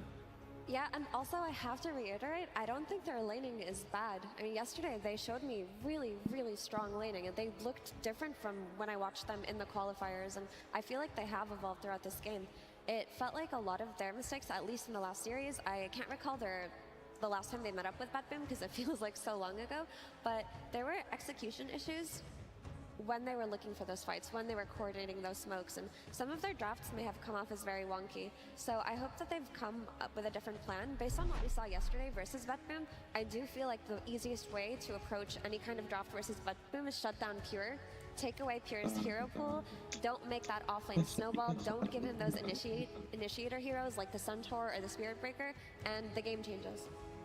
Yeah, that was the big contributing factor to game number 2 between Batboom, Virtus Pro. That's the one you're referencing there. We do a graphic on our screen, so some more stats, some more numbers for you, Aoi, of average Roshan kills per game. Batboom in the lead there.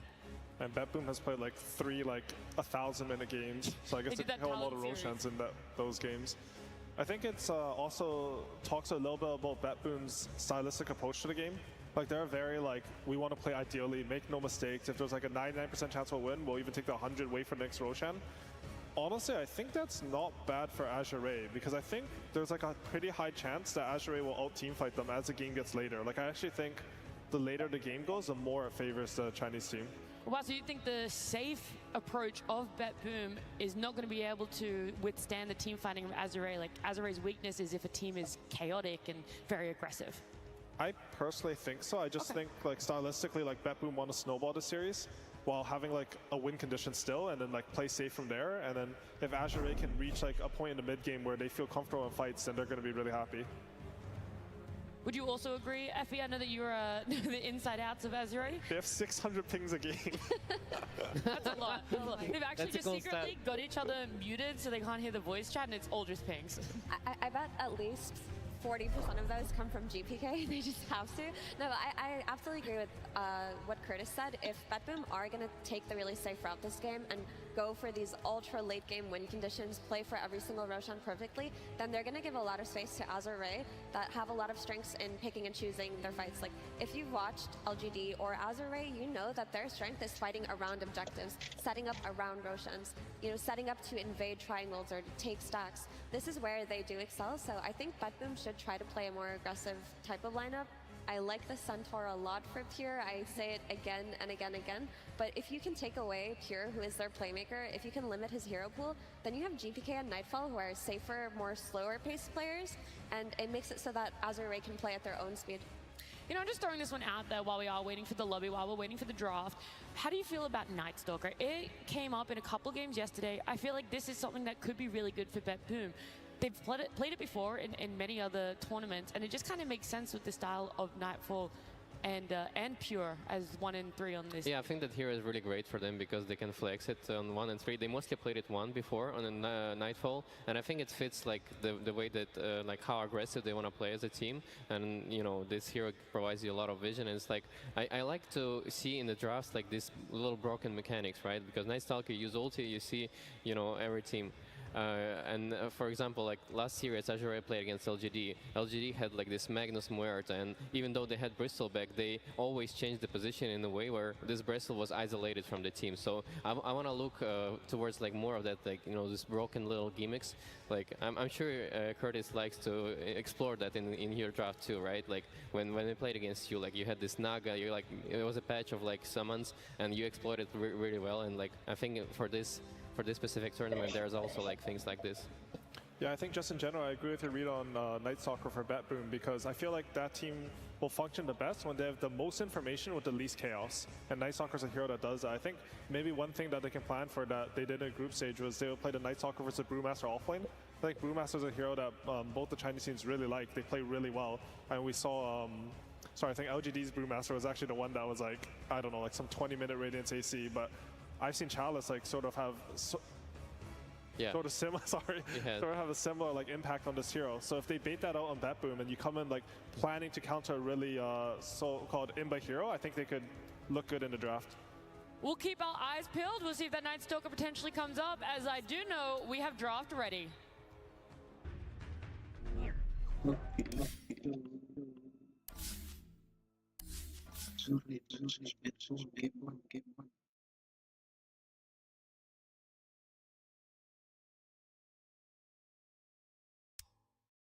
Azure Rays turn to ban.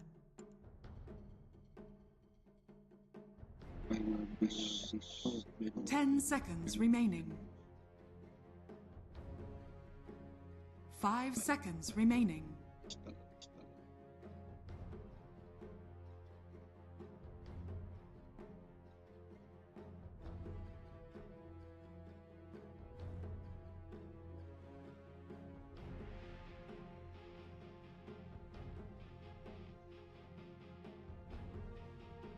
Bet Boom teams turn to ban.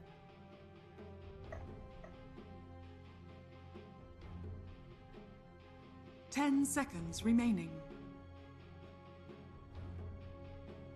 5 seconds remaining. Bet Boom teams turn to ban. Azure Rays turn to ban.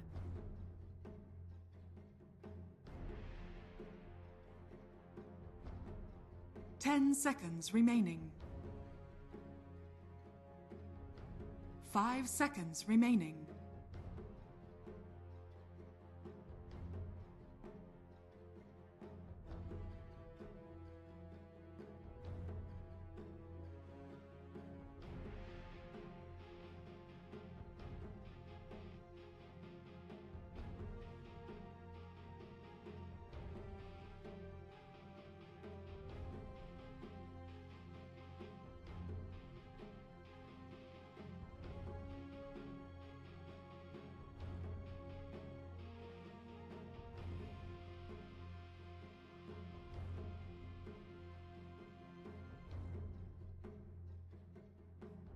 Azure Rays turn to teams turn to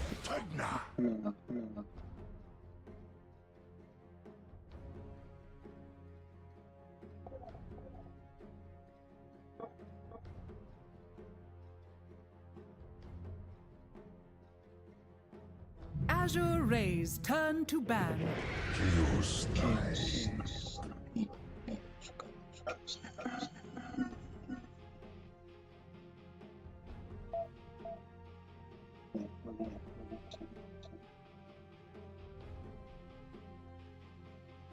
Ten seconds remaining. 5 seconds remaining.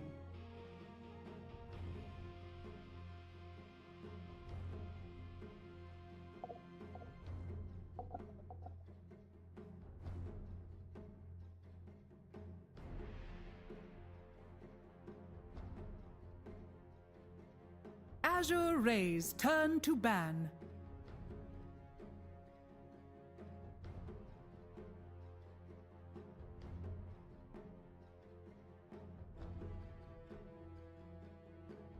Bet Boom teams turn to ban.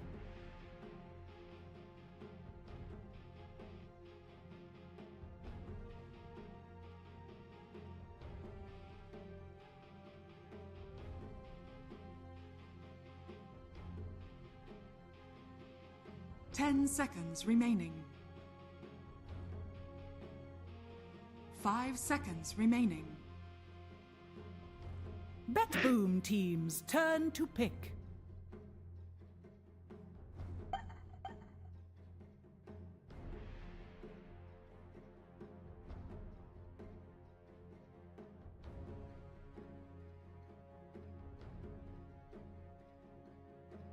Ten seconds remaining. 5 seconds remaining. Azure Rays turn to pick. Takis!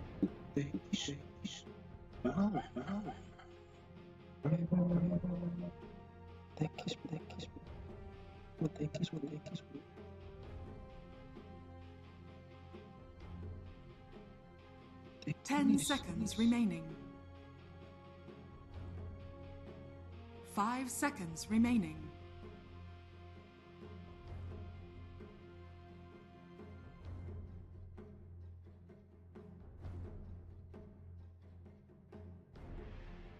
Azure Rays turn to pick. Dusk.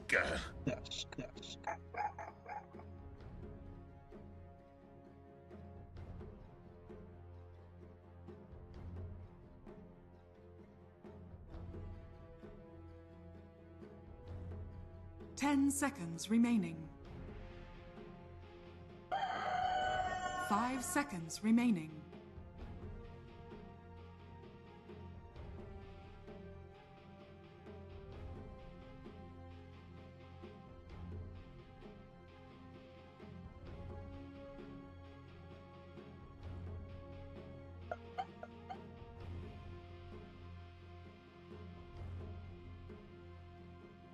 Bet Boom team's turn to pick.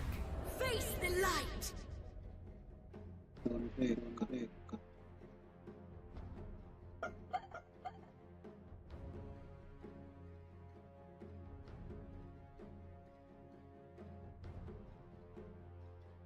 10 seconds remaining. 5 seconds remaining. Bet Boom team's turn to pick. Phoenix.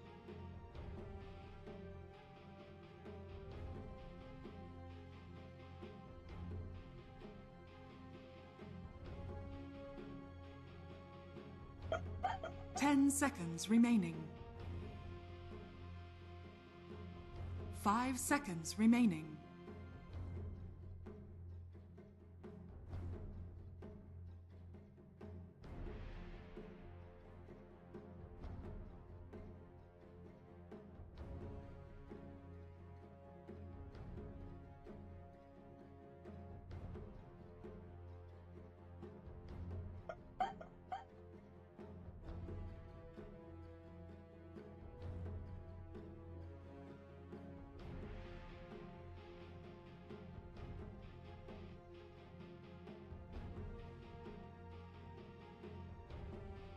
Azure Ray's turn to pick. Admiral Conker.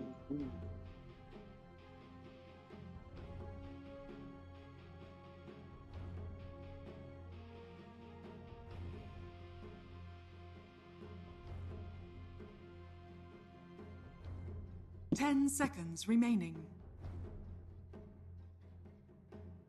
5 seconds remaining.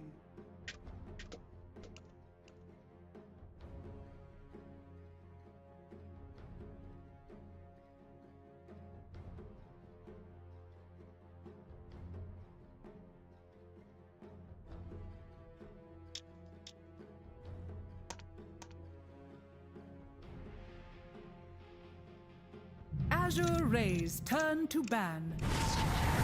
Necrophos.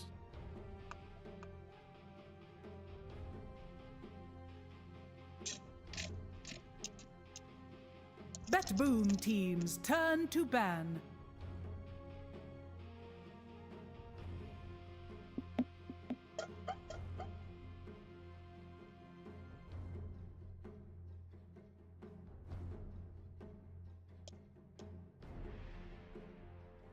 Ten seconds remaining.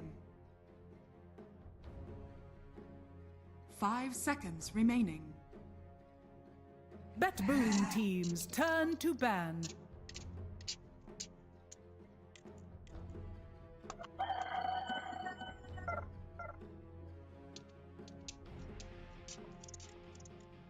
Azure Ray's turn to ban.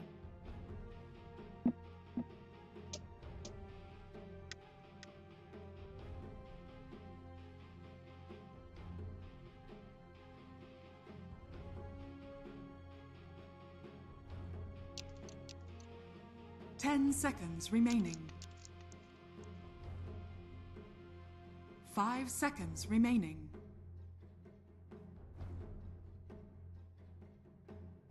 Azure Ray's turn to pick.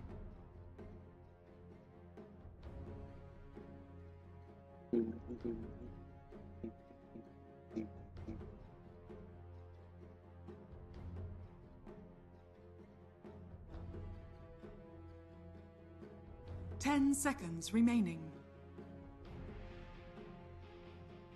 5 seconds remaining.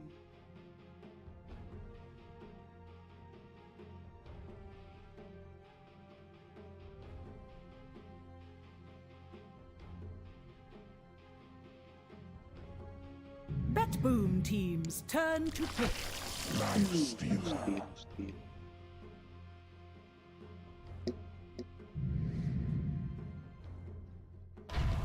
Templar Assassin. Ты молодец.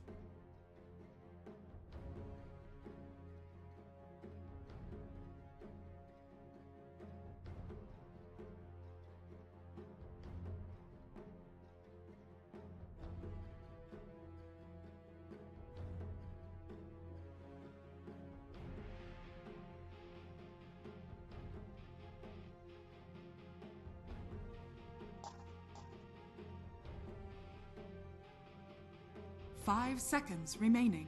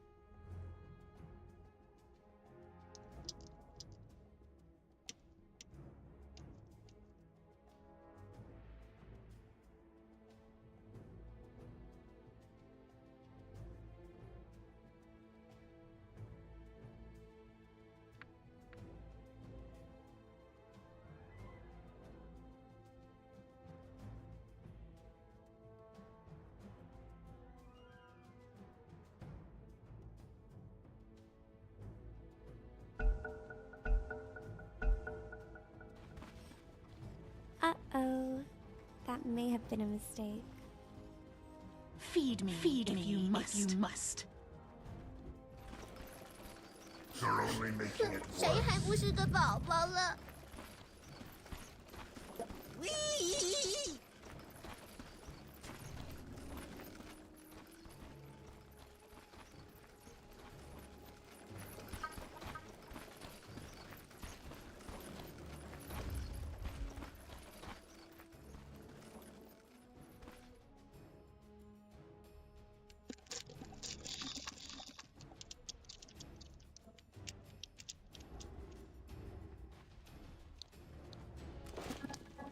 You're all washed up.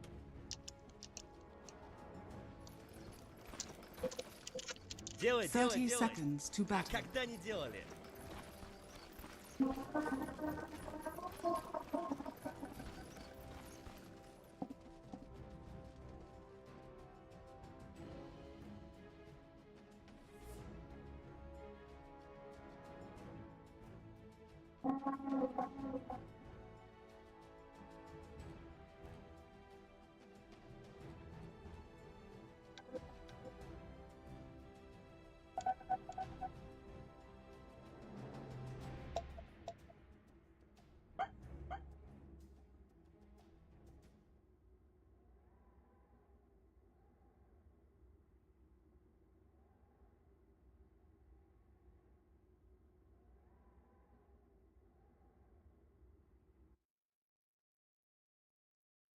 На добрейшем.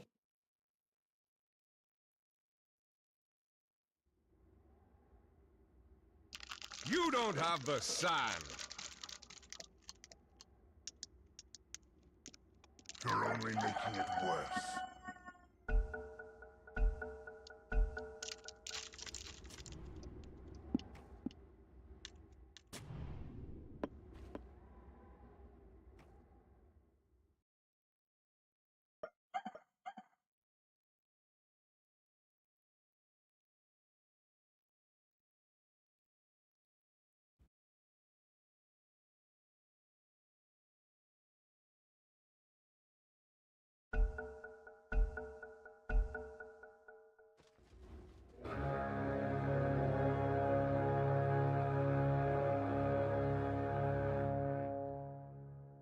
The battle begins.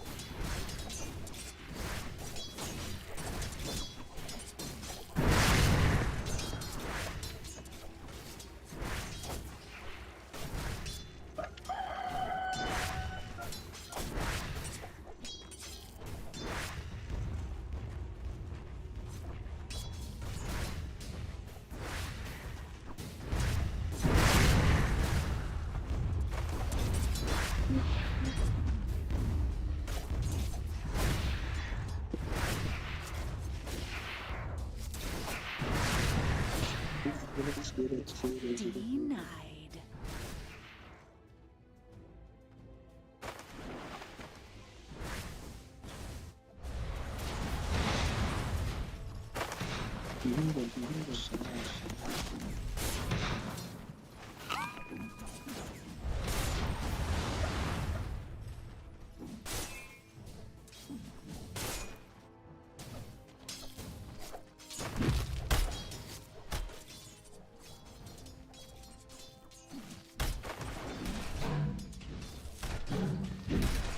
Firm denial.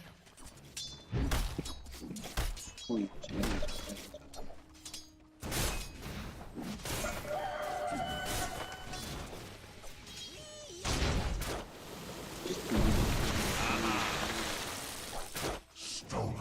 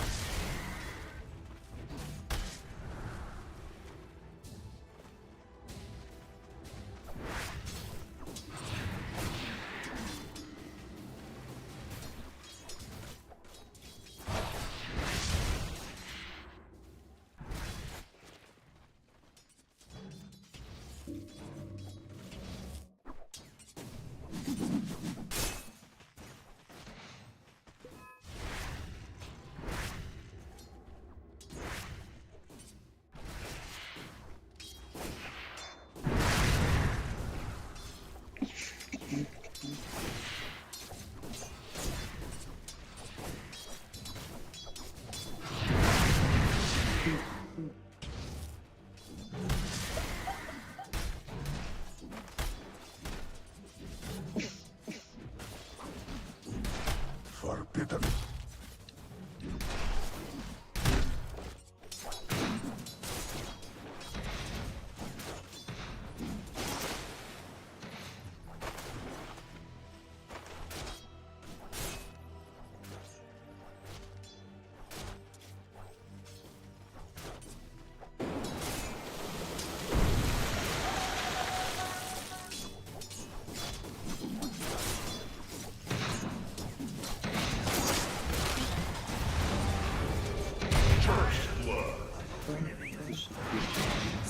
To the bottom with you.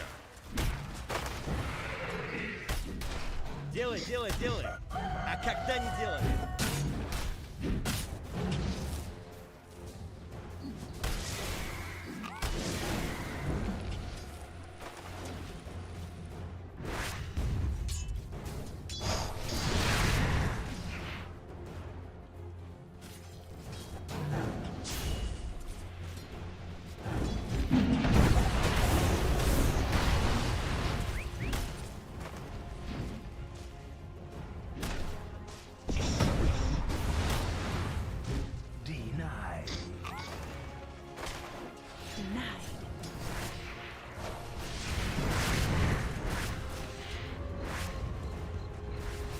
Dire are scanning.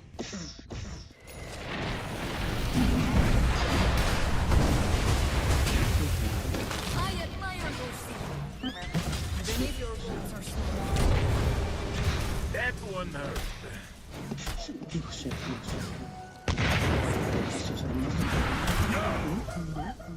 Now you exist on one less plane.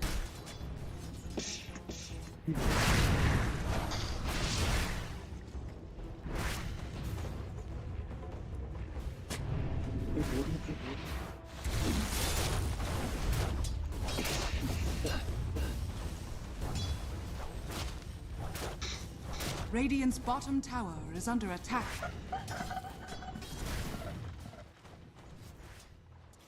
They will not see what hit them. Dire's structures are fortified. Radiant structures are fortified.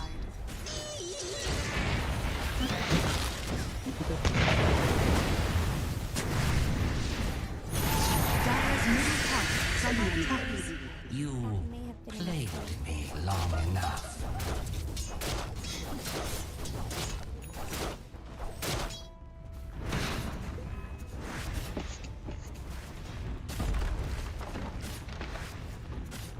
Dire's middle tower is under attack.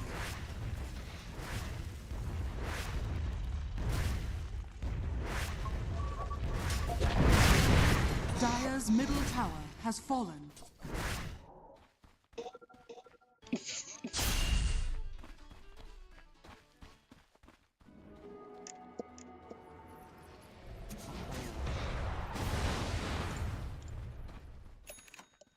You're only making it worse.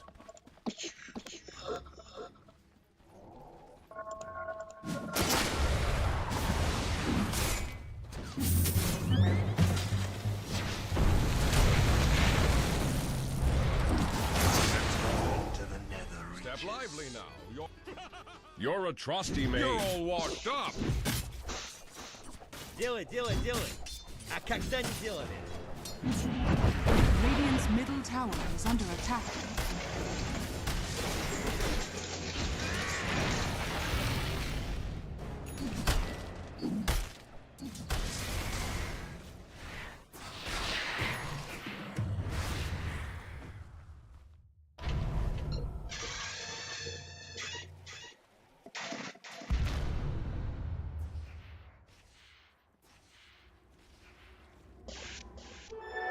Double damage.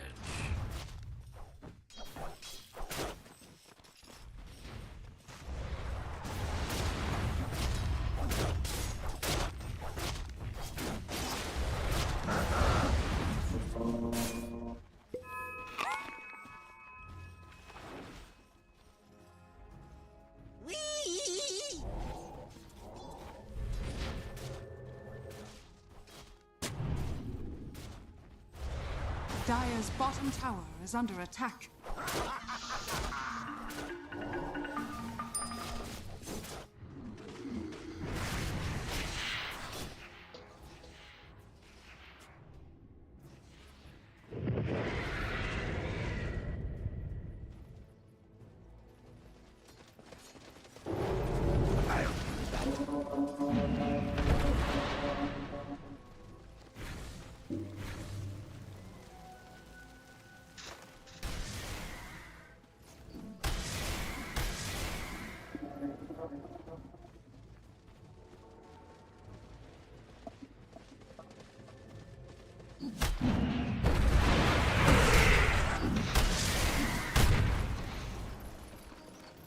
Dire's middle tower is under attack.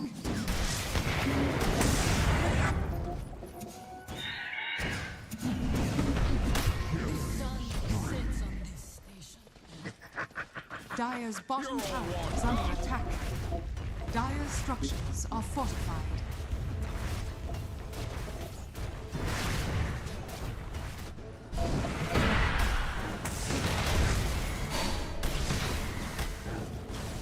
Radiant's middle tower is under attack.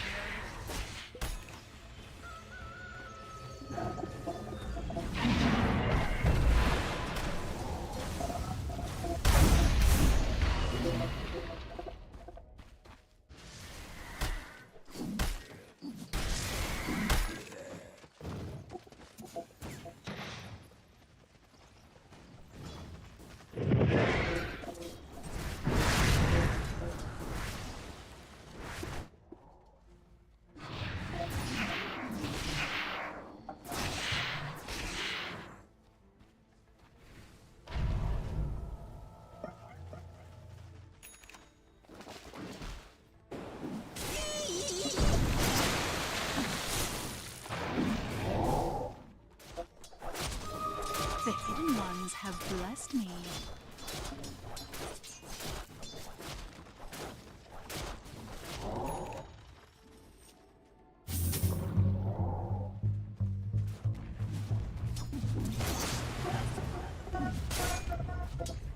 Back so soon?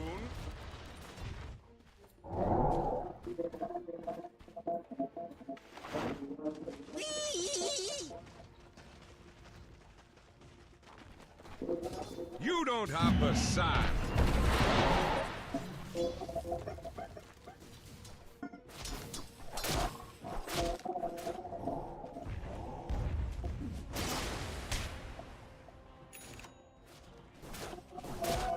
Got it.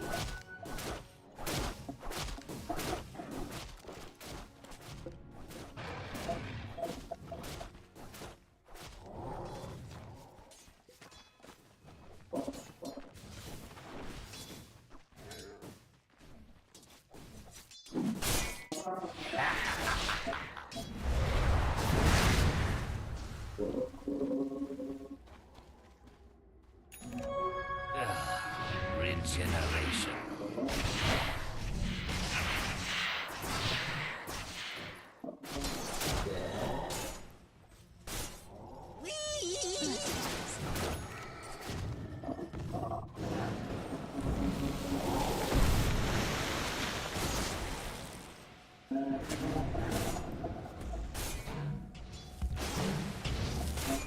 Dire's middle tower is under attack.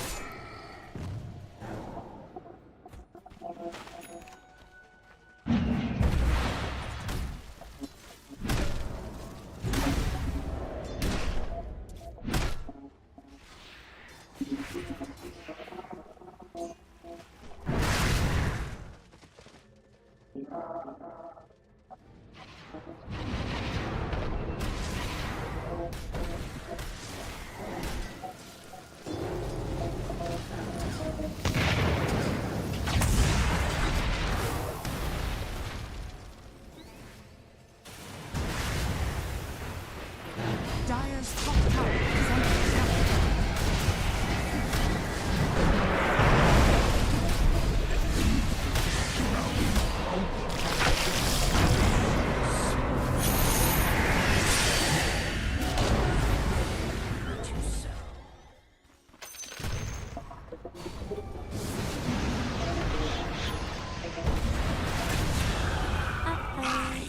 Even an impression of my best. I have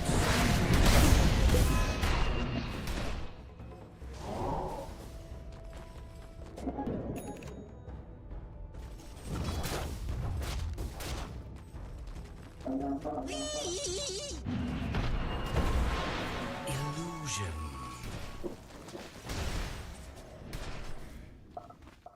Dire's top tower is under attack.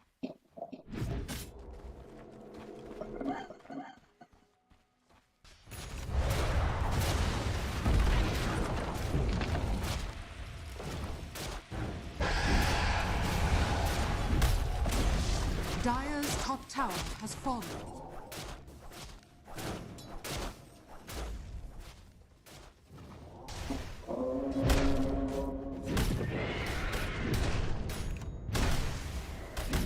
Radiant's bottom tower is under attack.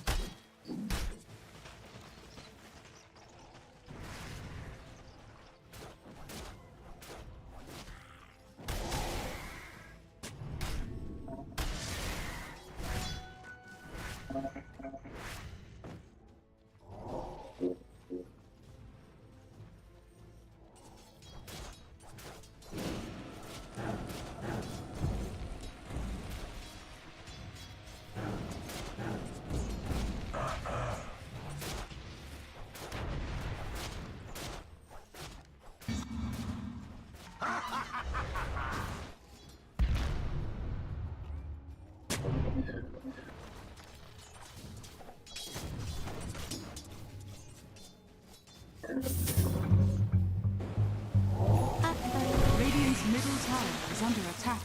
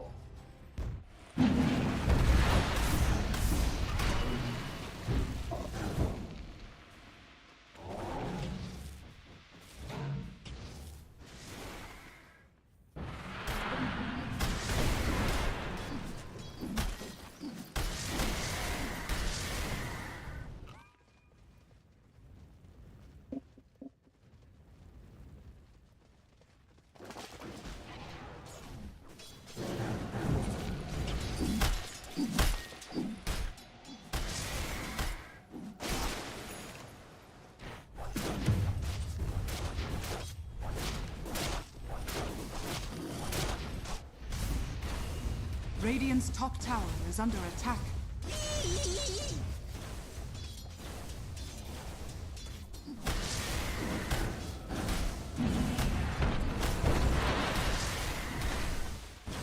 Dire's bottom tower is under attack.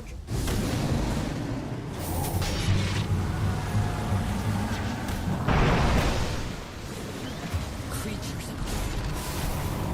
Dire's structures are fortified. Radiant structures are fortified. Radiant's top tower is under attack. Dire's bottom tower is under attack. Dire's bottom tower has fallen. Radiant's courier has been killed. Radiant's top tower is under attack. You are no match for my master.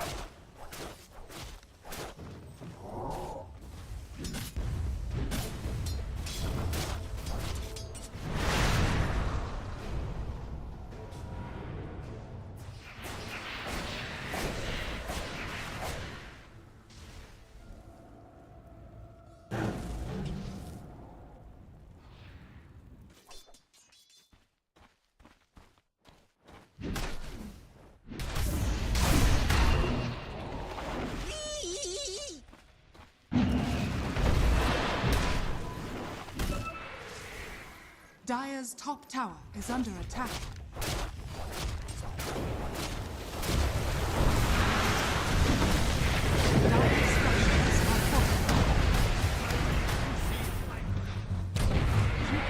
too close to the secrets.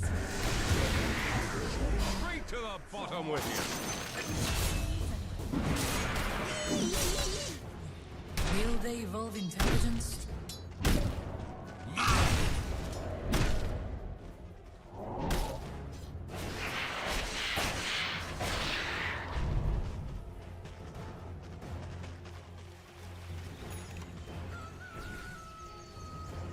Radiant's middle tower is under attack.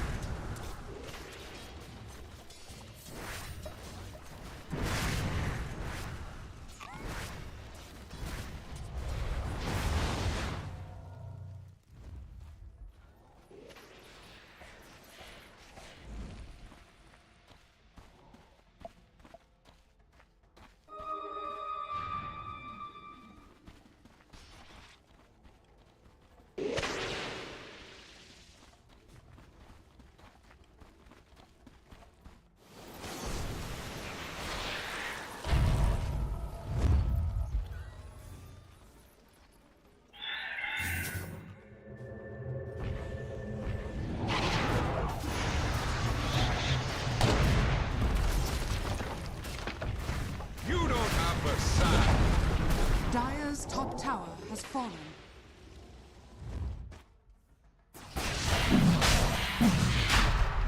Radiant's bottom tower is under attack. Dire's top tower is under attack.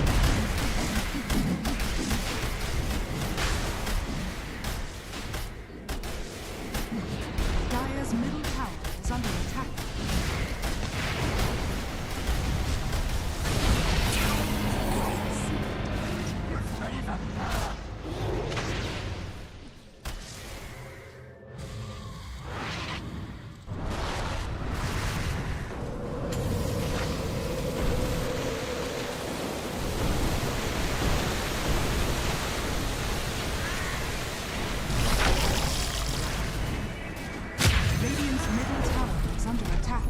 Radiant's middle tower has fallen.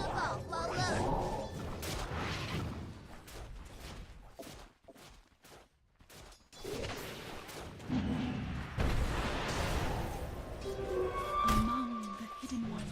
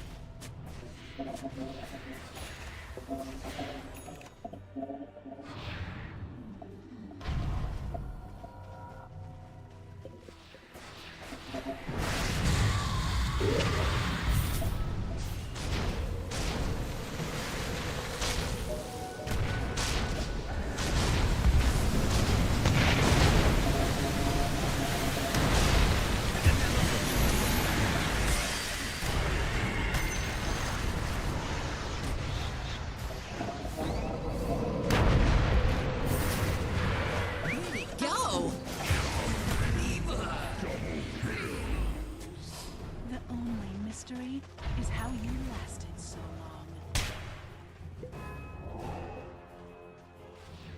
Radiant's middle tower is under attack. Radiant structures are fortified.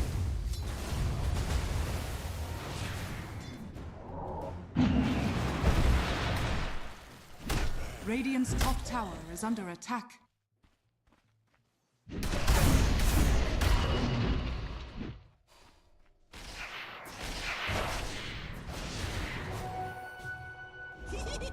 Radiant's top tower has fallen. Radiant's middle tower is under attack.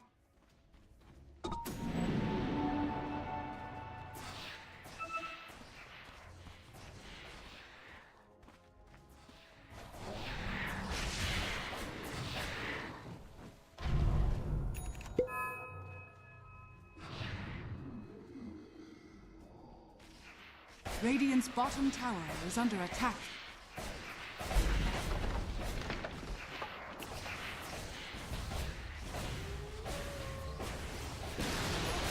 Radiant's bottom tower has fallen.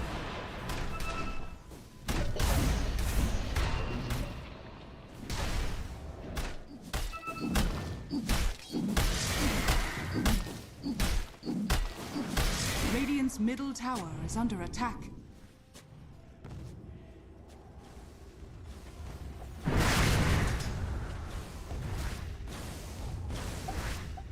Dire are scanning.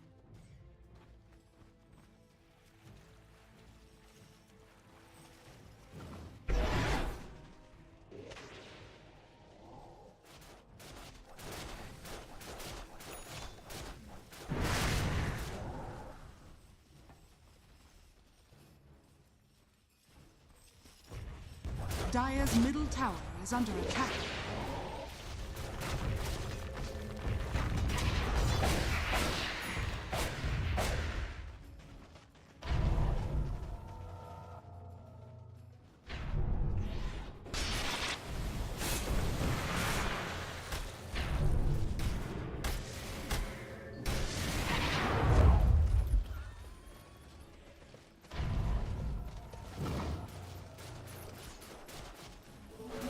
Illusion.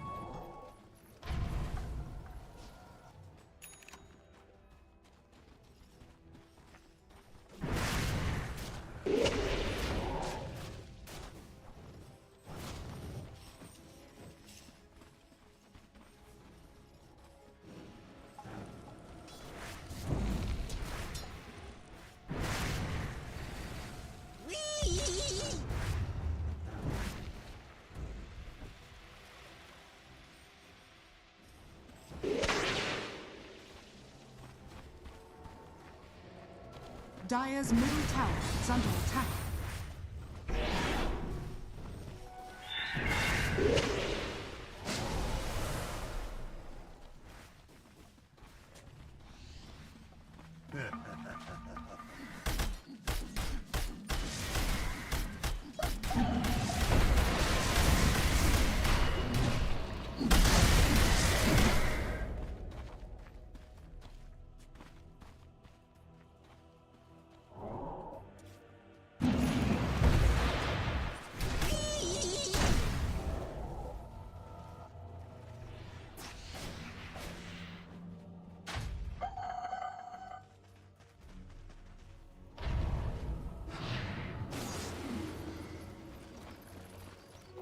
Gold for my chest.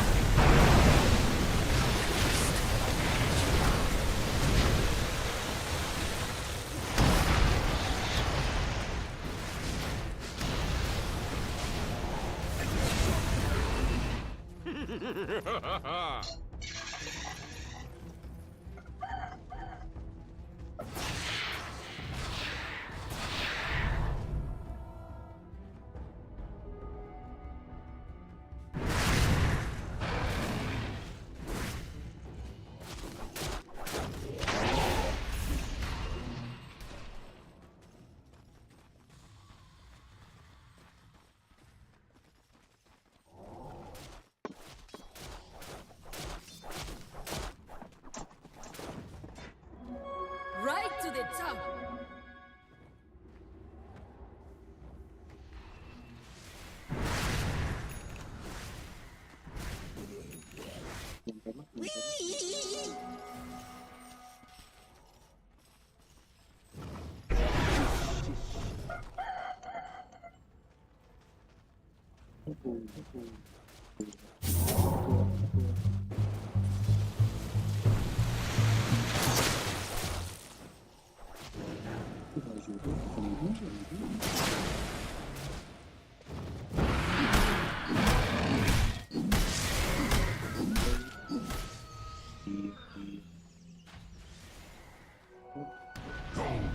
master.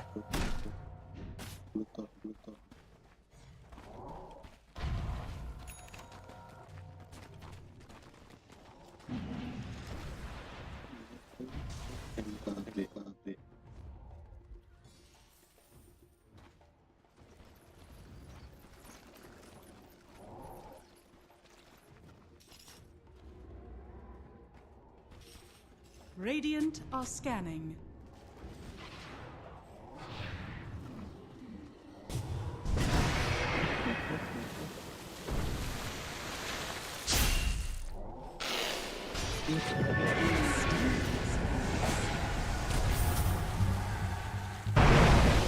Now that was a failed blow.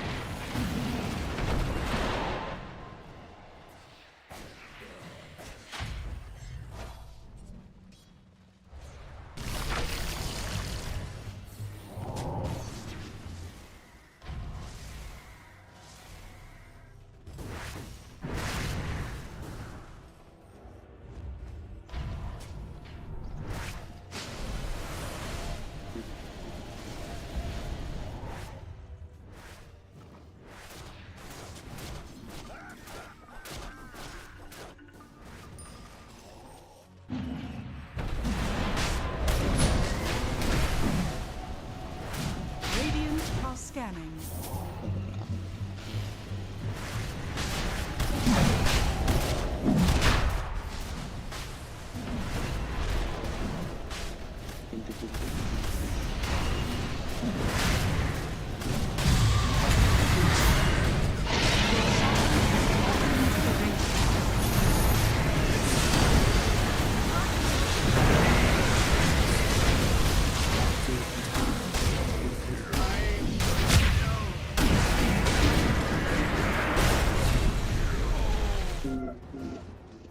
Uh-oh. That may have been a mistake.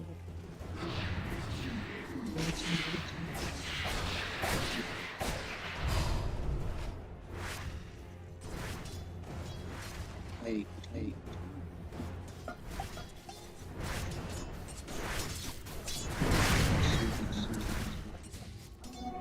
Swiftly to the temple's defense.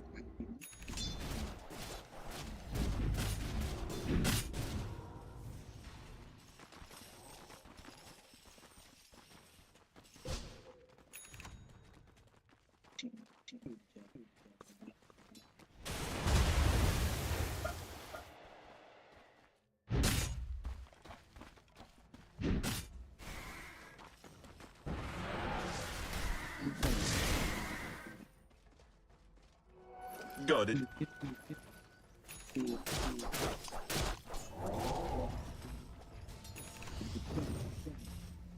Dire's middle tower is under attack.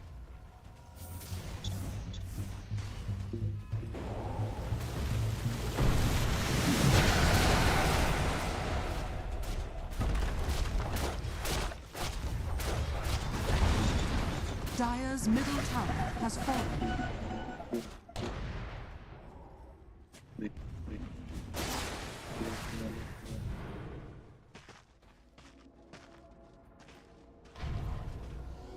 I'll take that.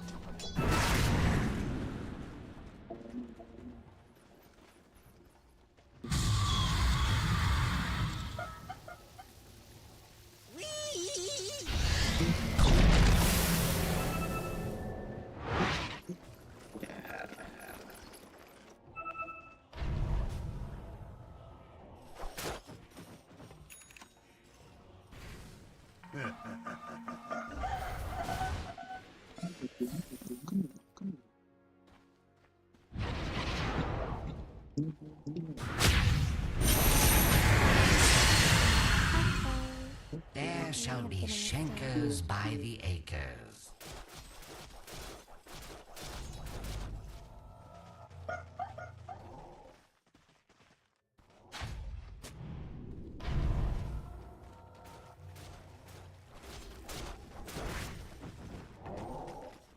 Dire's top tower is under attack.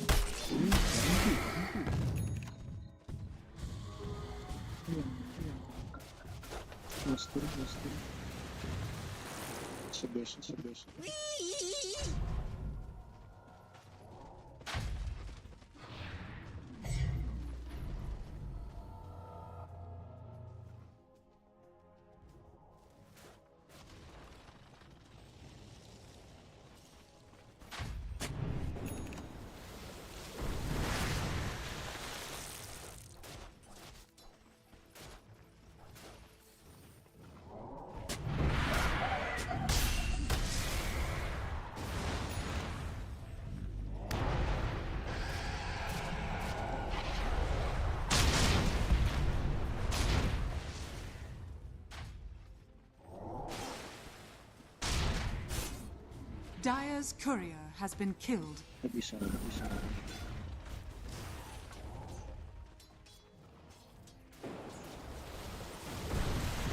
Dire are scanning.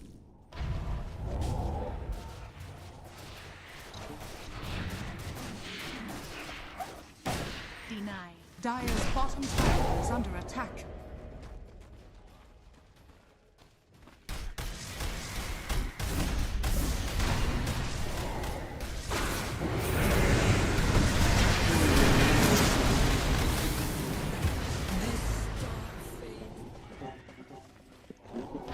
Bounty!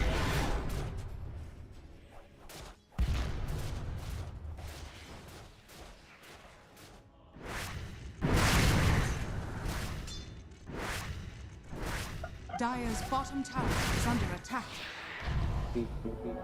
Illusion!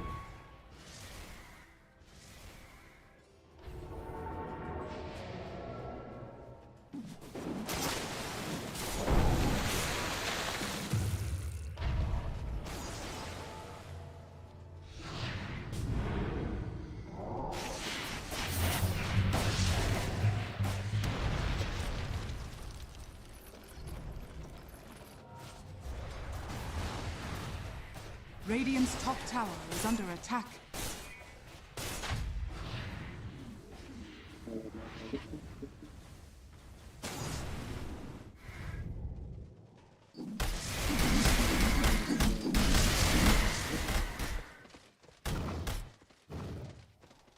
Radiant's top tower is under attack. 哪里菜了呀？不要睁着眼睛乱说好吗？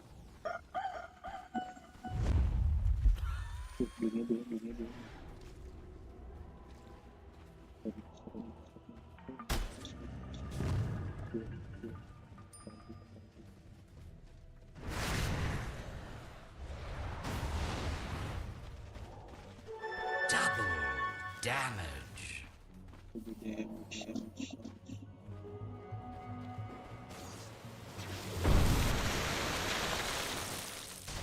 Radiant are scanning.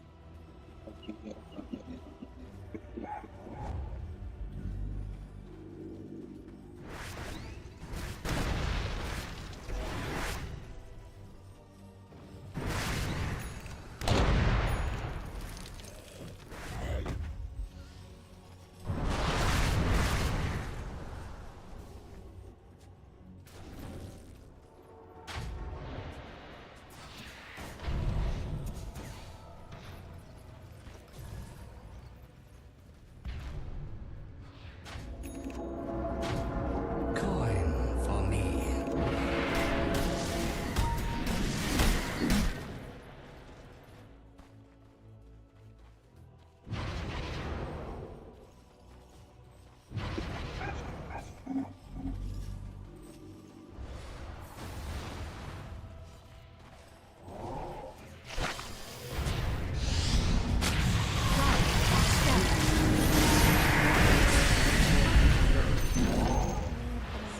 You wither on the vine.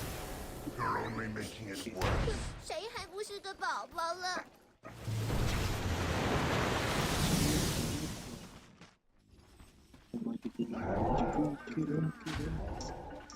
Radiant's middle tower is under attack.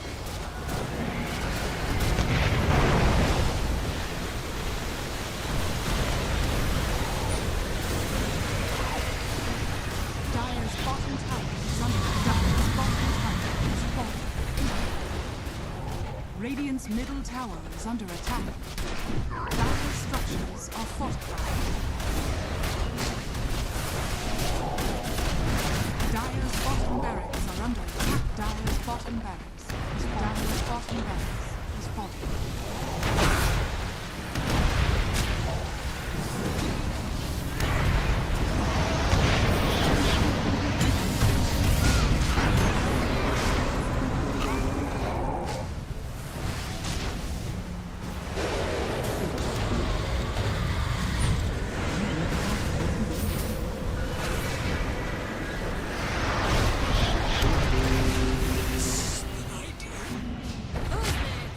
I've got all day.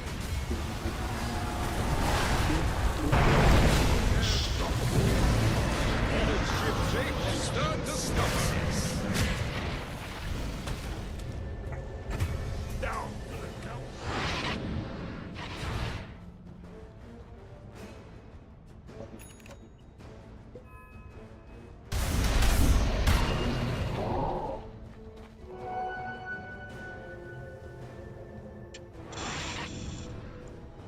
Is on board.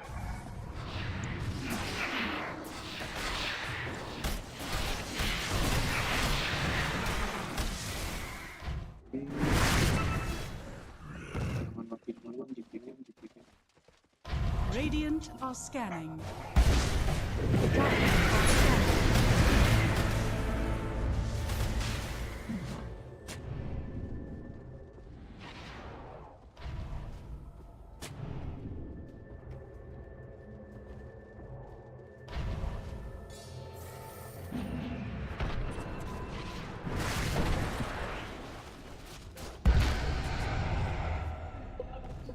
Radiant's top tower is under attack.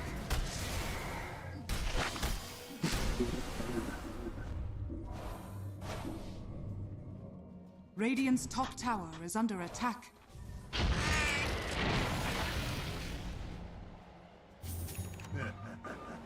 Radiant are scanning. Radiant's top tower is under attack.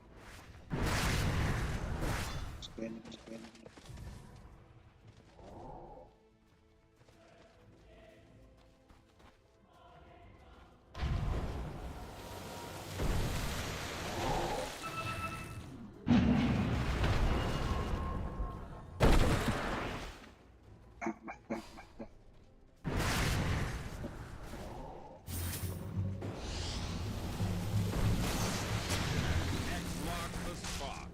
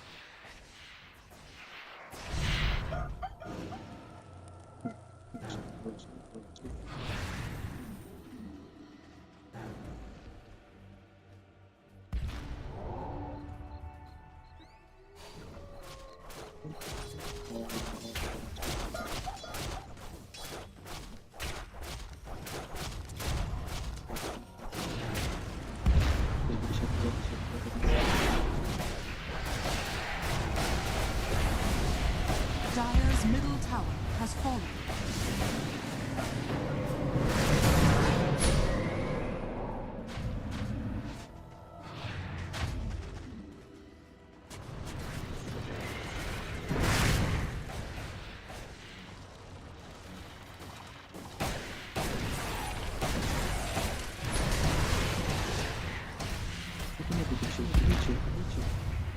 Dire's structures are fortified.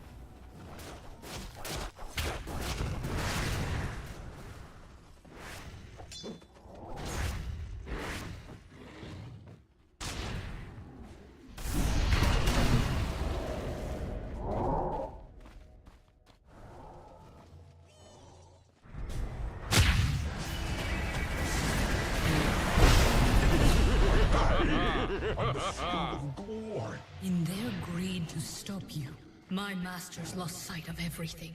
Today I make it right.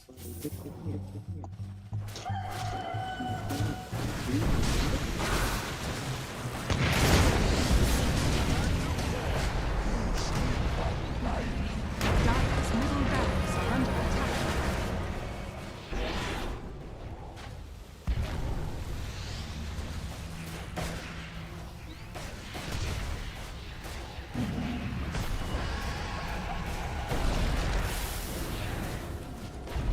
Dire's middle barracks are under attack.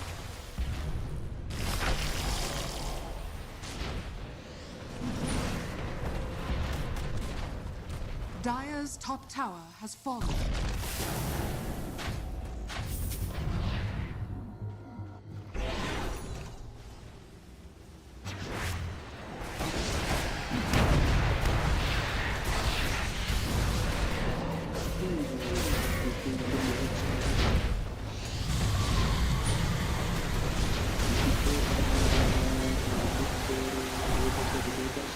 Now that was a failed blow.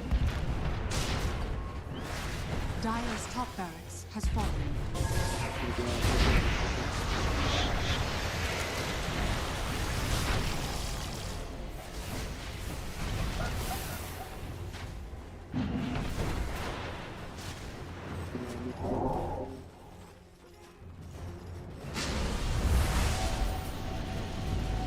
Yes, bounty!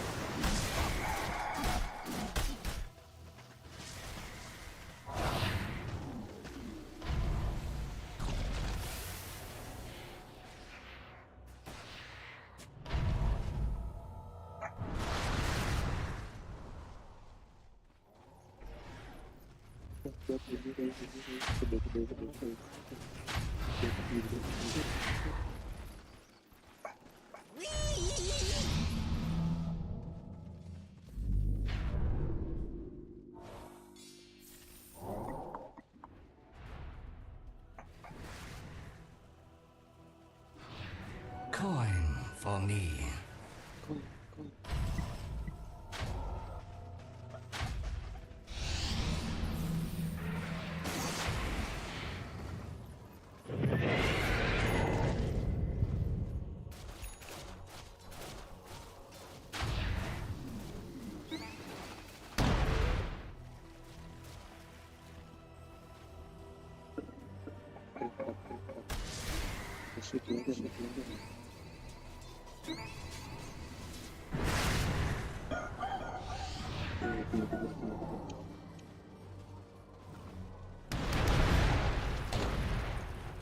Dire's middle barracks are under attack.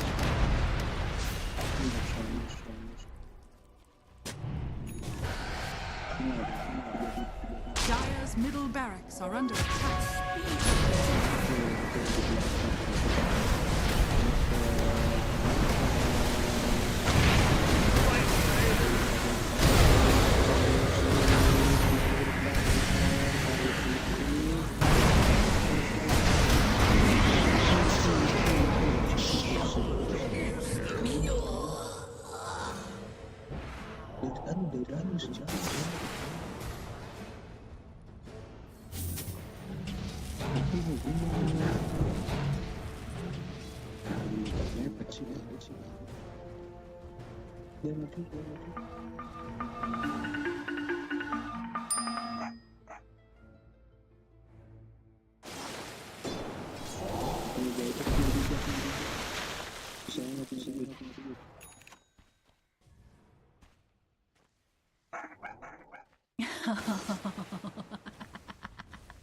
Radiant's middle tower is under attack.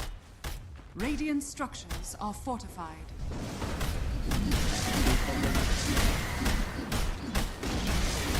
Radiant's middle tower has fallen.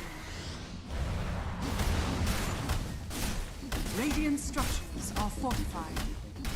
Radiant's middle tower is under attack. You're all walked up. You're all walked up. Go! Radiant's middle tower has fallen. Radiant's middle barracks has fallen. Radiant's middle tower is under attack. Radiant structures are fortified.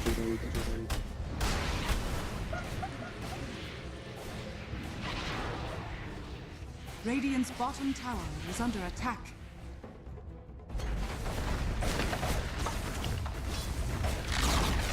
Radiant's bottom tower has fallen.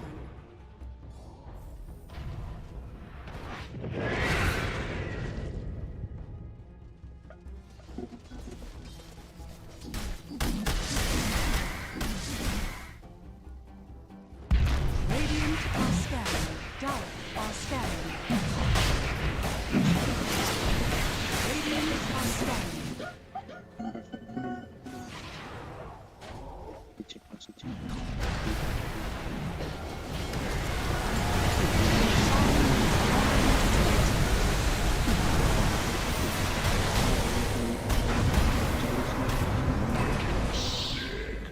For heresies unknown, the temple decreed your death.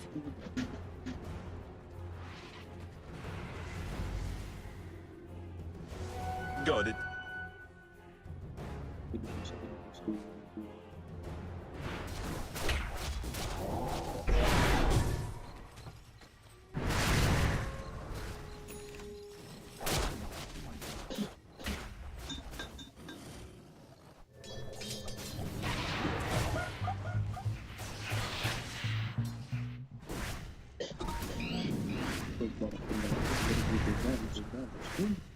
Dire are scanning.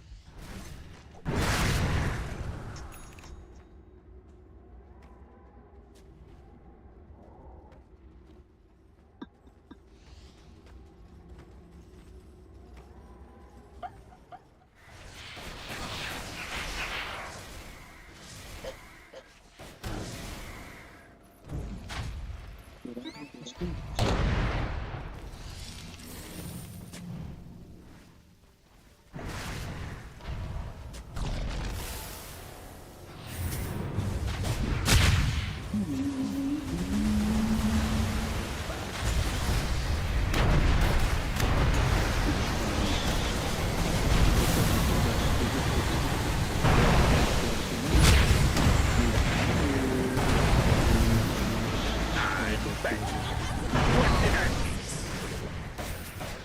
the temple.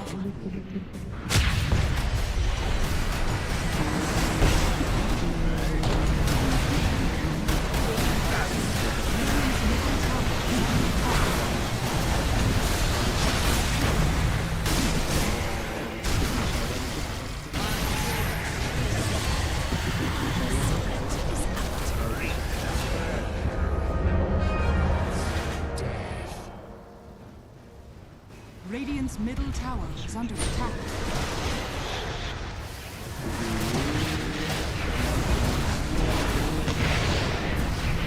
Radiant's middle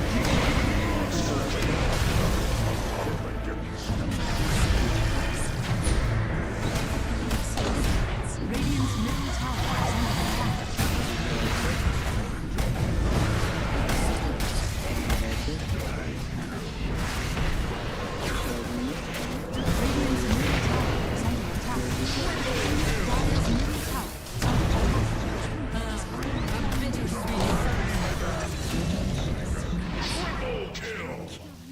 attack. Dire's middle tower is under attack.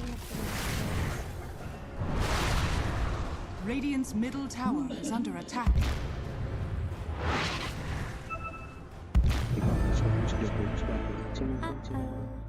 That may have been a mistake. Radiant's middle tower is under attack.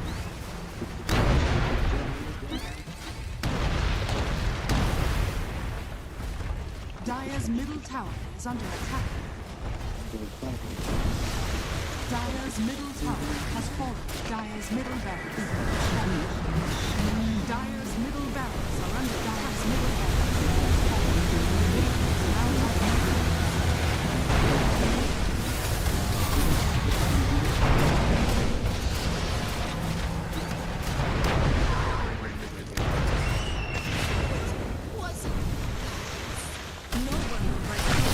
Dire's middle tower is under attack. Dire's middle tower has fallen.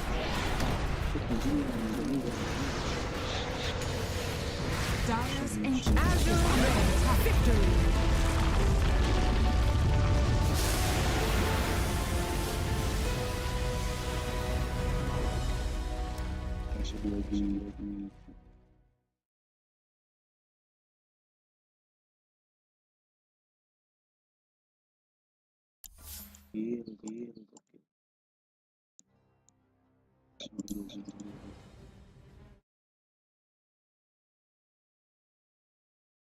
Just about perfectly. Crowd appreciating what they saw from that Azure Ray lineup.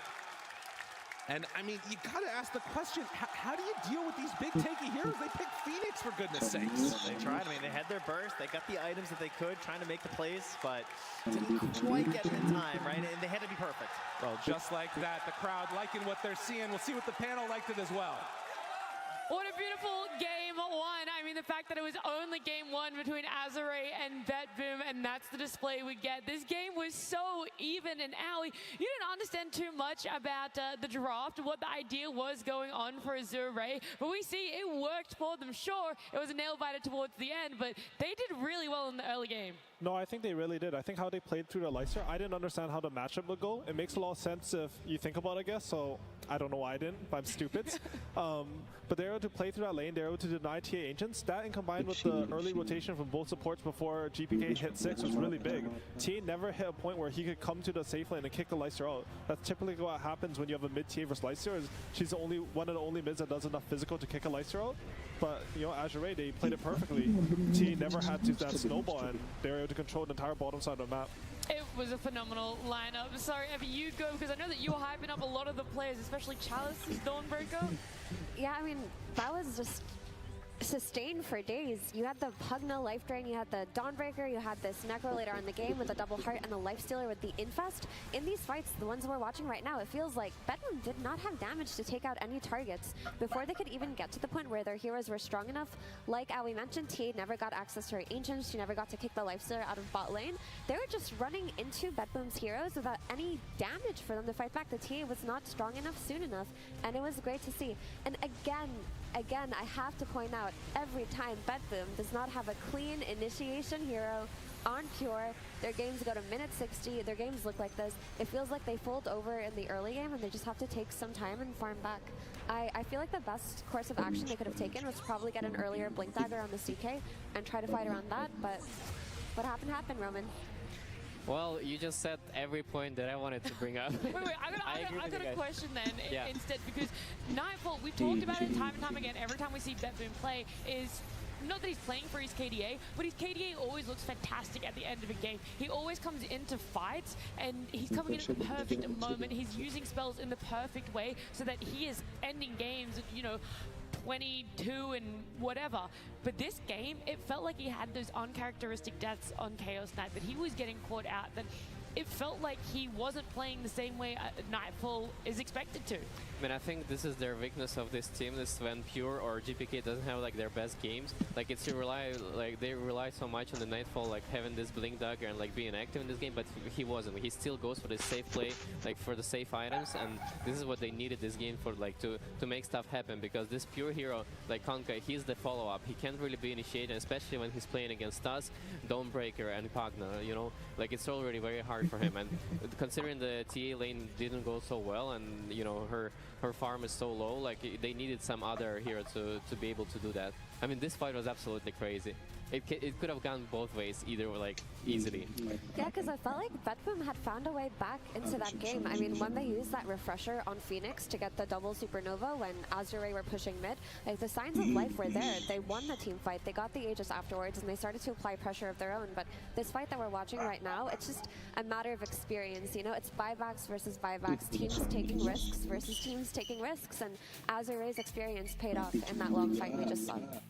Yeah, we're having the post-game stats here on the screen. Ali, the double heart as well coming out from Necro. We weren't too sure what the payoff was going to be in the long run, but it won them the game. I guess on Necro, like, you have the egg, so it makes heart a DPS item, and you have one of the best items of the patch, so you got two of them, and as Effie was saying, like, they have so much heal. They have Necro heal, they have the Lifestealer Fest, they have Pugna, they have some tough saves. Like, it's not easy to go into this lineup. I think something that we need to look at in this game is like using their timings a little bit better. I think there's a point in this game where they had the Agnes on Hunter, they had the Nullifier on GPK, but they sort of like, they took a fight where they didn't even get to use Egg, and like Azure was the one hunting them at the time. I think it looks like as the game gets later and later, like if they don't have this clear initiation that Effie was talking about, it's a little bit more chaos into their game. They can't go for their strategy. Yeah. Well, we want to hear a little bit more about it as well. Not that I don't value your opinions on what you guys have to say. I just know Purge loves to go into great detail about certain aspects of the game. Thank you, guys. Yeah, we were scratching our head a little bit about the Lifestealer, hero who hasn't been picked very much up in this tournament, but I think it was a perfect circumstance once we get to watch it back. If we take a look at some of the clips, some interesting things the Lifestealer did. Great laning stage, pressured this tier 2 tower at 19 minutes.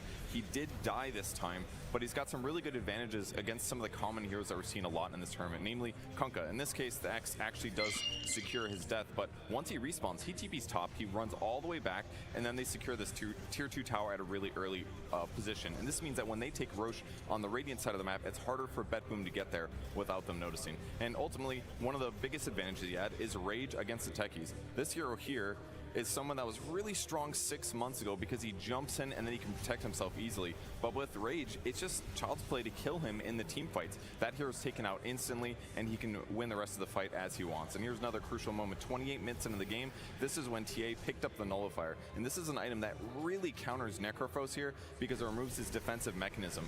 And then we get to see him infest. That's giving more HP to one of his allies who's dying. Heart is good in this meta. Well, Infest gives you a similar amount of HP. So if you can keep your teammates alive in these crucial moments, it's going to win you team fights. And on top of that, he's doing percentage-based damage. Again, tanky heroes are popular. Percentage-based damage is very good. And this just culminates with his nice open wounds shard talent, which gives a nice amount of life steal to anybody in his team that's killing heroes. That's what pushes him over the edge, and a lot of these team fights lets him frontline for his team and secure things to eventually win the game. Beautiful. Thank you so much, Purge, explaining a little bit more on that lifestealer pick, the fact that it's something we're not seeing very often, but it can be a massive answer to issues that other teams are currently facing, Effie. Yeah, and to have the confidence to pick a hero that a lot of teams may have abandoned or overlooked at this stage of the tournament says a lot. I mean, we see this with this lifestealer for Azure Ray. We saw it last series with the last pick Void Spirit with Gaming Gladiators. But the teams that have faith in their ideas and just play for the game itself, they're just very impressive to watch. Yeah, but Boom have an idea of what they want for the game as well. Unfortunately, it didn't work out for game one, but we're going to learn a little bit more about them and one player in particular, Toronto Tokyo. Bet Boom trying to push. Good luck, you know? We got some luck yesterday. No, absolutely. It's so difficult to push into this Willow, into this Marcy catch, into the Ench, just throwing impetuses with huge damage from range. Pushing high grounds in this patch is impossible. Give me your best take. How do you push? How do you push? Yeah. How do you get to place all 5 Bet Boom heroes perfectly? Let's say they can go wherever they want. If enemy team has the goal to defend their base, they can do it forever, I feel like. How are you going to place them? Nightfall up front and center. Okay. Which is tough because Pudge has the Aegis, because he does not buyback. You have Undying right behind him. Willow is tagged onto him there, and then you get the double hit because Willow's 25. But no! Instead, just step up, and that's already a tier 3 tower gone. Wait a minute now, the hook, the connection, Q, he's in trouble! Oh, Bet Boom, have you actually done it? If you have any opportunity to end the game, you try your best. It's quite inspiring, honestly, for Bet Boom to see this happening. Okay. Nightfall, get out of there, but the cheese, the save come out from the IO, Pure, he's in no man's land. One more damage there, look at the Desolator! The hit's coming in from the IO, GPK comes out, goes for the disarm, and then the back away. Our plan was, I had the Aghanim's, and I will spam them, and then I will go in with Blade Mail. And also we had a buybacks, and they didn't. Tricks for the trade, chasing, they're waiting for Makoto, wants this moment, and they find him! Is it gonna be enough damage? Yes! They take down Makoto! Can they get any more, though? Nightfall, the hook, again, Pure, he's on his man, can they bring down this Willow? Goes for the walk away, and the damage coming out, the IO is doing so much of it! Save and Nightfall doing it all together, but they managed to kill off that Muerta, and now the buyback. Looks for more Toronto Tokyo with his Ags. Yeah, it was really good staying behind PL, he's destroying the base. I like that. On this Undying, 10,000 HP on Toronto Tokyo, looking for more. Bet Boom, they're gonna claim the game. How do you do that? How? I really hate losing. It's for me, it's impossible. And I love winning. I want to be in the history of Dota 2. I want to be one of the greatest players in the world. But it's competition. Sometimes you lose, it's okay. It's not easy to win. All I want is to face Spirit in Grand Finals. It will be really hype.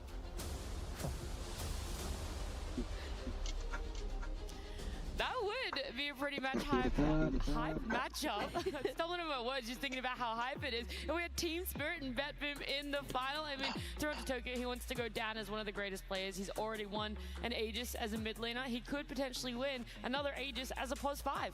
I mean, he already is one of the most impressive players we've seen in a very long time. The Team Spirit's TI10 win, we all saw True Sight, we all watched it. That call, that final game's draft call came from him. This is a player who has a lot of ideas, he has a strong voice, and he brings it to the team. So his transition to position 5 from mid just felt so natural. It just felt like he fills the leadership role in a way that a lot of other players who may switch roles couldn't. How do you feel, Aoi, about this transition for Toronto Tokyo, especially when we see his heroes? I mean, we saw a recap of his Undying, how unkillable it was, and then his Phoenix in the most recent game. I think Toronto Tokyo's strength is that he has unending confidence in whatever he does. I remember after TI11, he just came up to us at the after party. He's like, I'm going to be the best 5 in the world. And he was believing it. He Wow. spoke with full confidence. He's like, all the 5 suck. I'm going to be the best. And, you know, honestly, he's playing really well right now. I think it sort of goes into the game. Like, when he's able to show that confidence, you'll see him running into these undyings, hitting buildings on +5 with 10,000 HP. Like, it's something that is a very positive, unique trait, I'd say, about him. Do you think that transitions into all the players on the side of BetBoom, Rezo?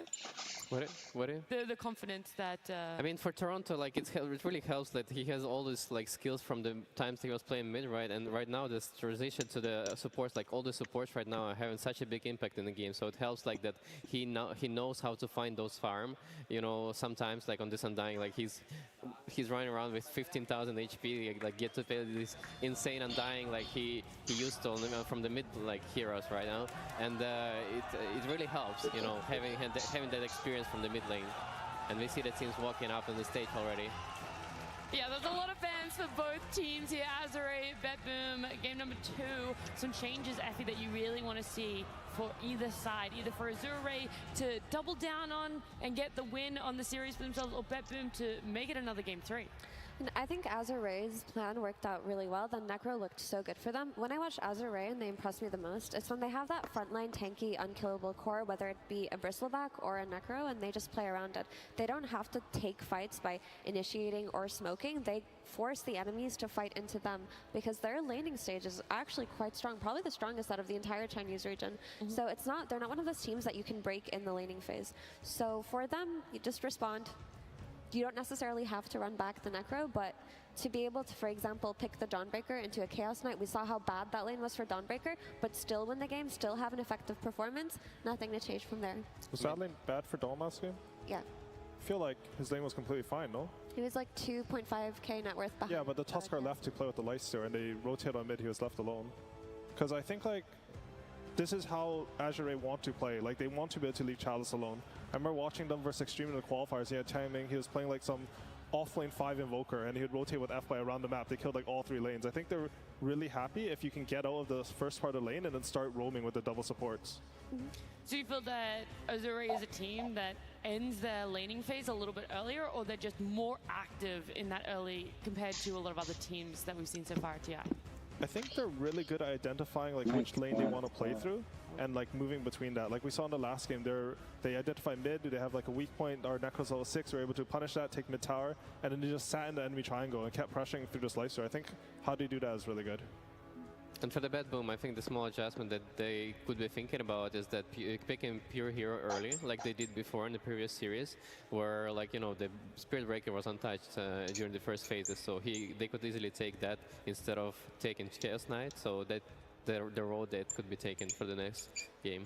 I know throughout this year, as you stood in for BetBoom at some events, do you think this is a similar team to the one that you stood in for? Is it a very different team when you look at them from the outside as a panel member now? I think they're very different. Like, Yeah. I think they're improving with every tournament, and it was never about skill for this team. It was mostly about the psychology and like how they think of themselves, right? If you think that you're number one and you have to perform to that level, then it's very hard to have that pressure in the game and deal with it. But I think right now they're very more chill in that sense, and I mean, you can see that they're playing till the very end and they're not giving up. When I was playing with them, they kind of gave up in a few games. You could say, you know, that was past BetBoom. This is a whole new Yeah, BetBoom this is now. the whole new BetBoom. Yeah. They conquered their demons, we've said they seem to be different. But going into this TI, Toronto Tokyo mentioned that he expects a top 4 placement for his team, at least. That's what he sees that they're capable of. That's what he thinks that they can do. And I really feel like throughout the year, you've seen them progress as a team, right? Not just in terms of the way that they play and shaping their identity, but just in terms of determination. Because I recall there was the BetBoom Dacha tournament a month ago or a couple of months ago, and they got eliminated early from that tournament. And that was their namesake tournament. And a lot of the eliminated teams opted to stick around and just enjoy it, but they left early. They left their own tournament early just to practice for the upcoming Dream League. Well, here they are. They're one game away from potentially being eliminated.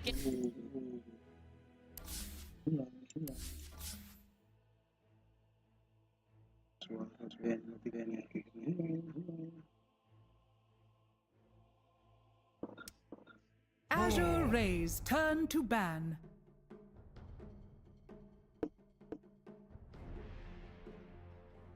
10 seconds remaining. 5 seconds remaining. Bet Boom teams turn to ban.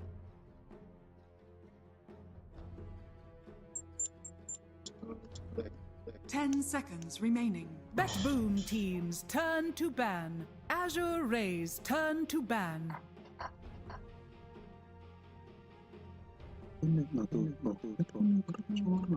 10 seconds remaining. 5 seconds remaining.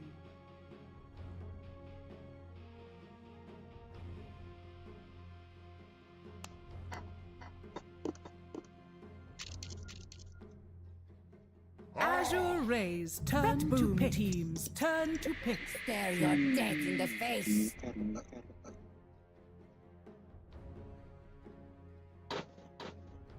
Azure Rays turn to ban.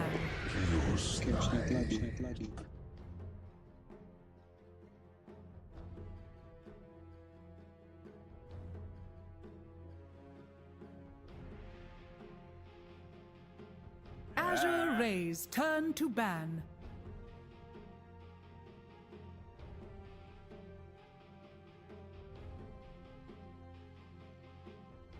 Bet Boom teams turn to ban.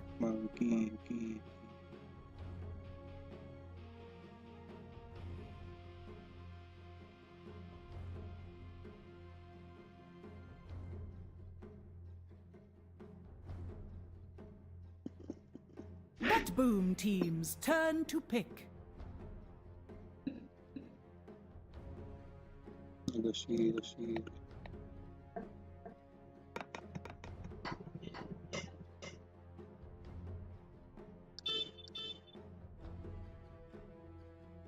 Ten seconds remaining.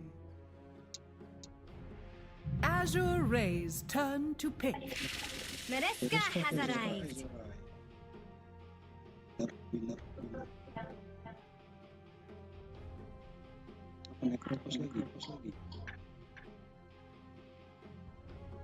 Azure Rays turn to pick. Tusker.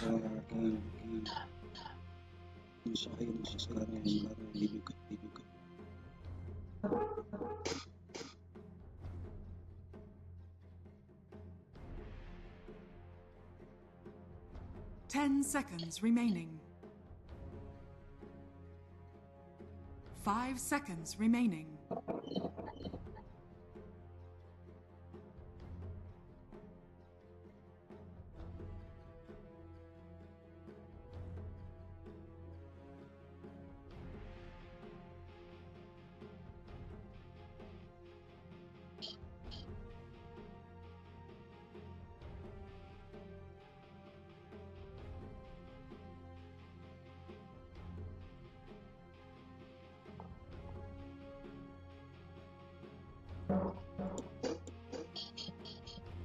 Bet Boom teams turn to pick. Face the light.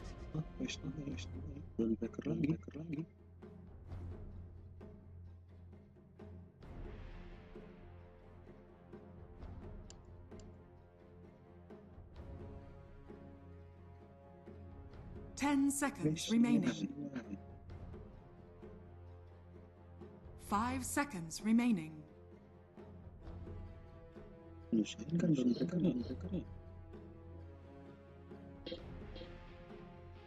Bet Boom teams turn to pick.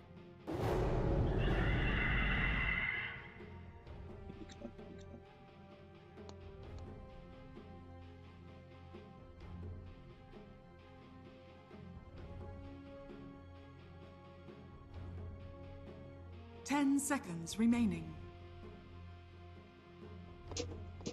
5 seconds remaining.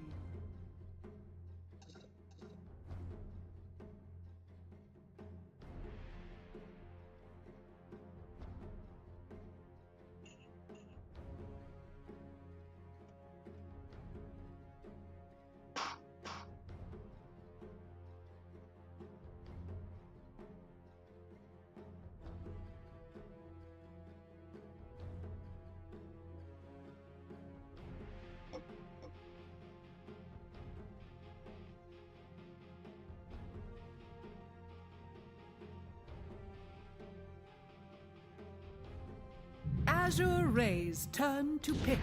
Faceless Void.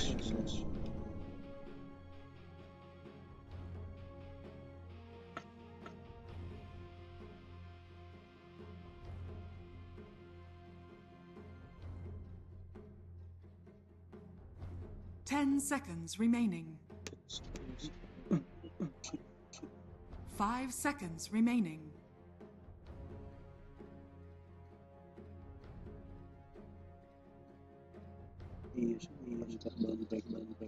Sudah masuk. Di crossbar.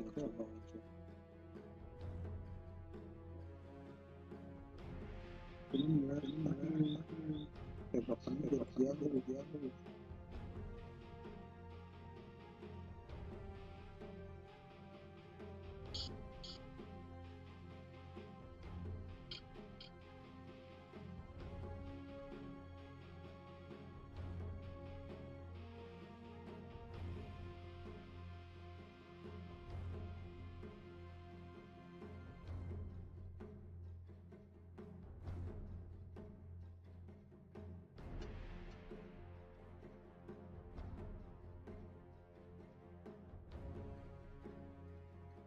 'Azure Ray's turn to ban. Luna.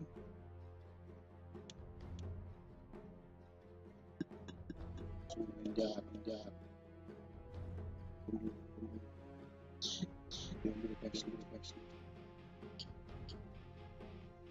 10 seconds remaining. Bet Boom Team's turn to ban.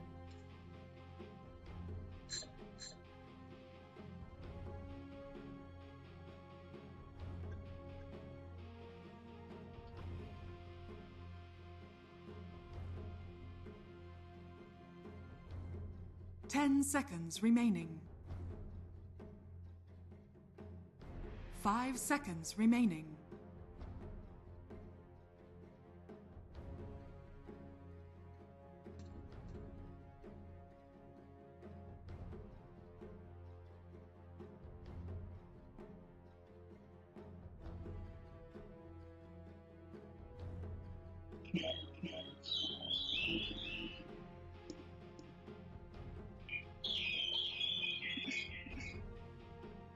Bet Boom Team's turn to ban.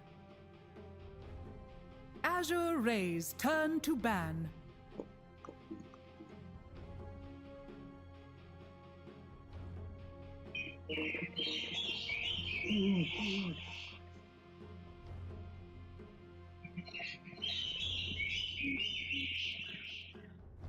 Ten seconds remaining. 5 seconds remaining.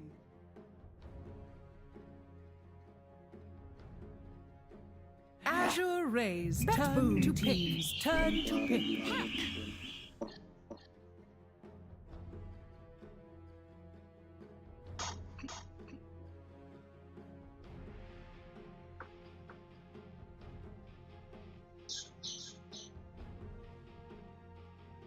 10 seconds remaining. 5 seconds remaining.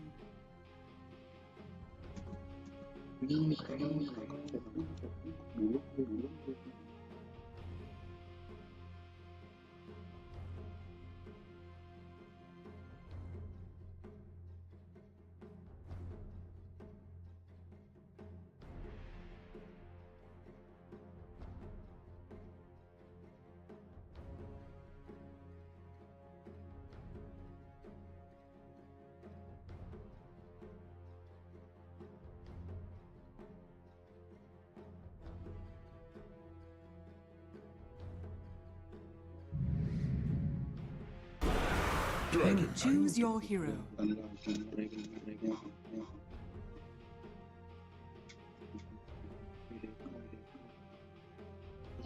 10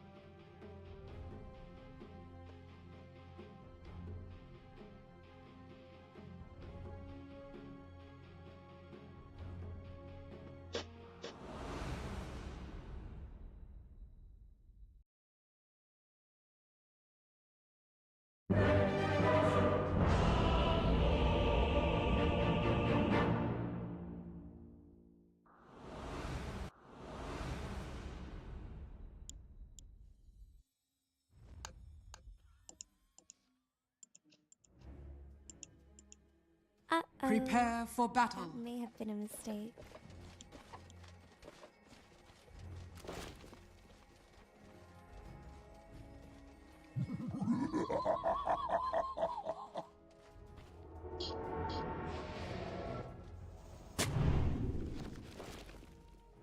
Единственный, кто может меня победить, это я сам.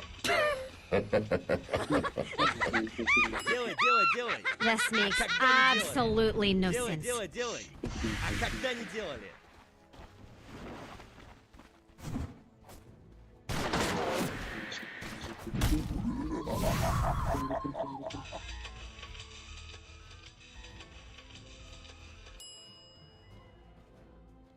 Thirty seconds to battle. Azure.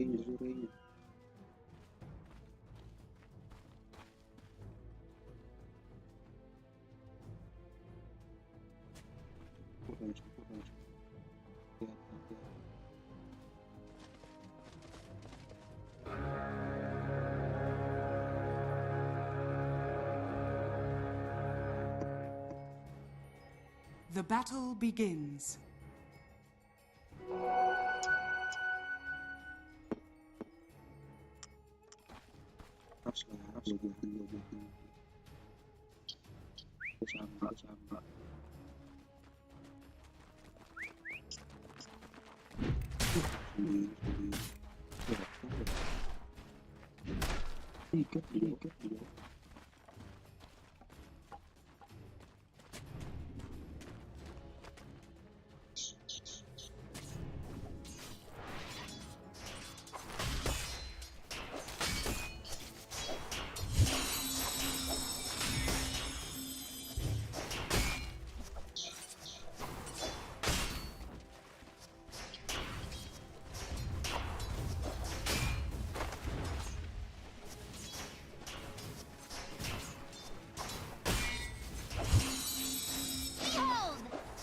Denied.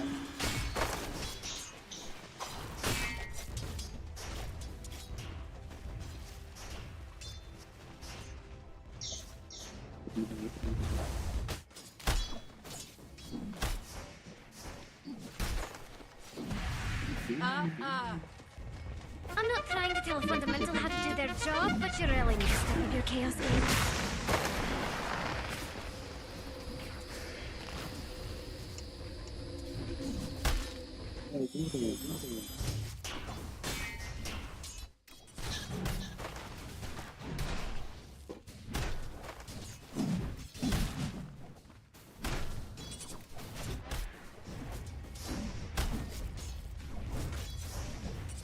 Consider yourself denied. First blood. And now, it matters not to me. Dragon First blood.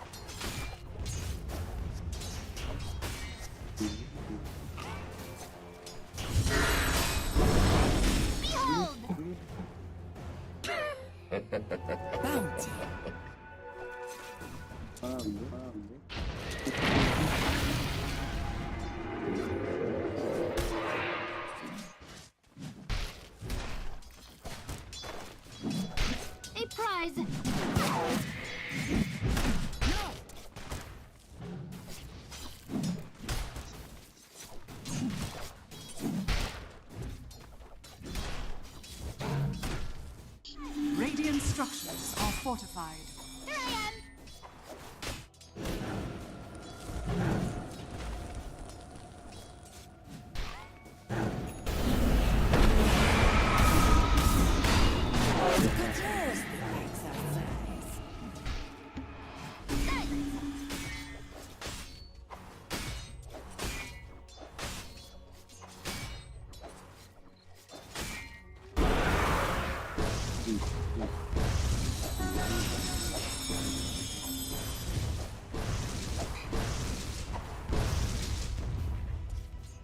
Dire's middle tower is under attack.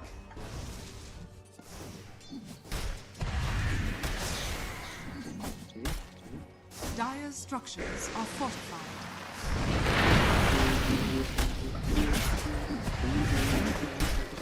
Dire's middle tower is under attack.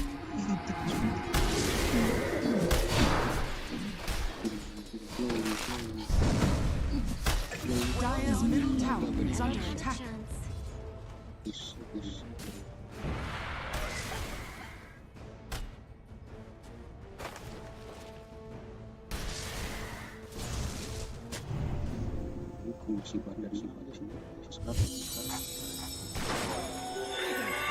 Visibility.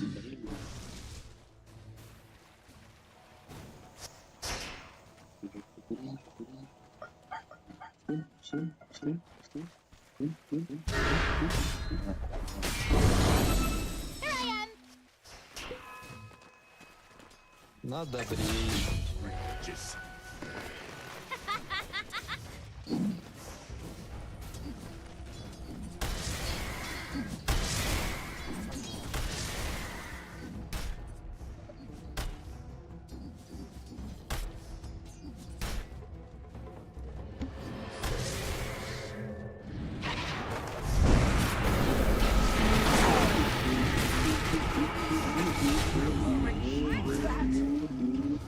Надо брить.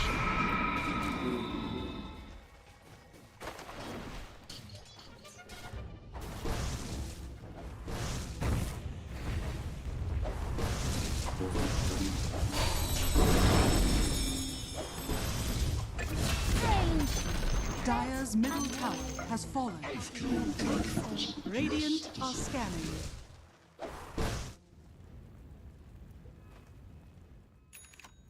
Dire's structures are fortified.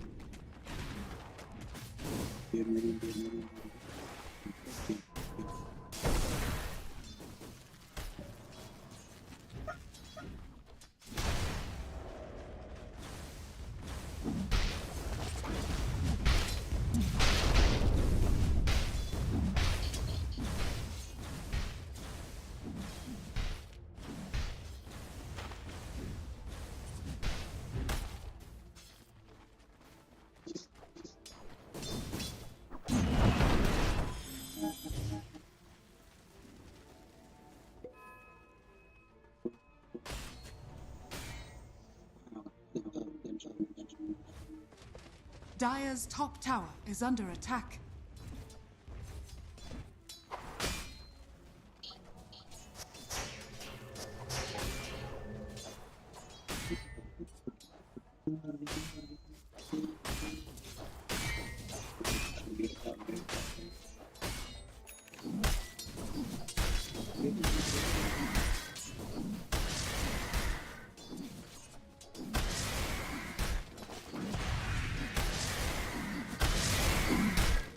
Dire are scanning.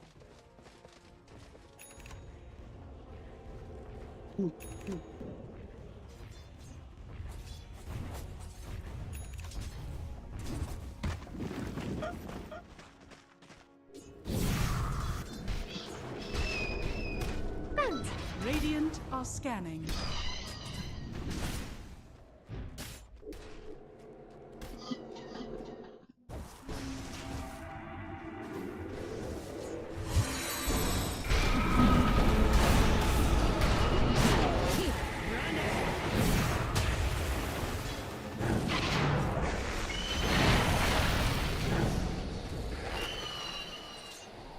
Dire's middle tower is under attack. Consider it a challenge. Interesting. Blessings upon a loyal warrior.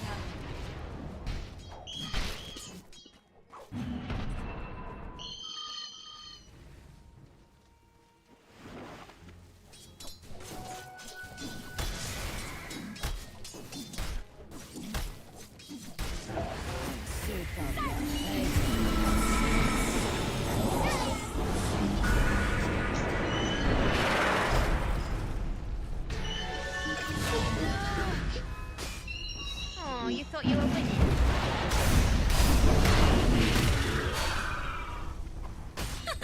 Radiant's top tower is under attack. My second chance reached an end.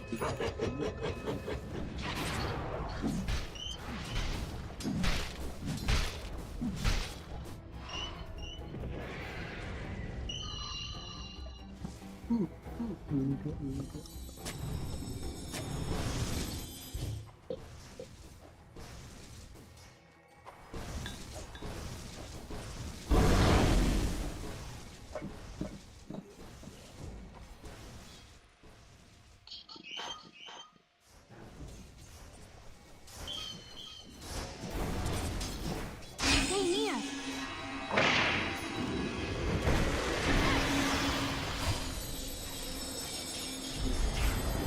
How dare you lay a hand on me?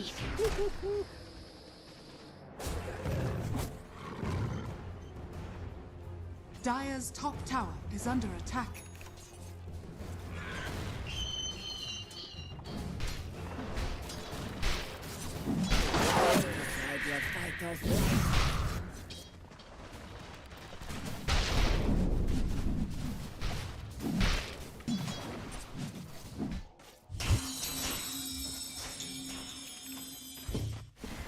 A prize.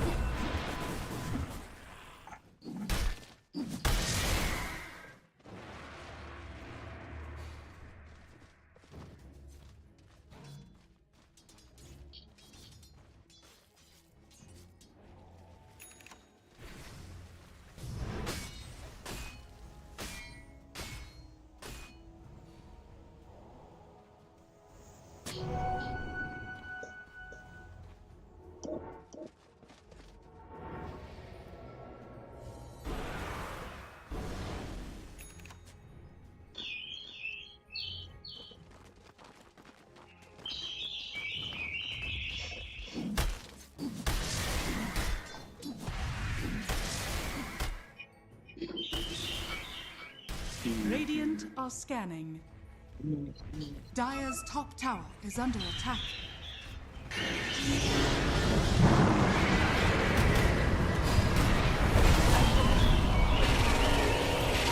Dire's top tower is under attack.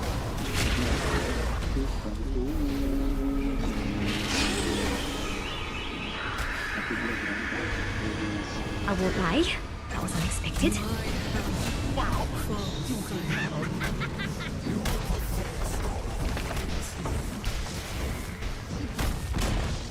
Dire's top tower has fallen.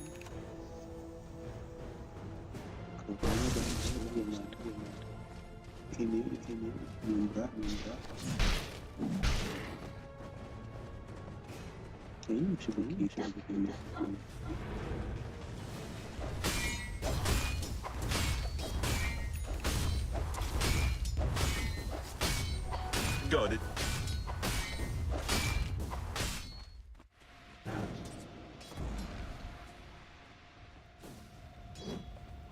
Dire's bottom tower is under attack.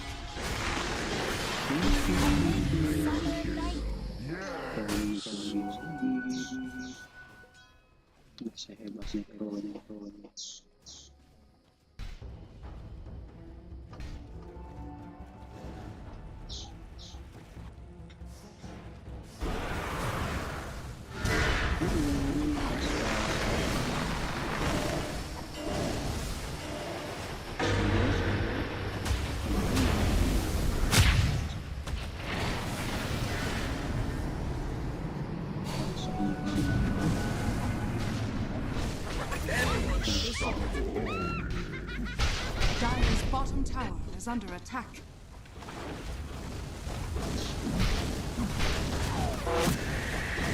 Dire's structures are fortified. Dire's bottom tower is under attack. Radiant are scanning.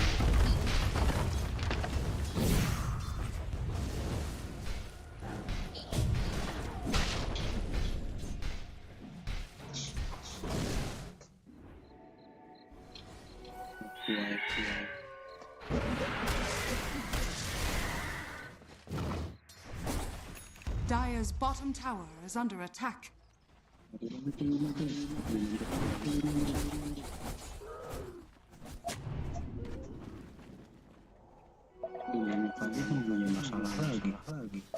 Dire are scanning.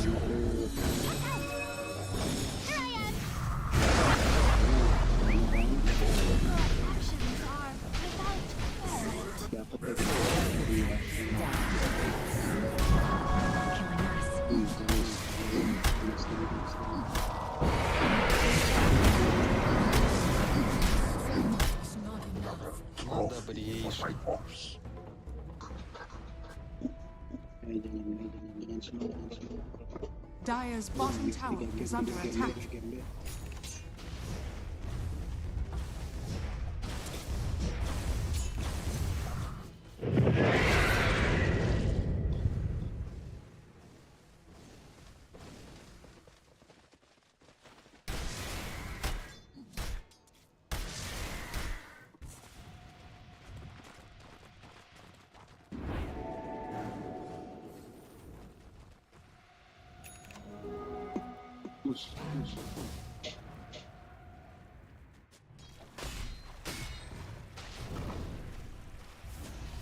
Dire are scanning.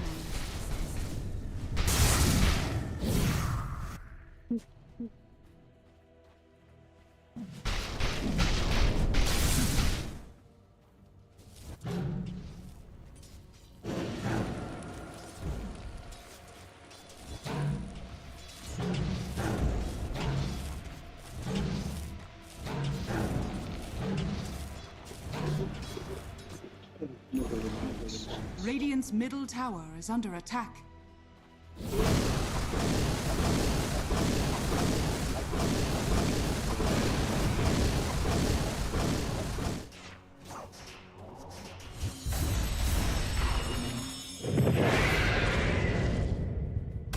Radiant structures are fortified.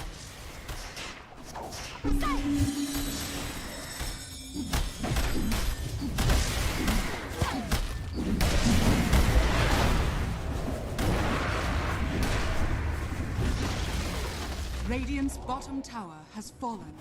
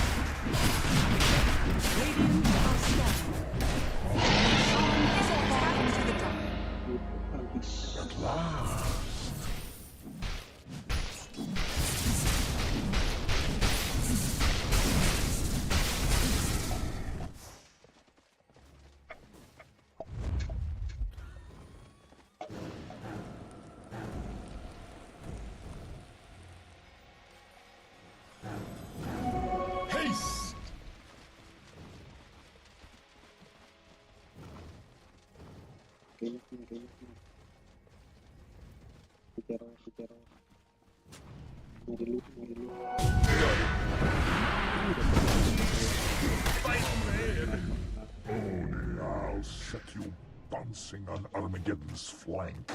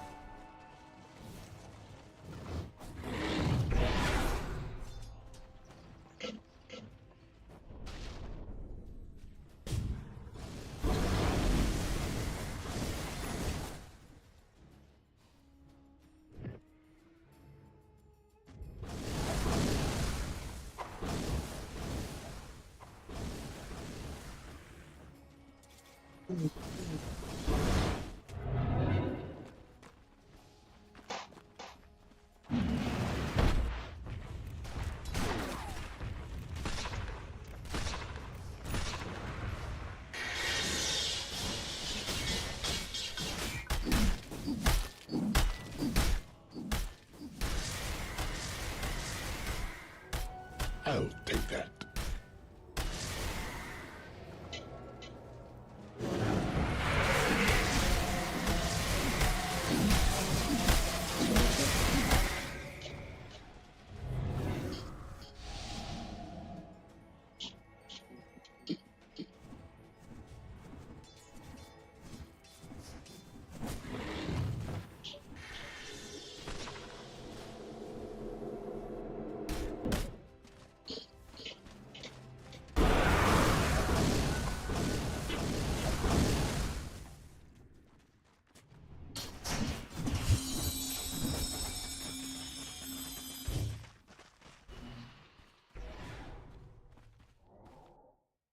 Dire's middle tower is under attack.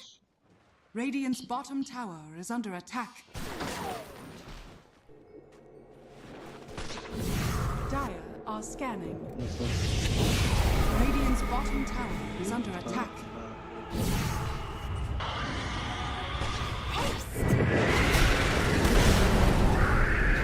Another phase begins. Radiant's bottom tower is under attack.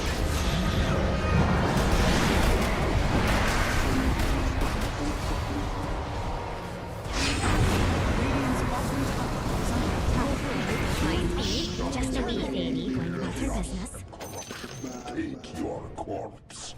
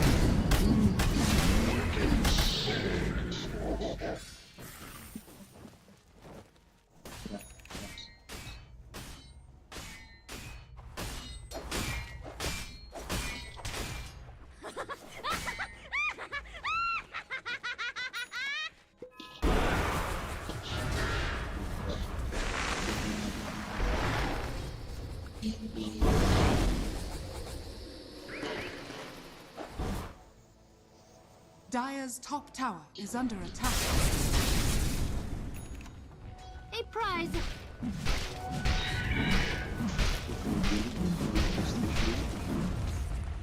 Dire's structures are fortified. Radiant structures are fortified. Dire's top tower is under attack. Invisibility!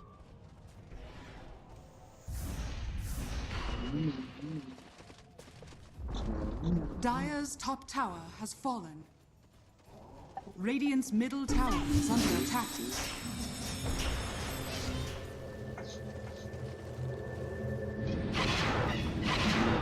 Dire's top tower is under attack.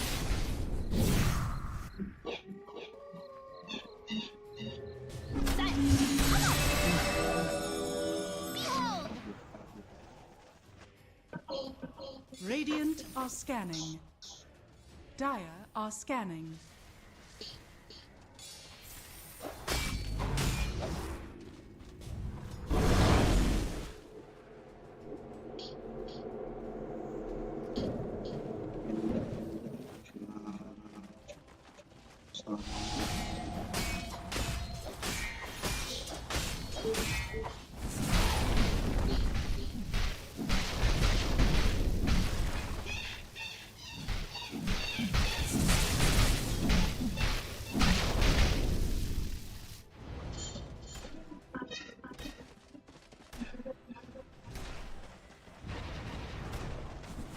Dire's middle tower is under attack.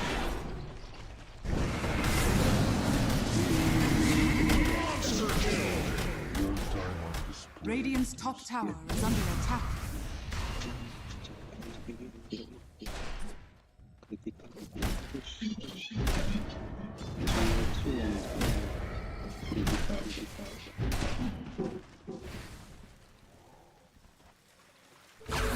The cavalry has arrived.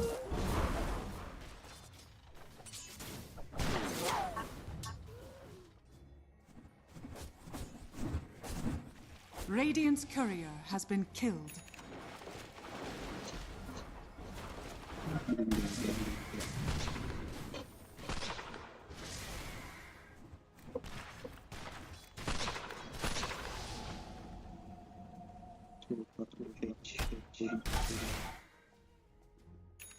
Dire's middle tower is under attack.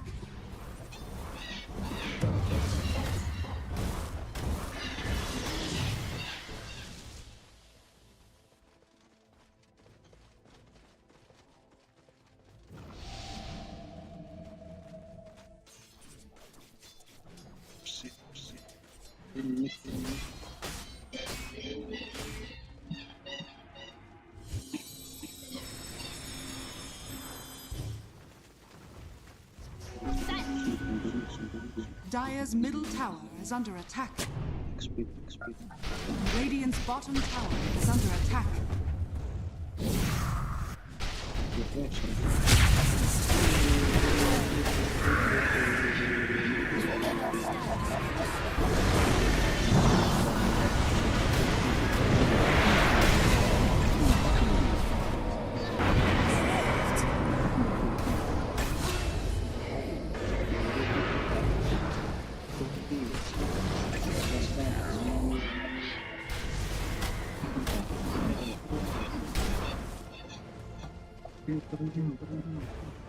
Dire's top tower is under attack.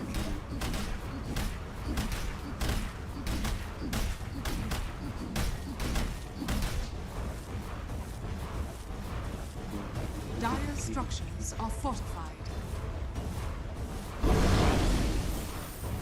Dire's top tower is under attack.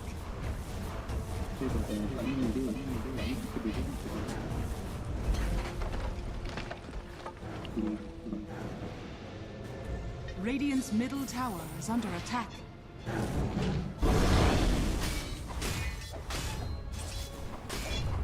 Dire's top tower is under attack.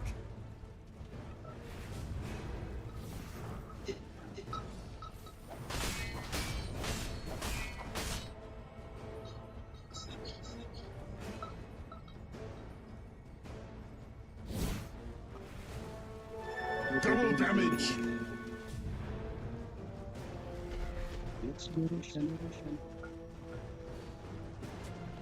Radiant are scanning. Dire are scanning.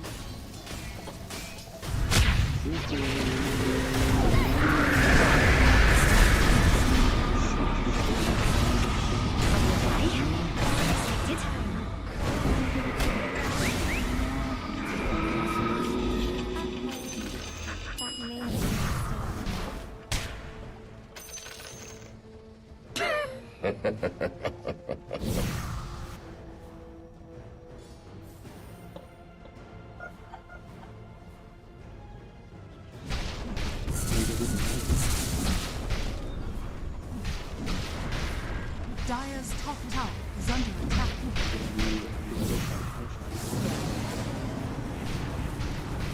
Единственный, кто может меня победить, это я. Dire's top tower has fallen. Dire's structures are fortified.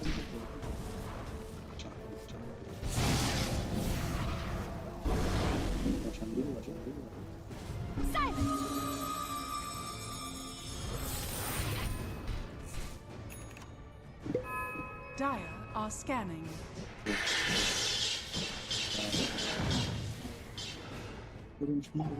Force is mere fantasy.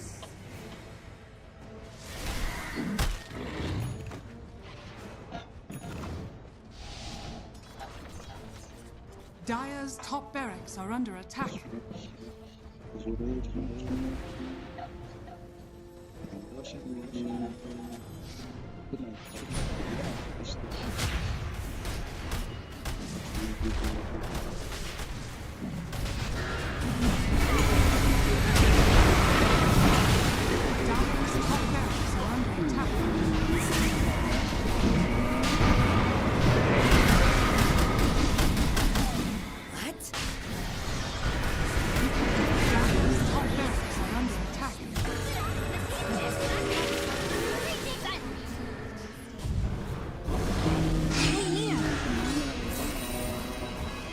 Dire's top barracks are under attack. Roshan has fallen to the Radiant.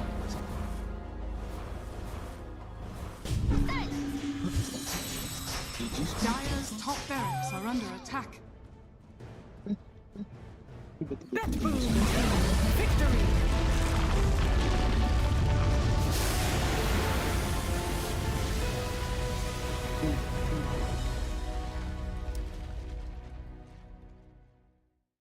Sama.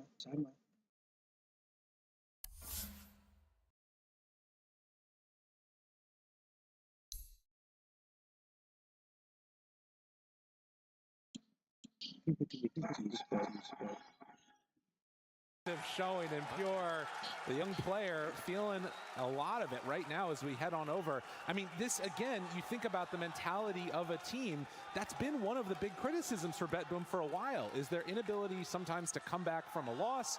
Sometimes they maybe would get a little bit tilted, but it feels like on this big stage, when most pressure is on them, they were able to stand up to where they needed to be.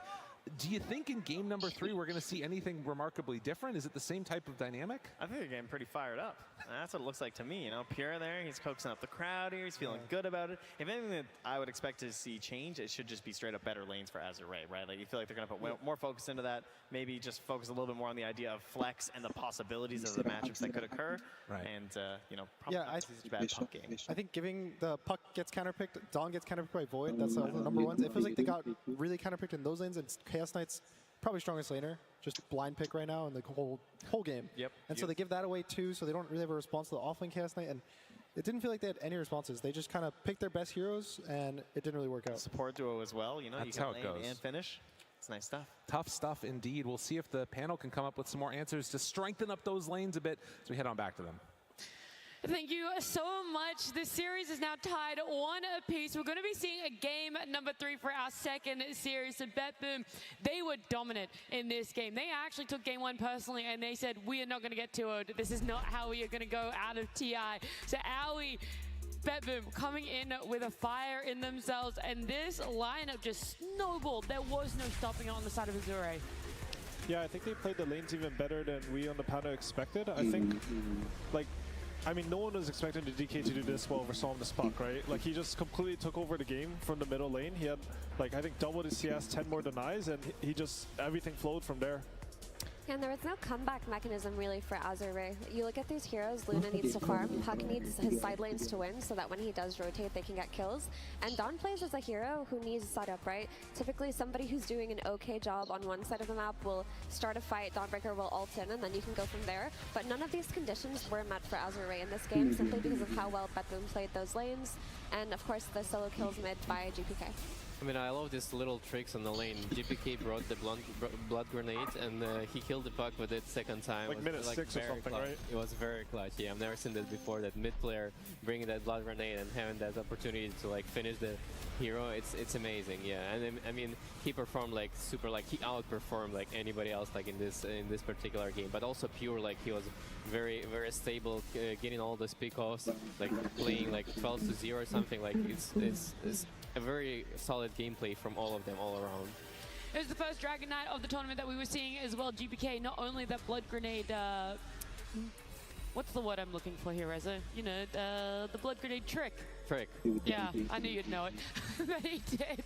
It's a Dragon Knight first time. Ali, you already talked about how in the draft phase you didn't understand why people weren't going for it, that it could have been this counter. Now we see it. It's pretty big. Is it still a very situational hero though? I think it is situational. I think they're able to pick at this game because there's not really any damage on the supports of Azure. Like Murta will eventually get damaged, but honestly that's way later into the game. Her spells are just like good team fight. They don't do that much. Also, I feel like even this game, like it performed above expectations. I could even see a game where if he doesn't dominate mid so hard, I saw some Mortas, they would rush like a Veil of Discord first item, not even any boots, and he could play on Puck, and DK could actually die to that. But because of his lane dominance, like there was no angles at all to fight this DK early.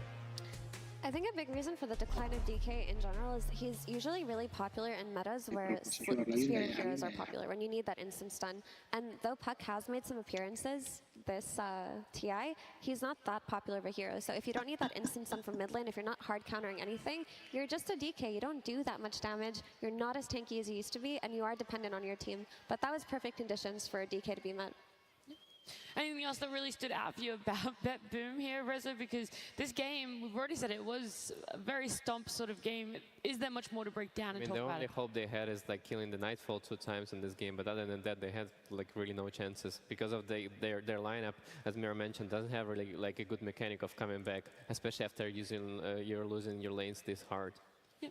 We have a little bit of a content piece for you guys. Azure, we got to talk about everything that makes them a team. TI 势力对我来说，在小时候可能会非常难受吧。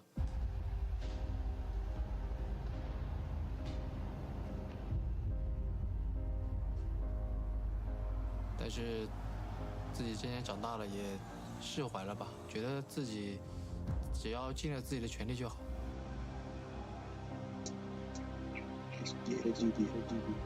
就自己还算是一个可以重新站起来的人。I followed FY closely. Man, how's this guy so good? Because he didn't play for a relatively long time, and when he came back, he's just like FY God once again. 我觉得打 TI 冠军和过程都很重要吧。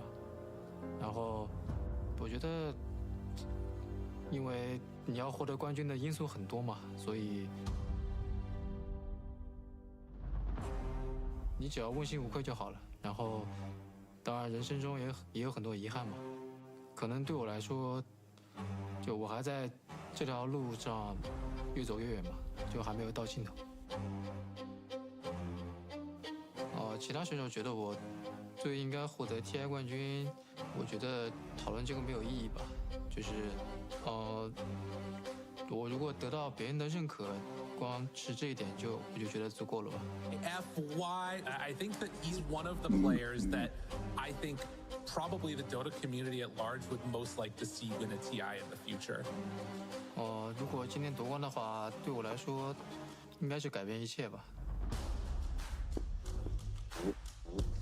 FY, I mean, the dream is still alive. He wanted to prove, he wanted to climb higher and higher. And Effie, the Chinese Dota fan that you are, how much would seeing either LGD or Azure lift the Aegis be?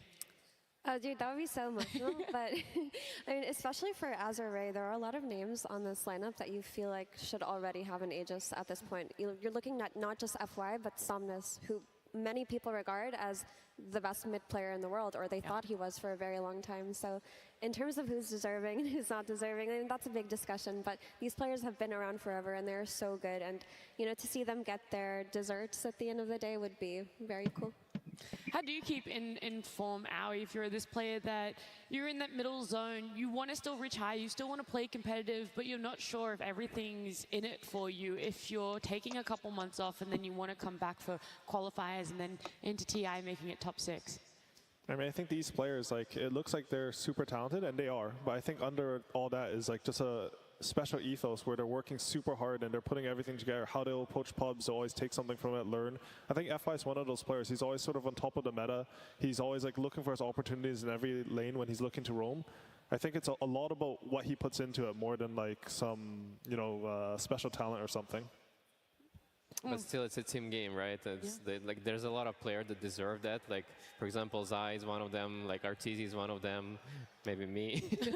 But you could throw yourself in there, isn't it? It is a team game, and there's like so many things that go into the win. I mean, Curtis sure knows of it more than I do. He was there a few times.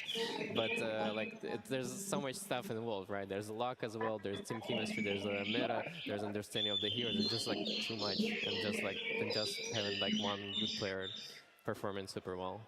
You mentioned the meta, knowing hero matchups a little bit. Do you think that Azure fell too much on comfort for heroes in game number 2, FE, and that BetBoom are such an adaptable team that those changes between game 1 and game 2 are going to now give them an advantage for game 3, unless Azure come out with a strat that we haven't seen yet in TI? I think depending on who has first pick or second pick, it'll change, because that last pick, DK, completely caught them off guard. That dismantled their draft entirely, and it made it so that there's just no entry point into that game. So they're definitely going to be conscious if they have, if they don't have over a last pick of the GPK hero, because if GPK gets a winning lane, like a winning lane that is that heavy of a counter pick, then it could be a very difficult game for them. That's now sorry, Alan. I think both teams are sort of on the idea that like pure win lane, game good for BetBoom. Pure like having a rough lane equals Azure is going to control a lot of the map. I think this is what the next draft is going to focus on. We'll probably see bans on the center, the Spirit Breaker again, but I think they'll put more emphasis. Like, I think they should look at the CK as well. Like, they should, honestly, if I were them, I'd just ban out all of Pierce heroes in the first phase. I think that's the best way for them to go. It's tough because then Primal is still in that pool of, again, what you said, it depends on who is first and second pick to how many bans they're going to get for themselves. But Centaur, Primal, Bristle, Spirit Breaker, that's kind of rough now, and you got to add CK to the pool too. Yeah, we're at the stage of TI where we figured out the 10 pool of OP heroes, and you are forced to give away a few every game, regardless of what. So it just depends on which team you're playing against, which player you want to focus in that first phase. And, you know, we've seen the story. We've seen the story for days now. If you ban out Pure's heroes, BetBoom has to play until minutes 60, 70. They have to play to scale, and sometimes they don't get there in the cleanest way. So take it to that turf again. Yeah. We are not really seeing Primal. Do you feel, Rezo, that he is in that realm of being hard to counter, hard to break down, or have people played so much emphasis on him that maybe it's time to let him back into the pool? Maybe we need to see if he's still a broken hero. I don't think so. I think I didn't even finish my question and you're already shaking your head. I think the hero should still be banned. Like, I mean, we've seen a video about how broken heroes are, and like a lot of people mention the Primal Beast because it's really hard to play against that. It's the meta of like Blade Man Haro Tarask, and he's excelling at that. He was the first one who was like, you know, doing all of that at the first place. What would you want to be letting through, Aoi? Honestly, I would like them, if they want to try something, I think playing versus Spirit Breaker wouldn't be the worst. That hero is sort of OP though, so I'm not too sure. I don't know, Dota's, when it gets to this late in the tournament, it's just so weird because we're both seeing like all the OP heroes, but we're also seeing like some new picks come in at the end. Like, you get to more refined strategies and niche picks. We saw a Razor in the Liquid Gladiators. We saw like the DK here. So I just want them to sort of innovate a bit on their picks on Azure. Maybe they have something hidden, something, you know, we saw Necro already, kill some tanks. Maybe they have something more like that. And to me, it seems like the team that is doing this innovation is actually on top of the, on top of the game, because like you see this DK, he won the game for them almost alone, right? So you see this Razor as well from the Duratio, like he was doing such a good job in this game. So whatever teams like this, and it's also like those heroes are coming like from the flow state of like drafting. You're not like preparing for them specifically, but it comes like to the mind like that, like this, and it's in this state of flow. It's just like it's really brilliant ideas. Yeah. I mean, we saw yesterday Azure are definitely capable of that innovation that their region is famous for right now, but they did run a mid-snap fire with the support Clockwork, and they had a really great early game up until the lead was thrown, so maybe they'll go back to some of the more interesting mid-picks. I think for sure they need more damage, right? On their 2-4-5. I feel like this last game, they didn't have any play options. I felt like they were even like clutching every opportunity. They stole Roshan, they sniped Tormentor, they clutched 2 kills on Nightfall, but there's just not enough. It's too hard to do these moves. I completely agree. This is the meta of like high damage supports, and they need to be looking for that as well. I mean, unless FY is playing really sick task, which he did in the first game, I think they need to be looking for the more damage on the supports. Well, our players have now walked out. They're in the booths. They're going to be warming up. They're going to be trying to think about what they want to do for this game number 3 in a best of 3. And while we give them a little bit of time, let's have a closer look at BetBoom.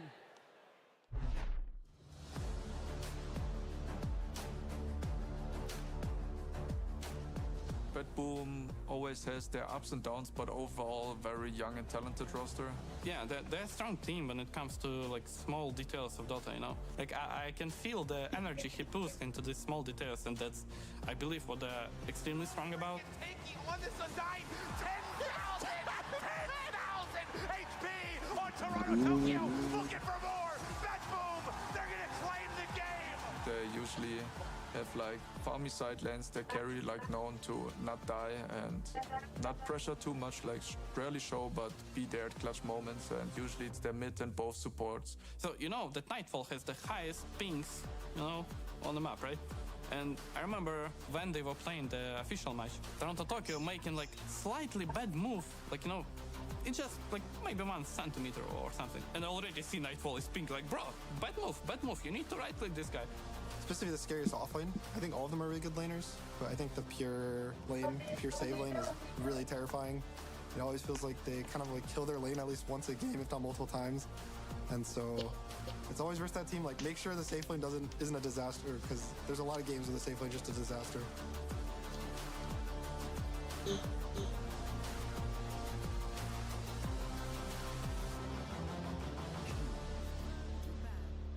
A strong-looking team, and we got to hear from other pros, other people playing at this TI, just how strong that offlane is. It's a narrative that we keep pushing, but more importantly, apparently Nightfall is the ping master on that team. We thought it was going to be GPK. It's... Good check.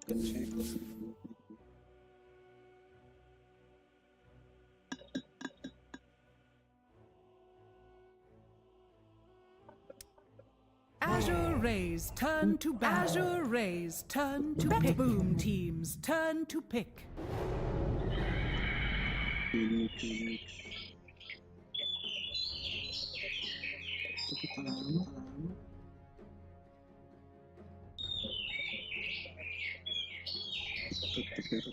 Bisa. 10 seconds remaining. 5 seconds remaining. Top Ben.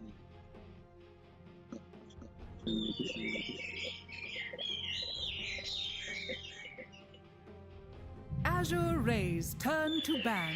Stare your death in the face.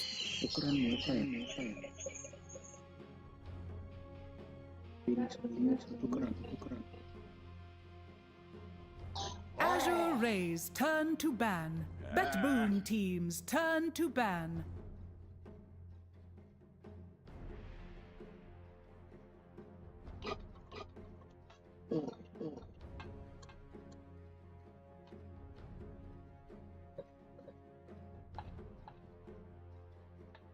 Ten seconds remaining. 5 seconds remaining.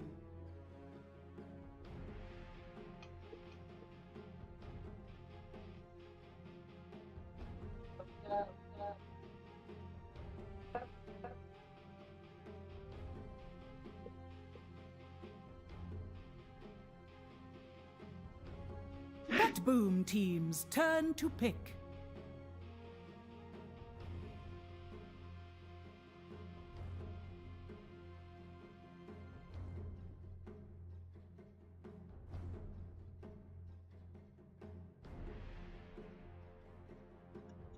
Ten seconds remaining. 5 seconds remaining.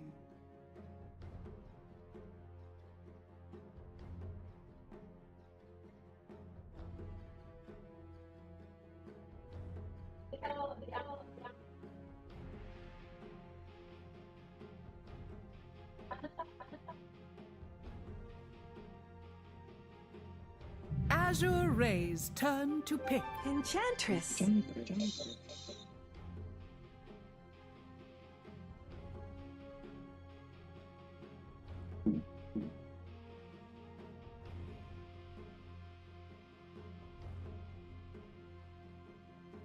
10 seconds remaining. 5 seconds remaining.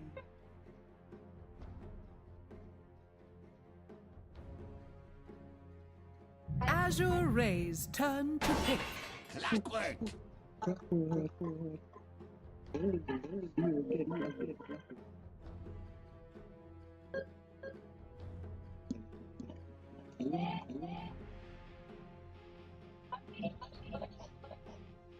10 seconds remaining.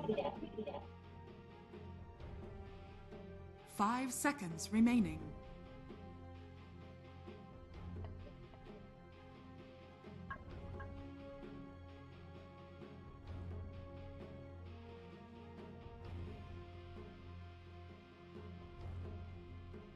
Bet Boom team's turn to pick. Brewmaster!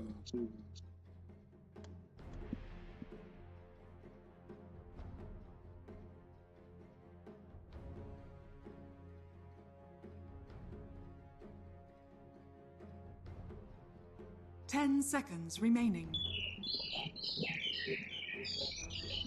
5 seconds remaining.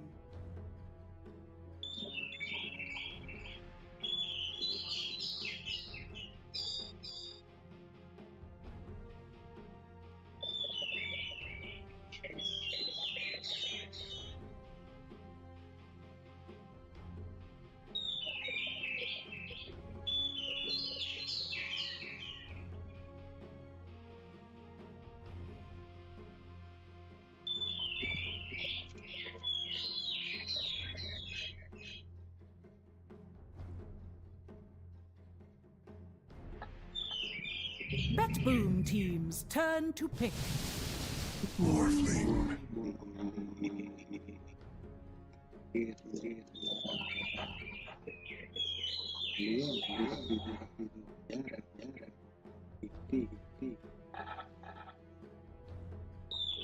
Ten seconds remaining.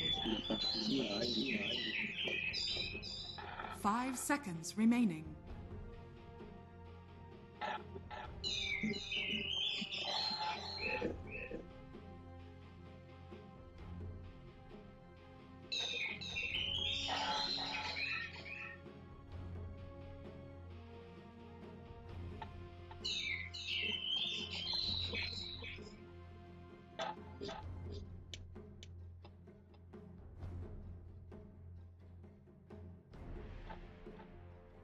Azure Ray's turn to pick.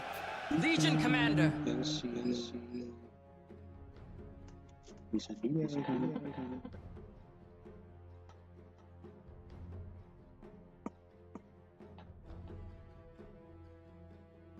Azure Ray's turn to ban. Admiral Concar. Bet Boom team's turn to ban.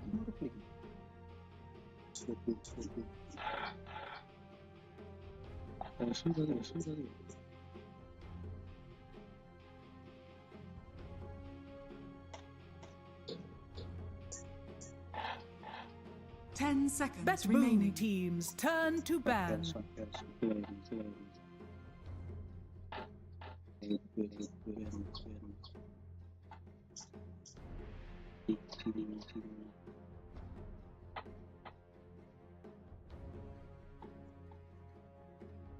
10 seconds remaining. 5 seconds remaining.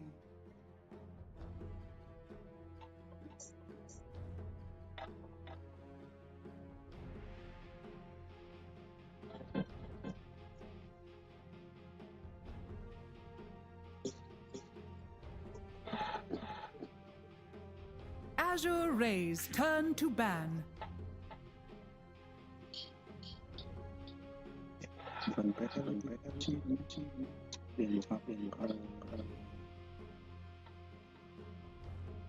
Luar.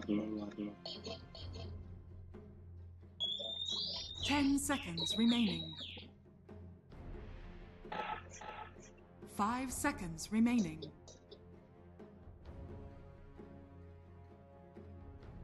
Solida. Bisa.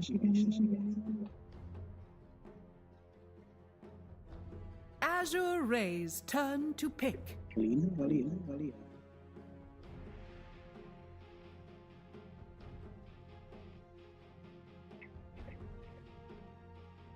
Jangan ngambilin.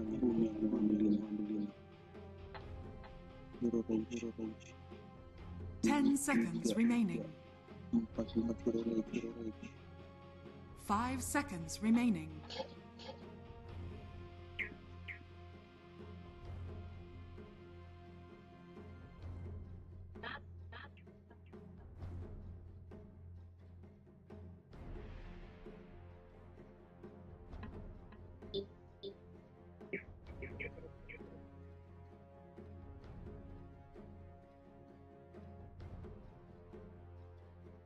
Bet Boom teams turn to pick.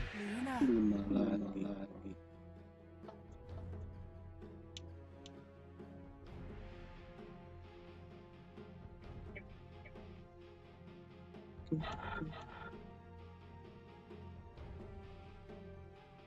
Ten seconds remaining.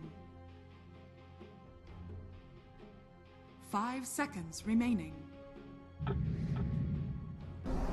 You may now select your heroes. Jangan menit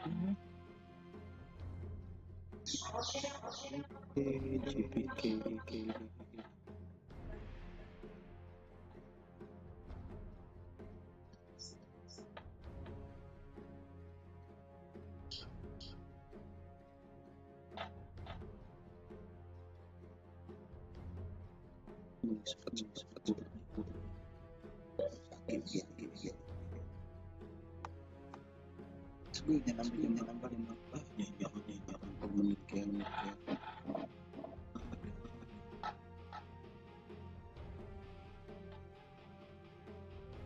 10 seconds remaining. 5 seconds remaining.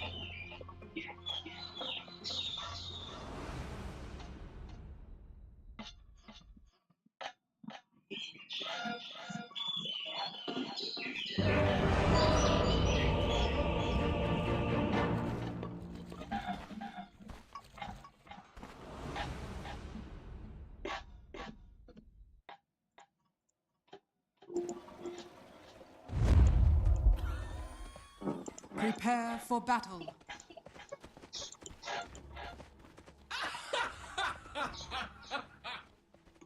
Sound strategy. Not what you expected. 我哪里猜了呀？不要睁着眼睛乱说，好吗？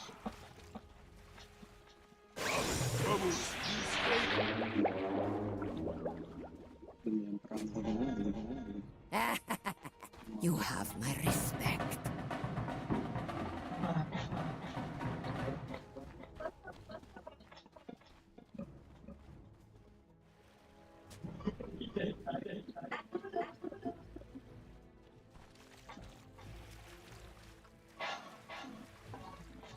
Thirty seconds to battle.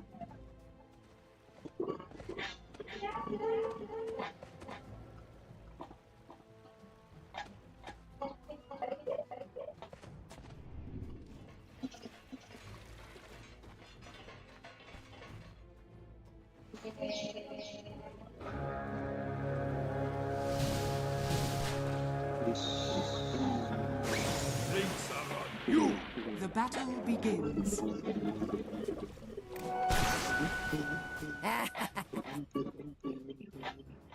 还在 C， 还在 C， 还在 C， 基地都要炸了，还在 C。I think not. Radiant's courier has been killed.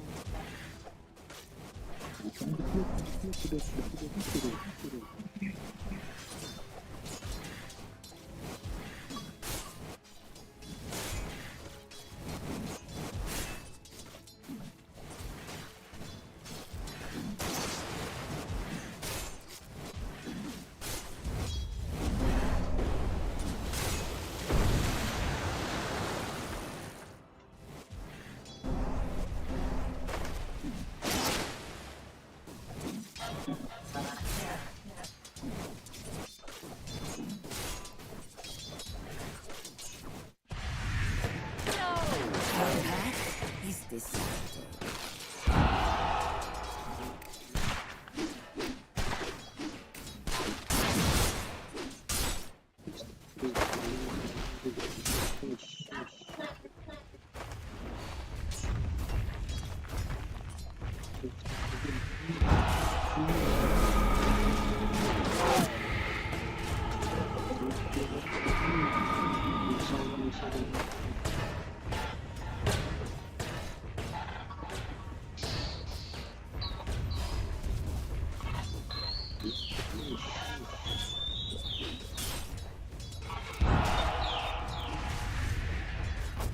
Consider it a challenge.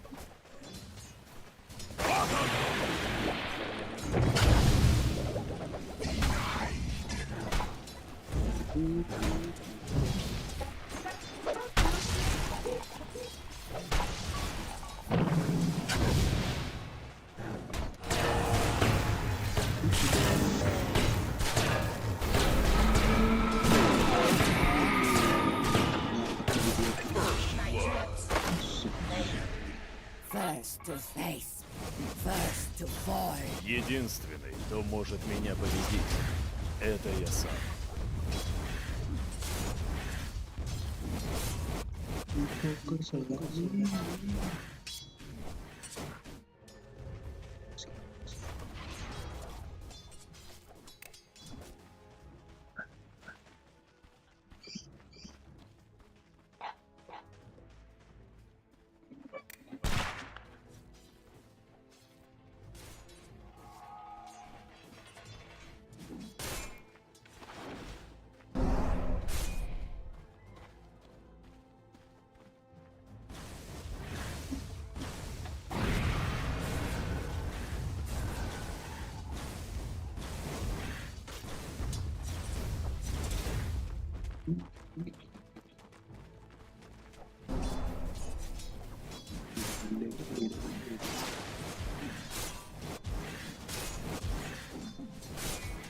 All things fall.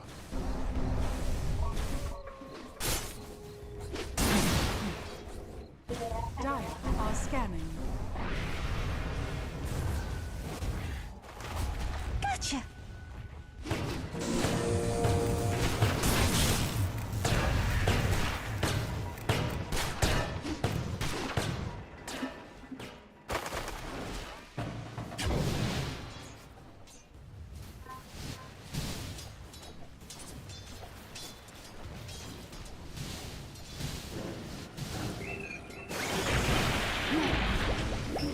Dire's structures are fortified. Don't run off. Dire's top tower is under attack. Thanks for trying.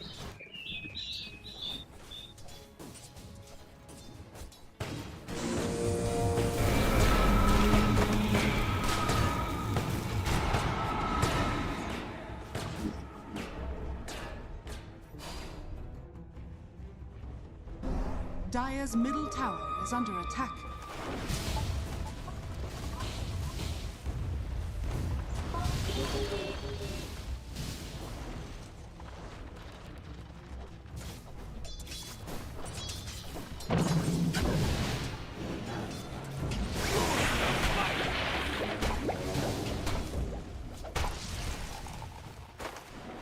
Jackpot! Where are you going? Radiant are scanning.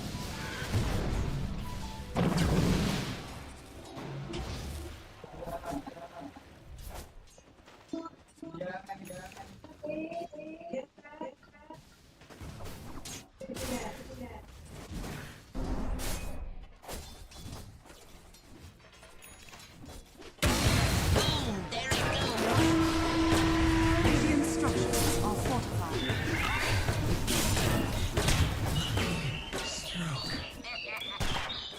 Nice! That way.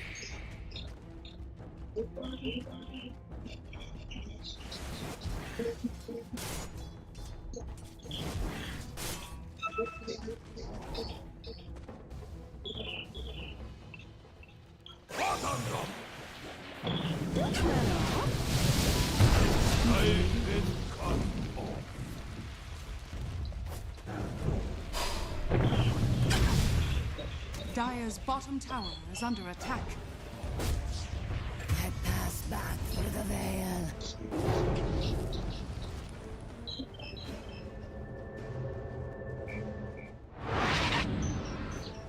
Dire's bottom tower is under attack.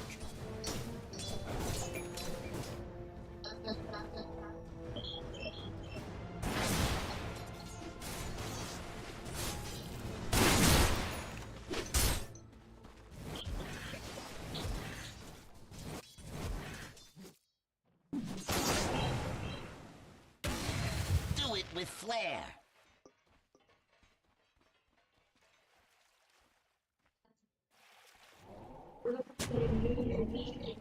Dire's middle tower is under attack. Do not fear this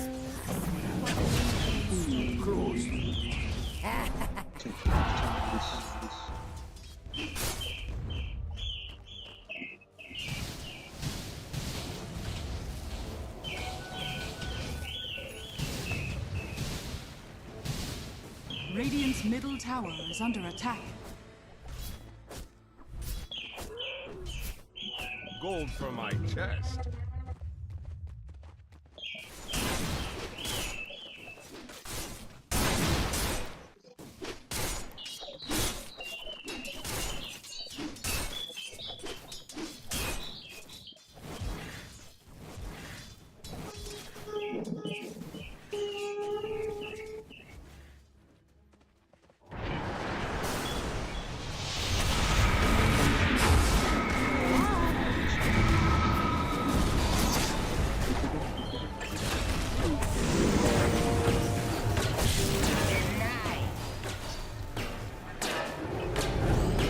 Radiant's top tower is under attack.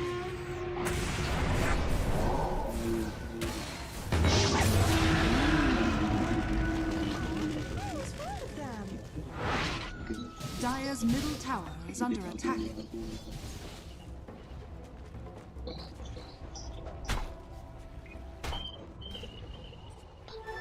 Double damage.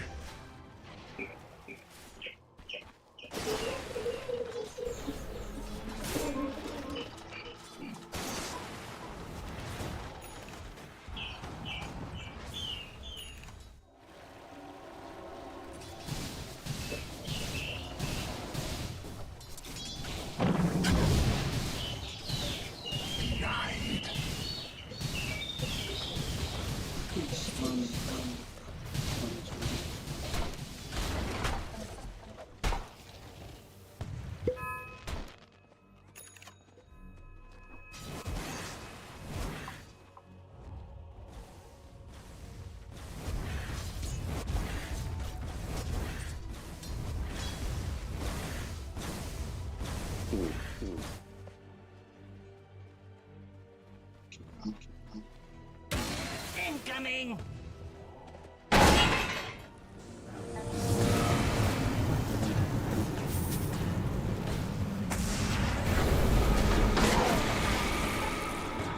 Heal us. Radiant's bottom tower is under attack.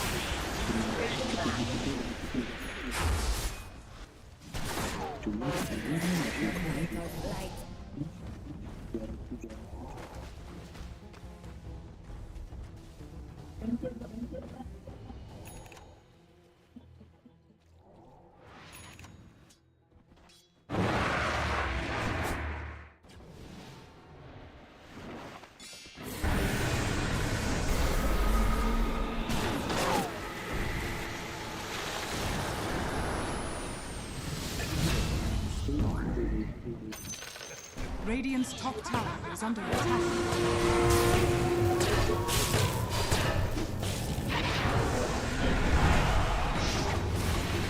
Dire's bottom tower is under attack. Dire's structures are fortified.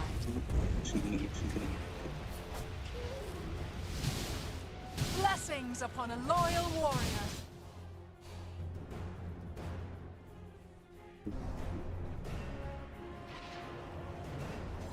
Gotcha.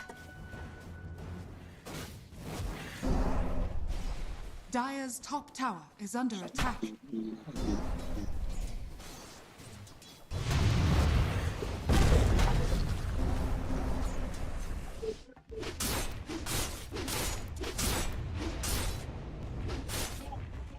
Dire's top tower is under attack.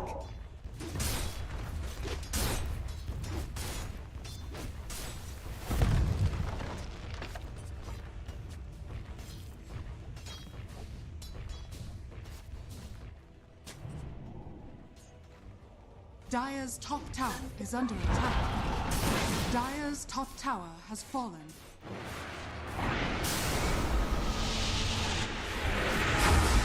Radiant's middle tower is under attack. You have my respect. You did your best. Radiant's middle tower is under attack.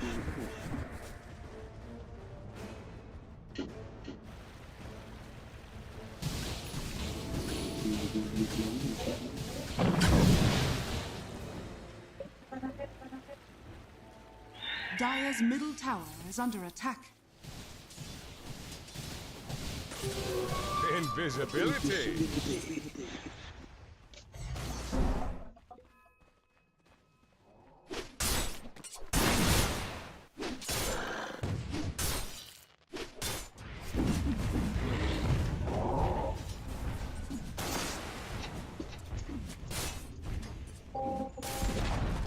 Dire's middle tower has been denied.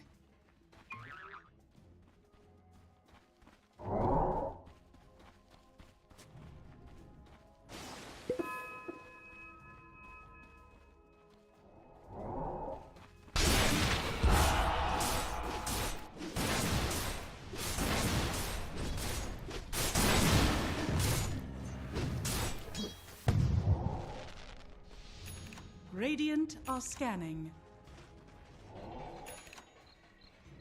Radiant's top tower is under attack.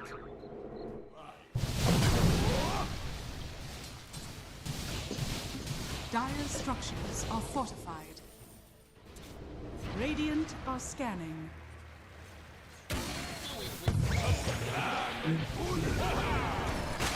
Radiant's bottom tower is under attack.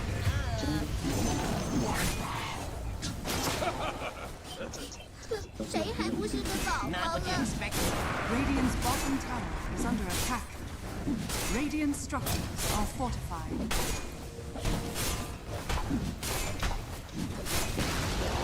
Radiant's bottom tower has fallen.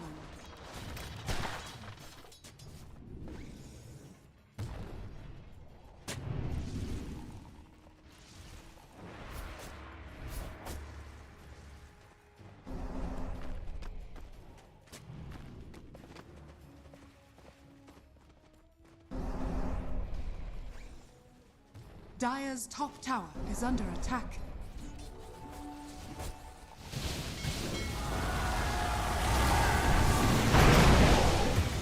Troubled waters. Not what you expected.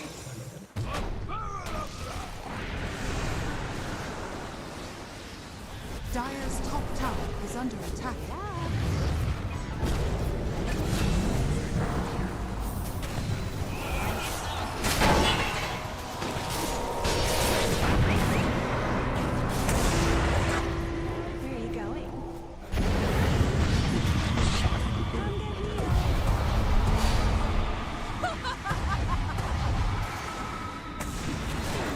Just want to join.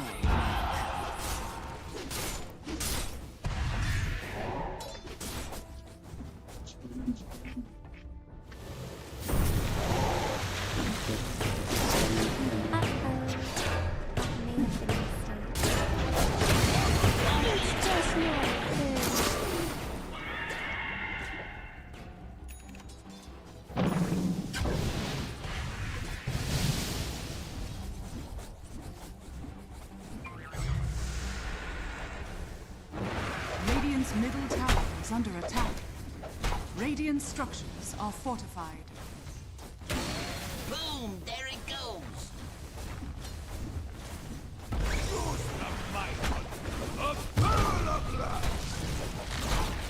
Radiant's middle tower has fallen.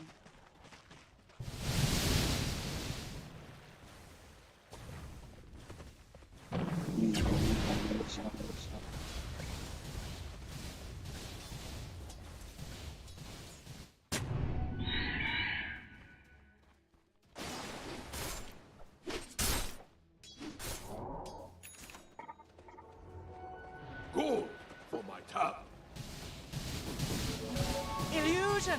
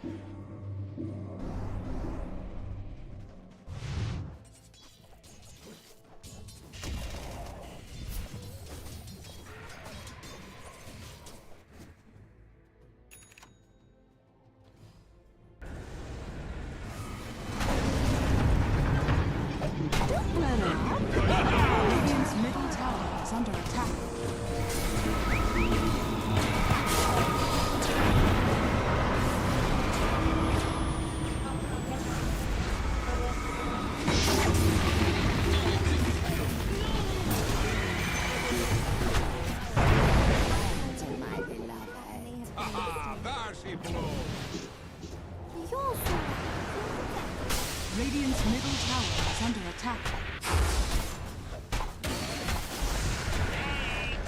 Radiant's top tower is under attack. Radiant's top tower has fallen.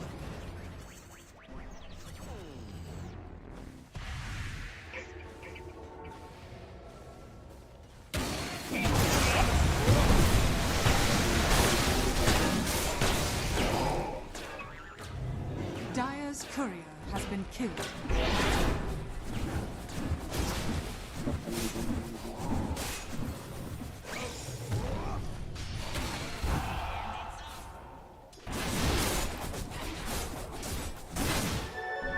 Double damage.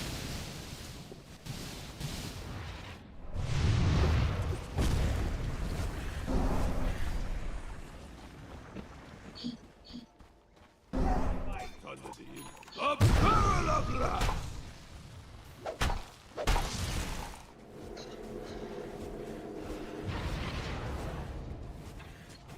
Radiant are scanning.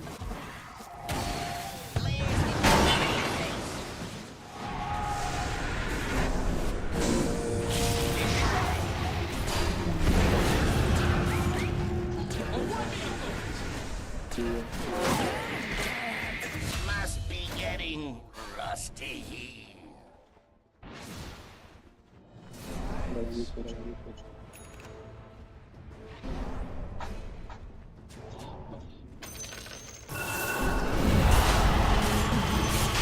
Are scanning.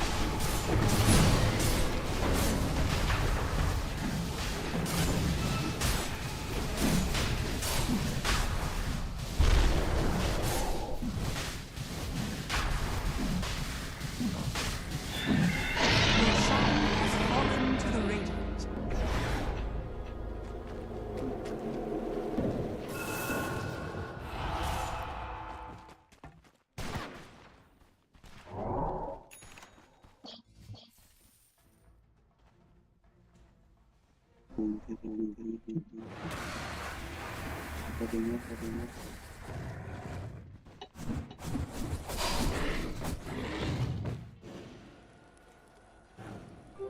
Invisibility!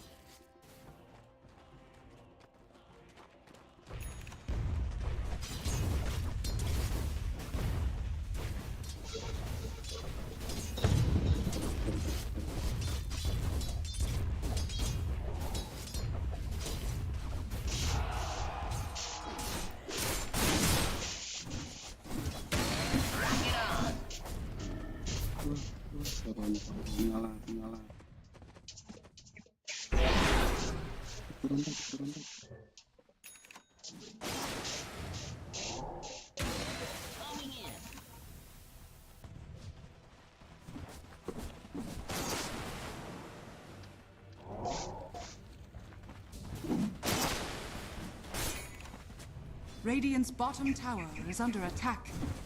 Radiant structures are fortified.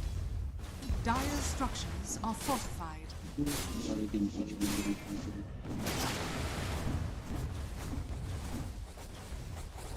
Dire are scanning. And it's up. Radiant's bottom tower is under attack. Dire's middle tower is under attack. Radiant's bottom tower has fallen. Dire's top tower is under attack.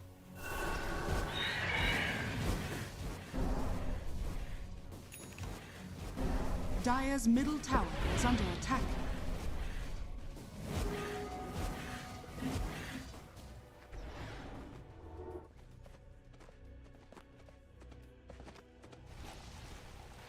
Radiant are scanning.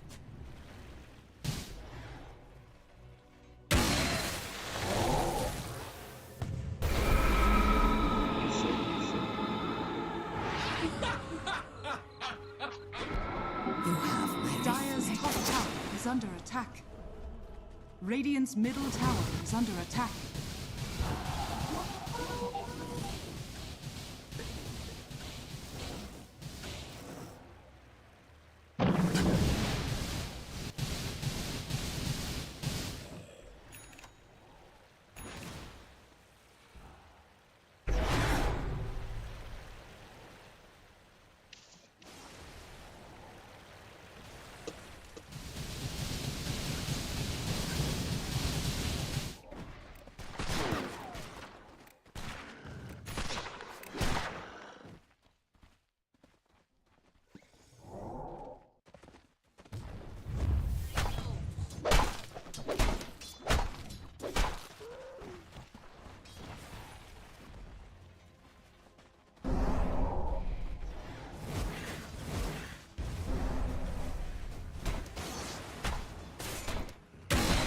Incoming!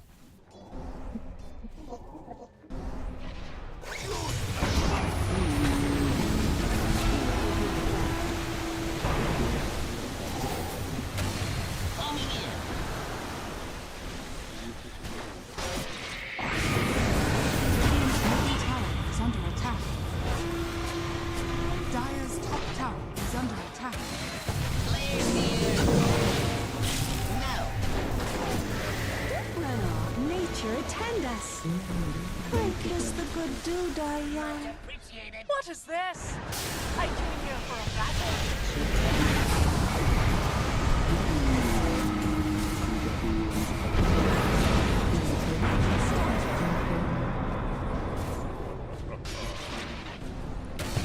Coming in. Well, never. You're lost.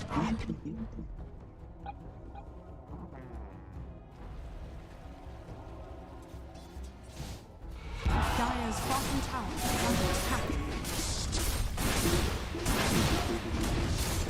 Dire's bottom tower has fallen.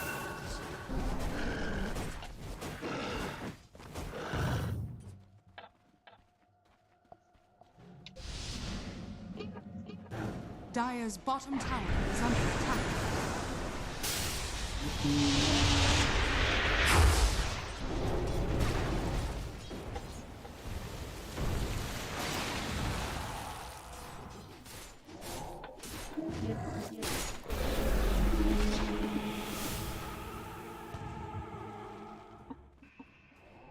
Having trouble seeing straight?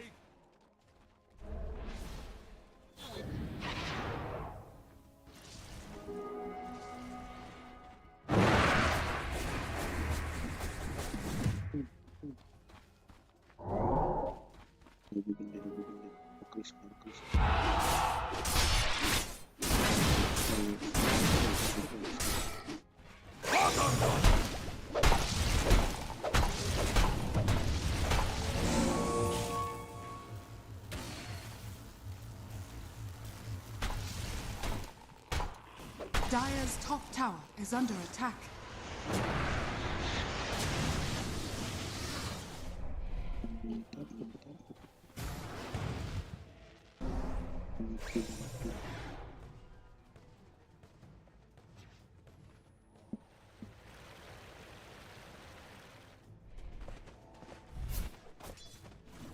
Where are you going?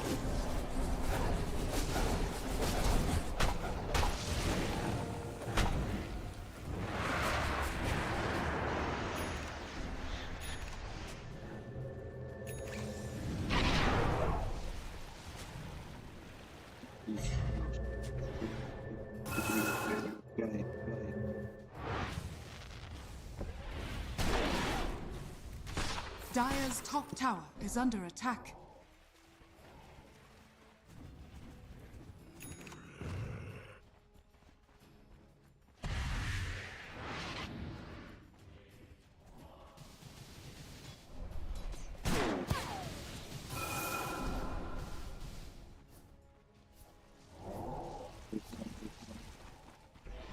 Wait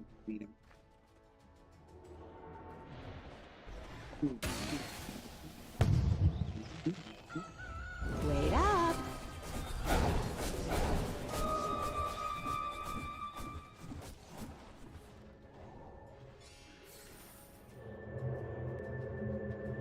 Radiant are scanning.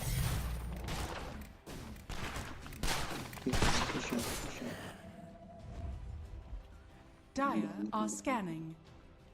Radiant are scanning. Straight up.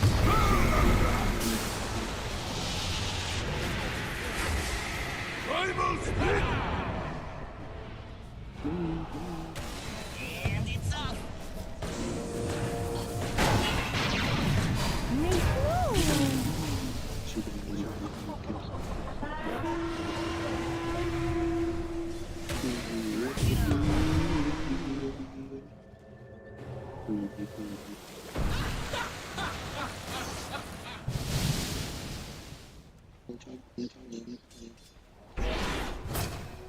Jackpot.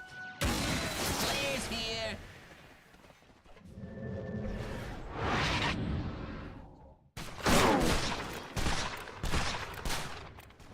Dire are scanning.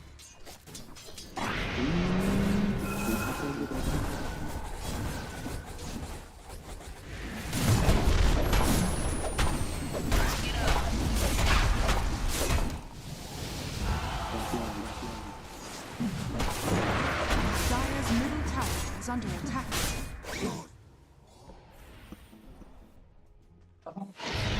Immortality.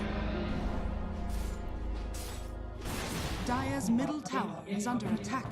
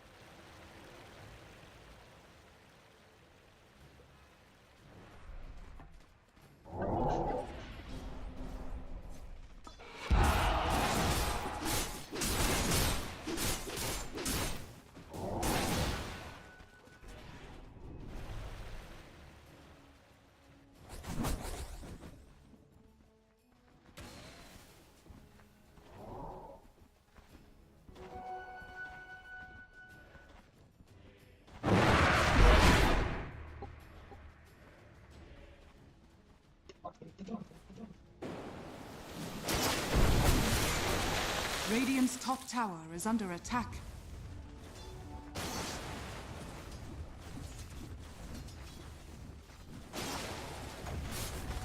This will do nicely.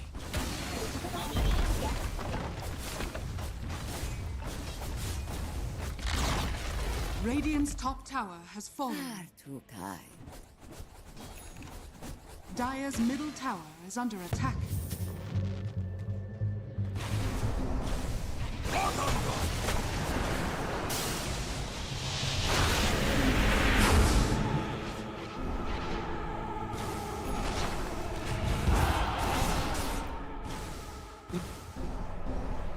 Dire's bottom tower is under attack.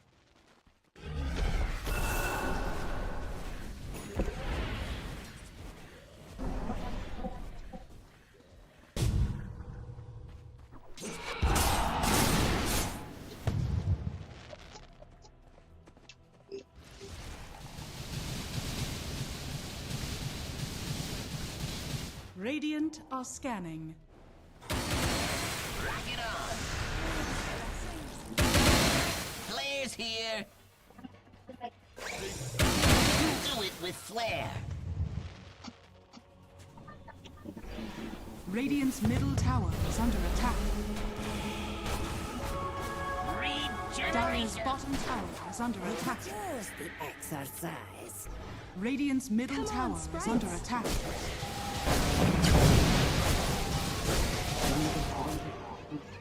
Dire's structures are fortified.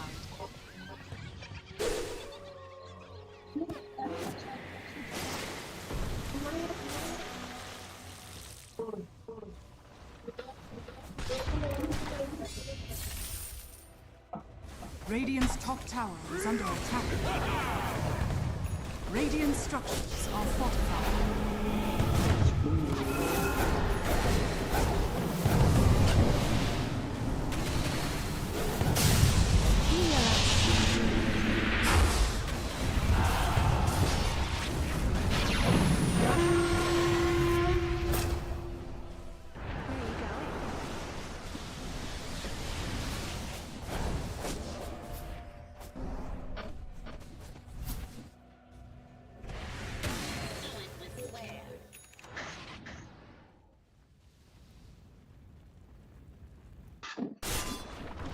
Dire's bottom tower is under attack.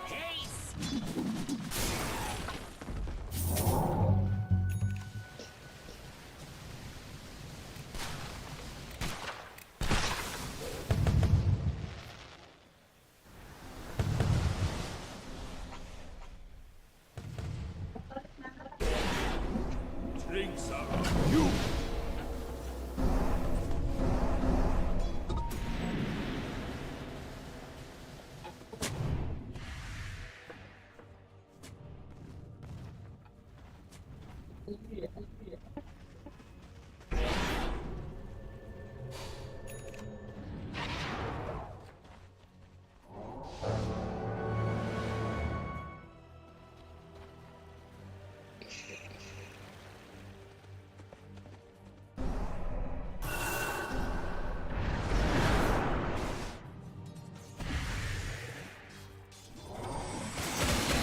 Flares here. Boom, there it goes. Incoming.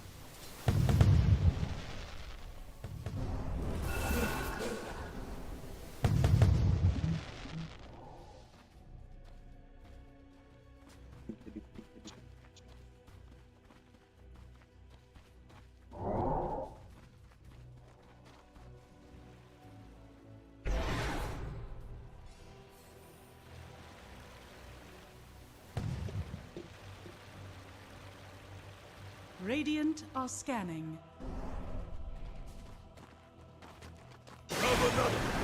Cease.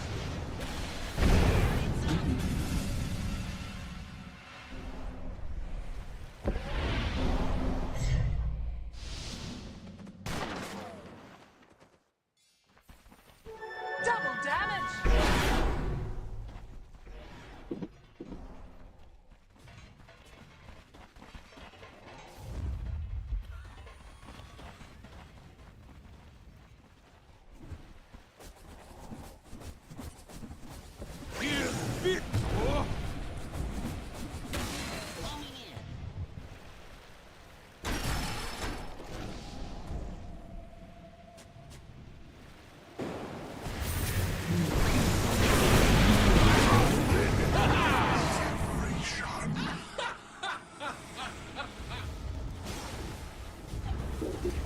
Radiant's middle tower is under attack. Radiant's middle tower has fallen. Radiant's middle barracks are under attack. Radiant structures are fortified. Dire's top tower is under attack. Radiant's middle barracks has fallen.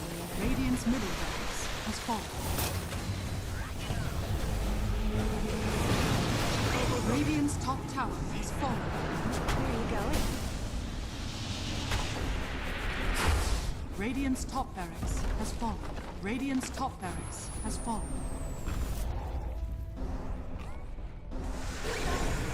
You.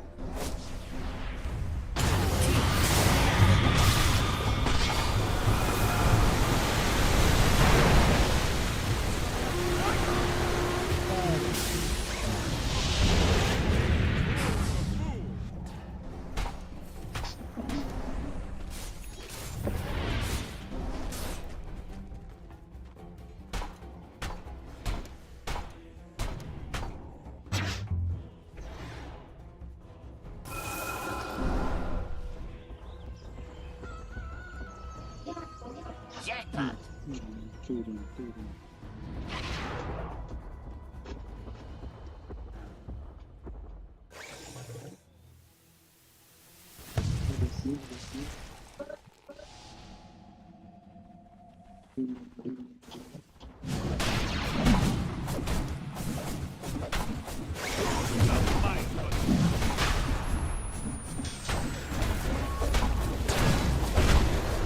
Not what you expected? Dire are scared. Your shrine has fallen to the dire.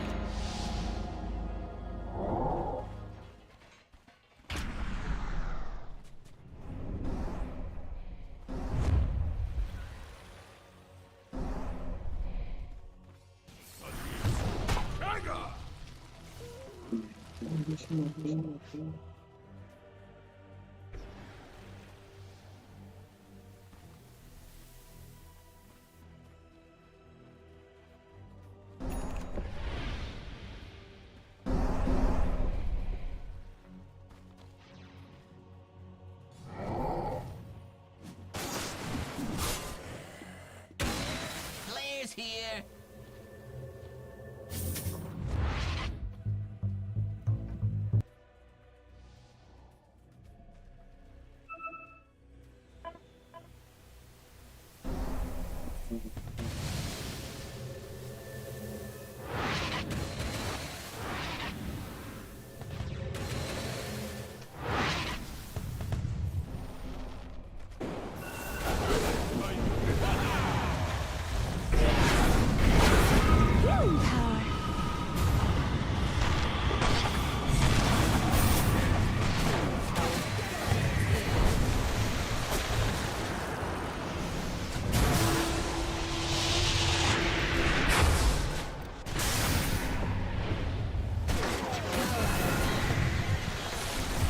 Killing me? This problem? I can solve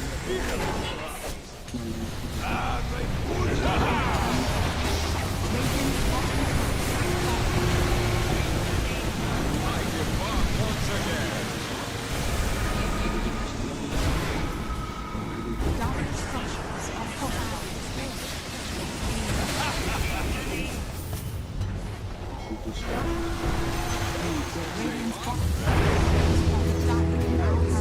Azure Ray, victory!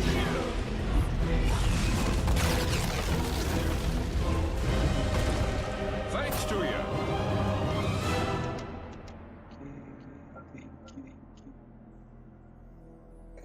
you.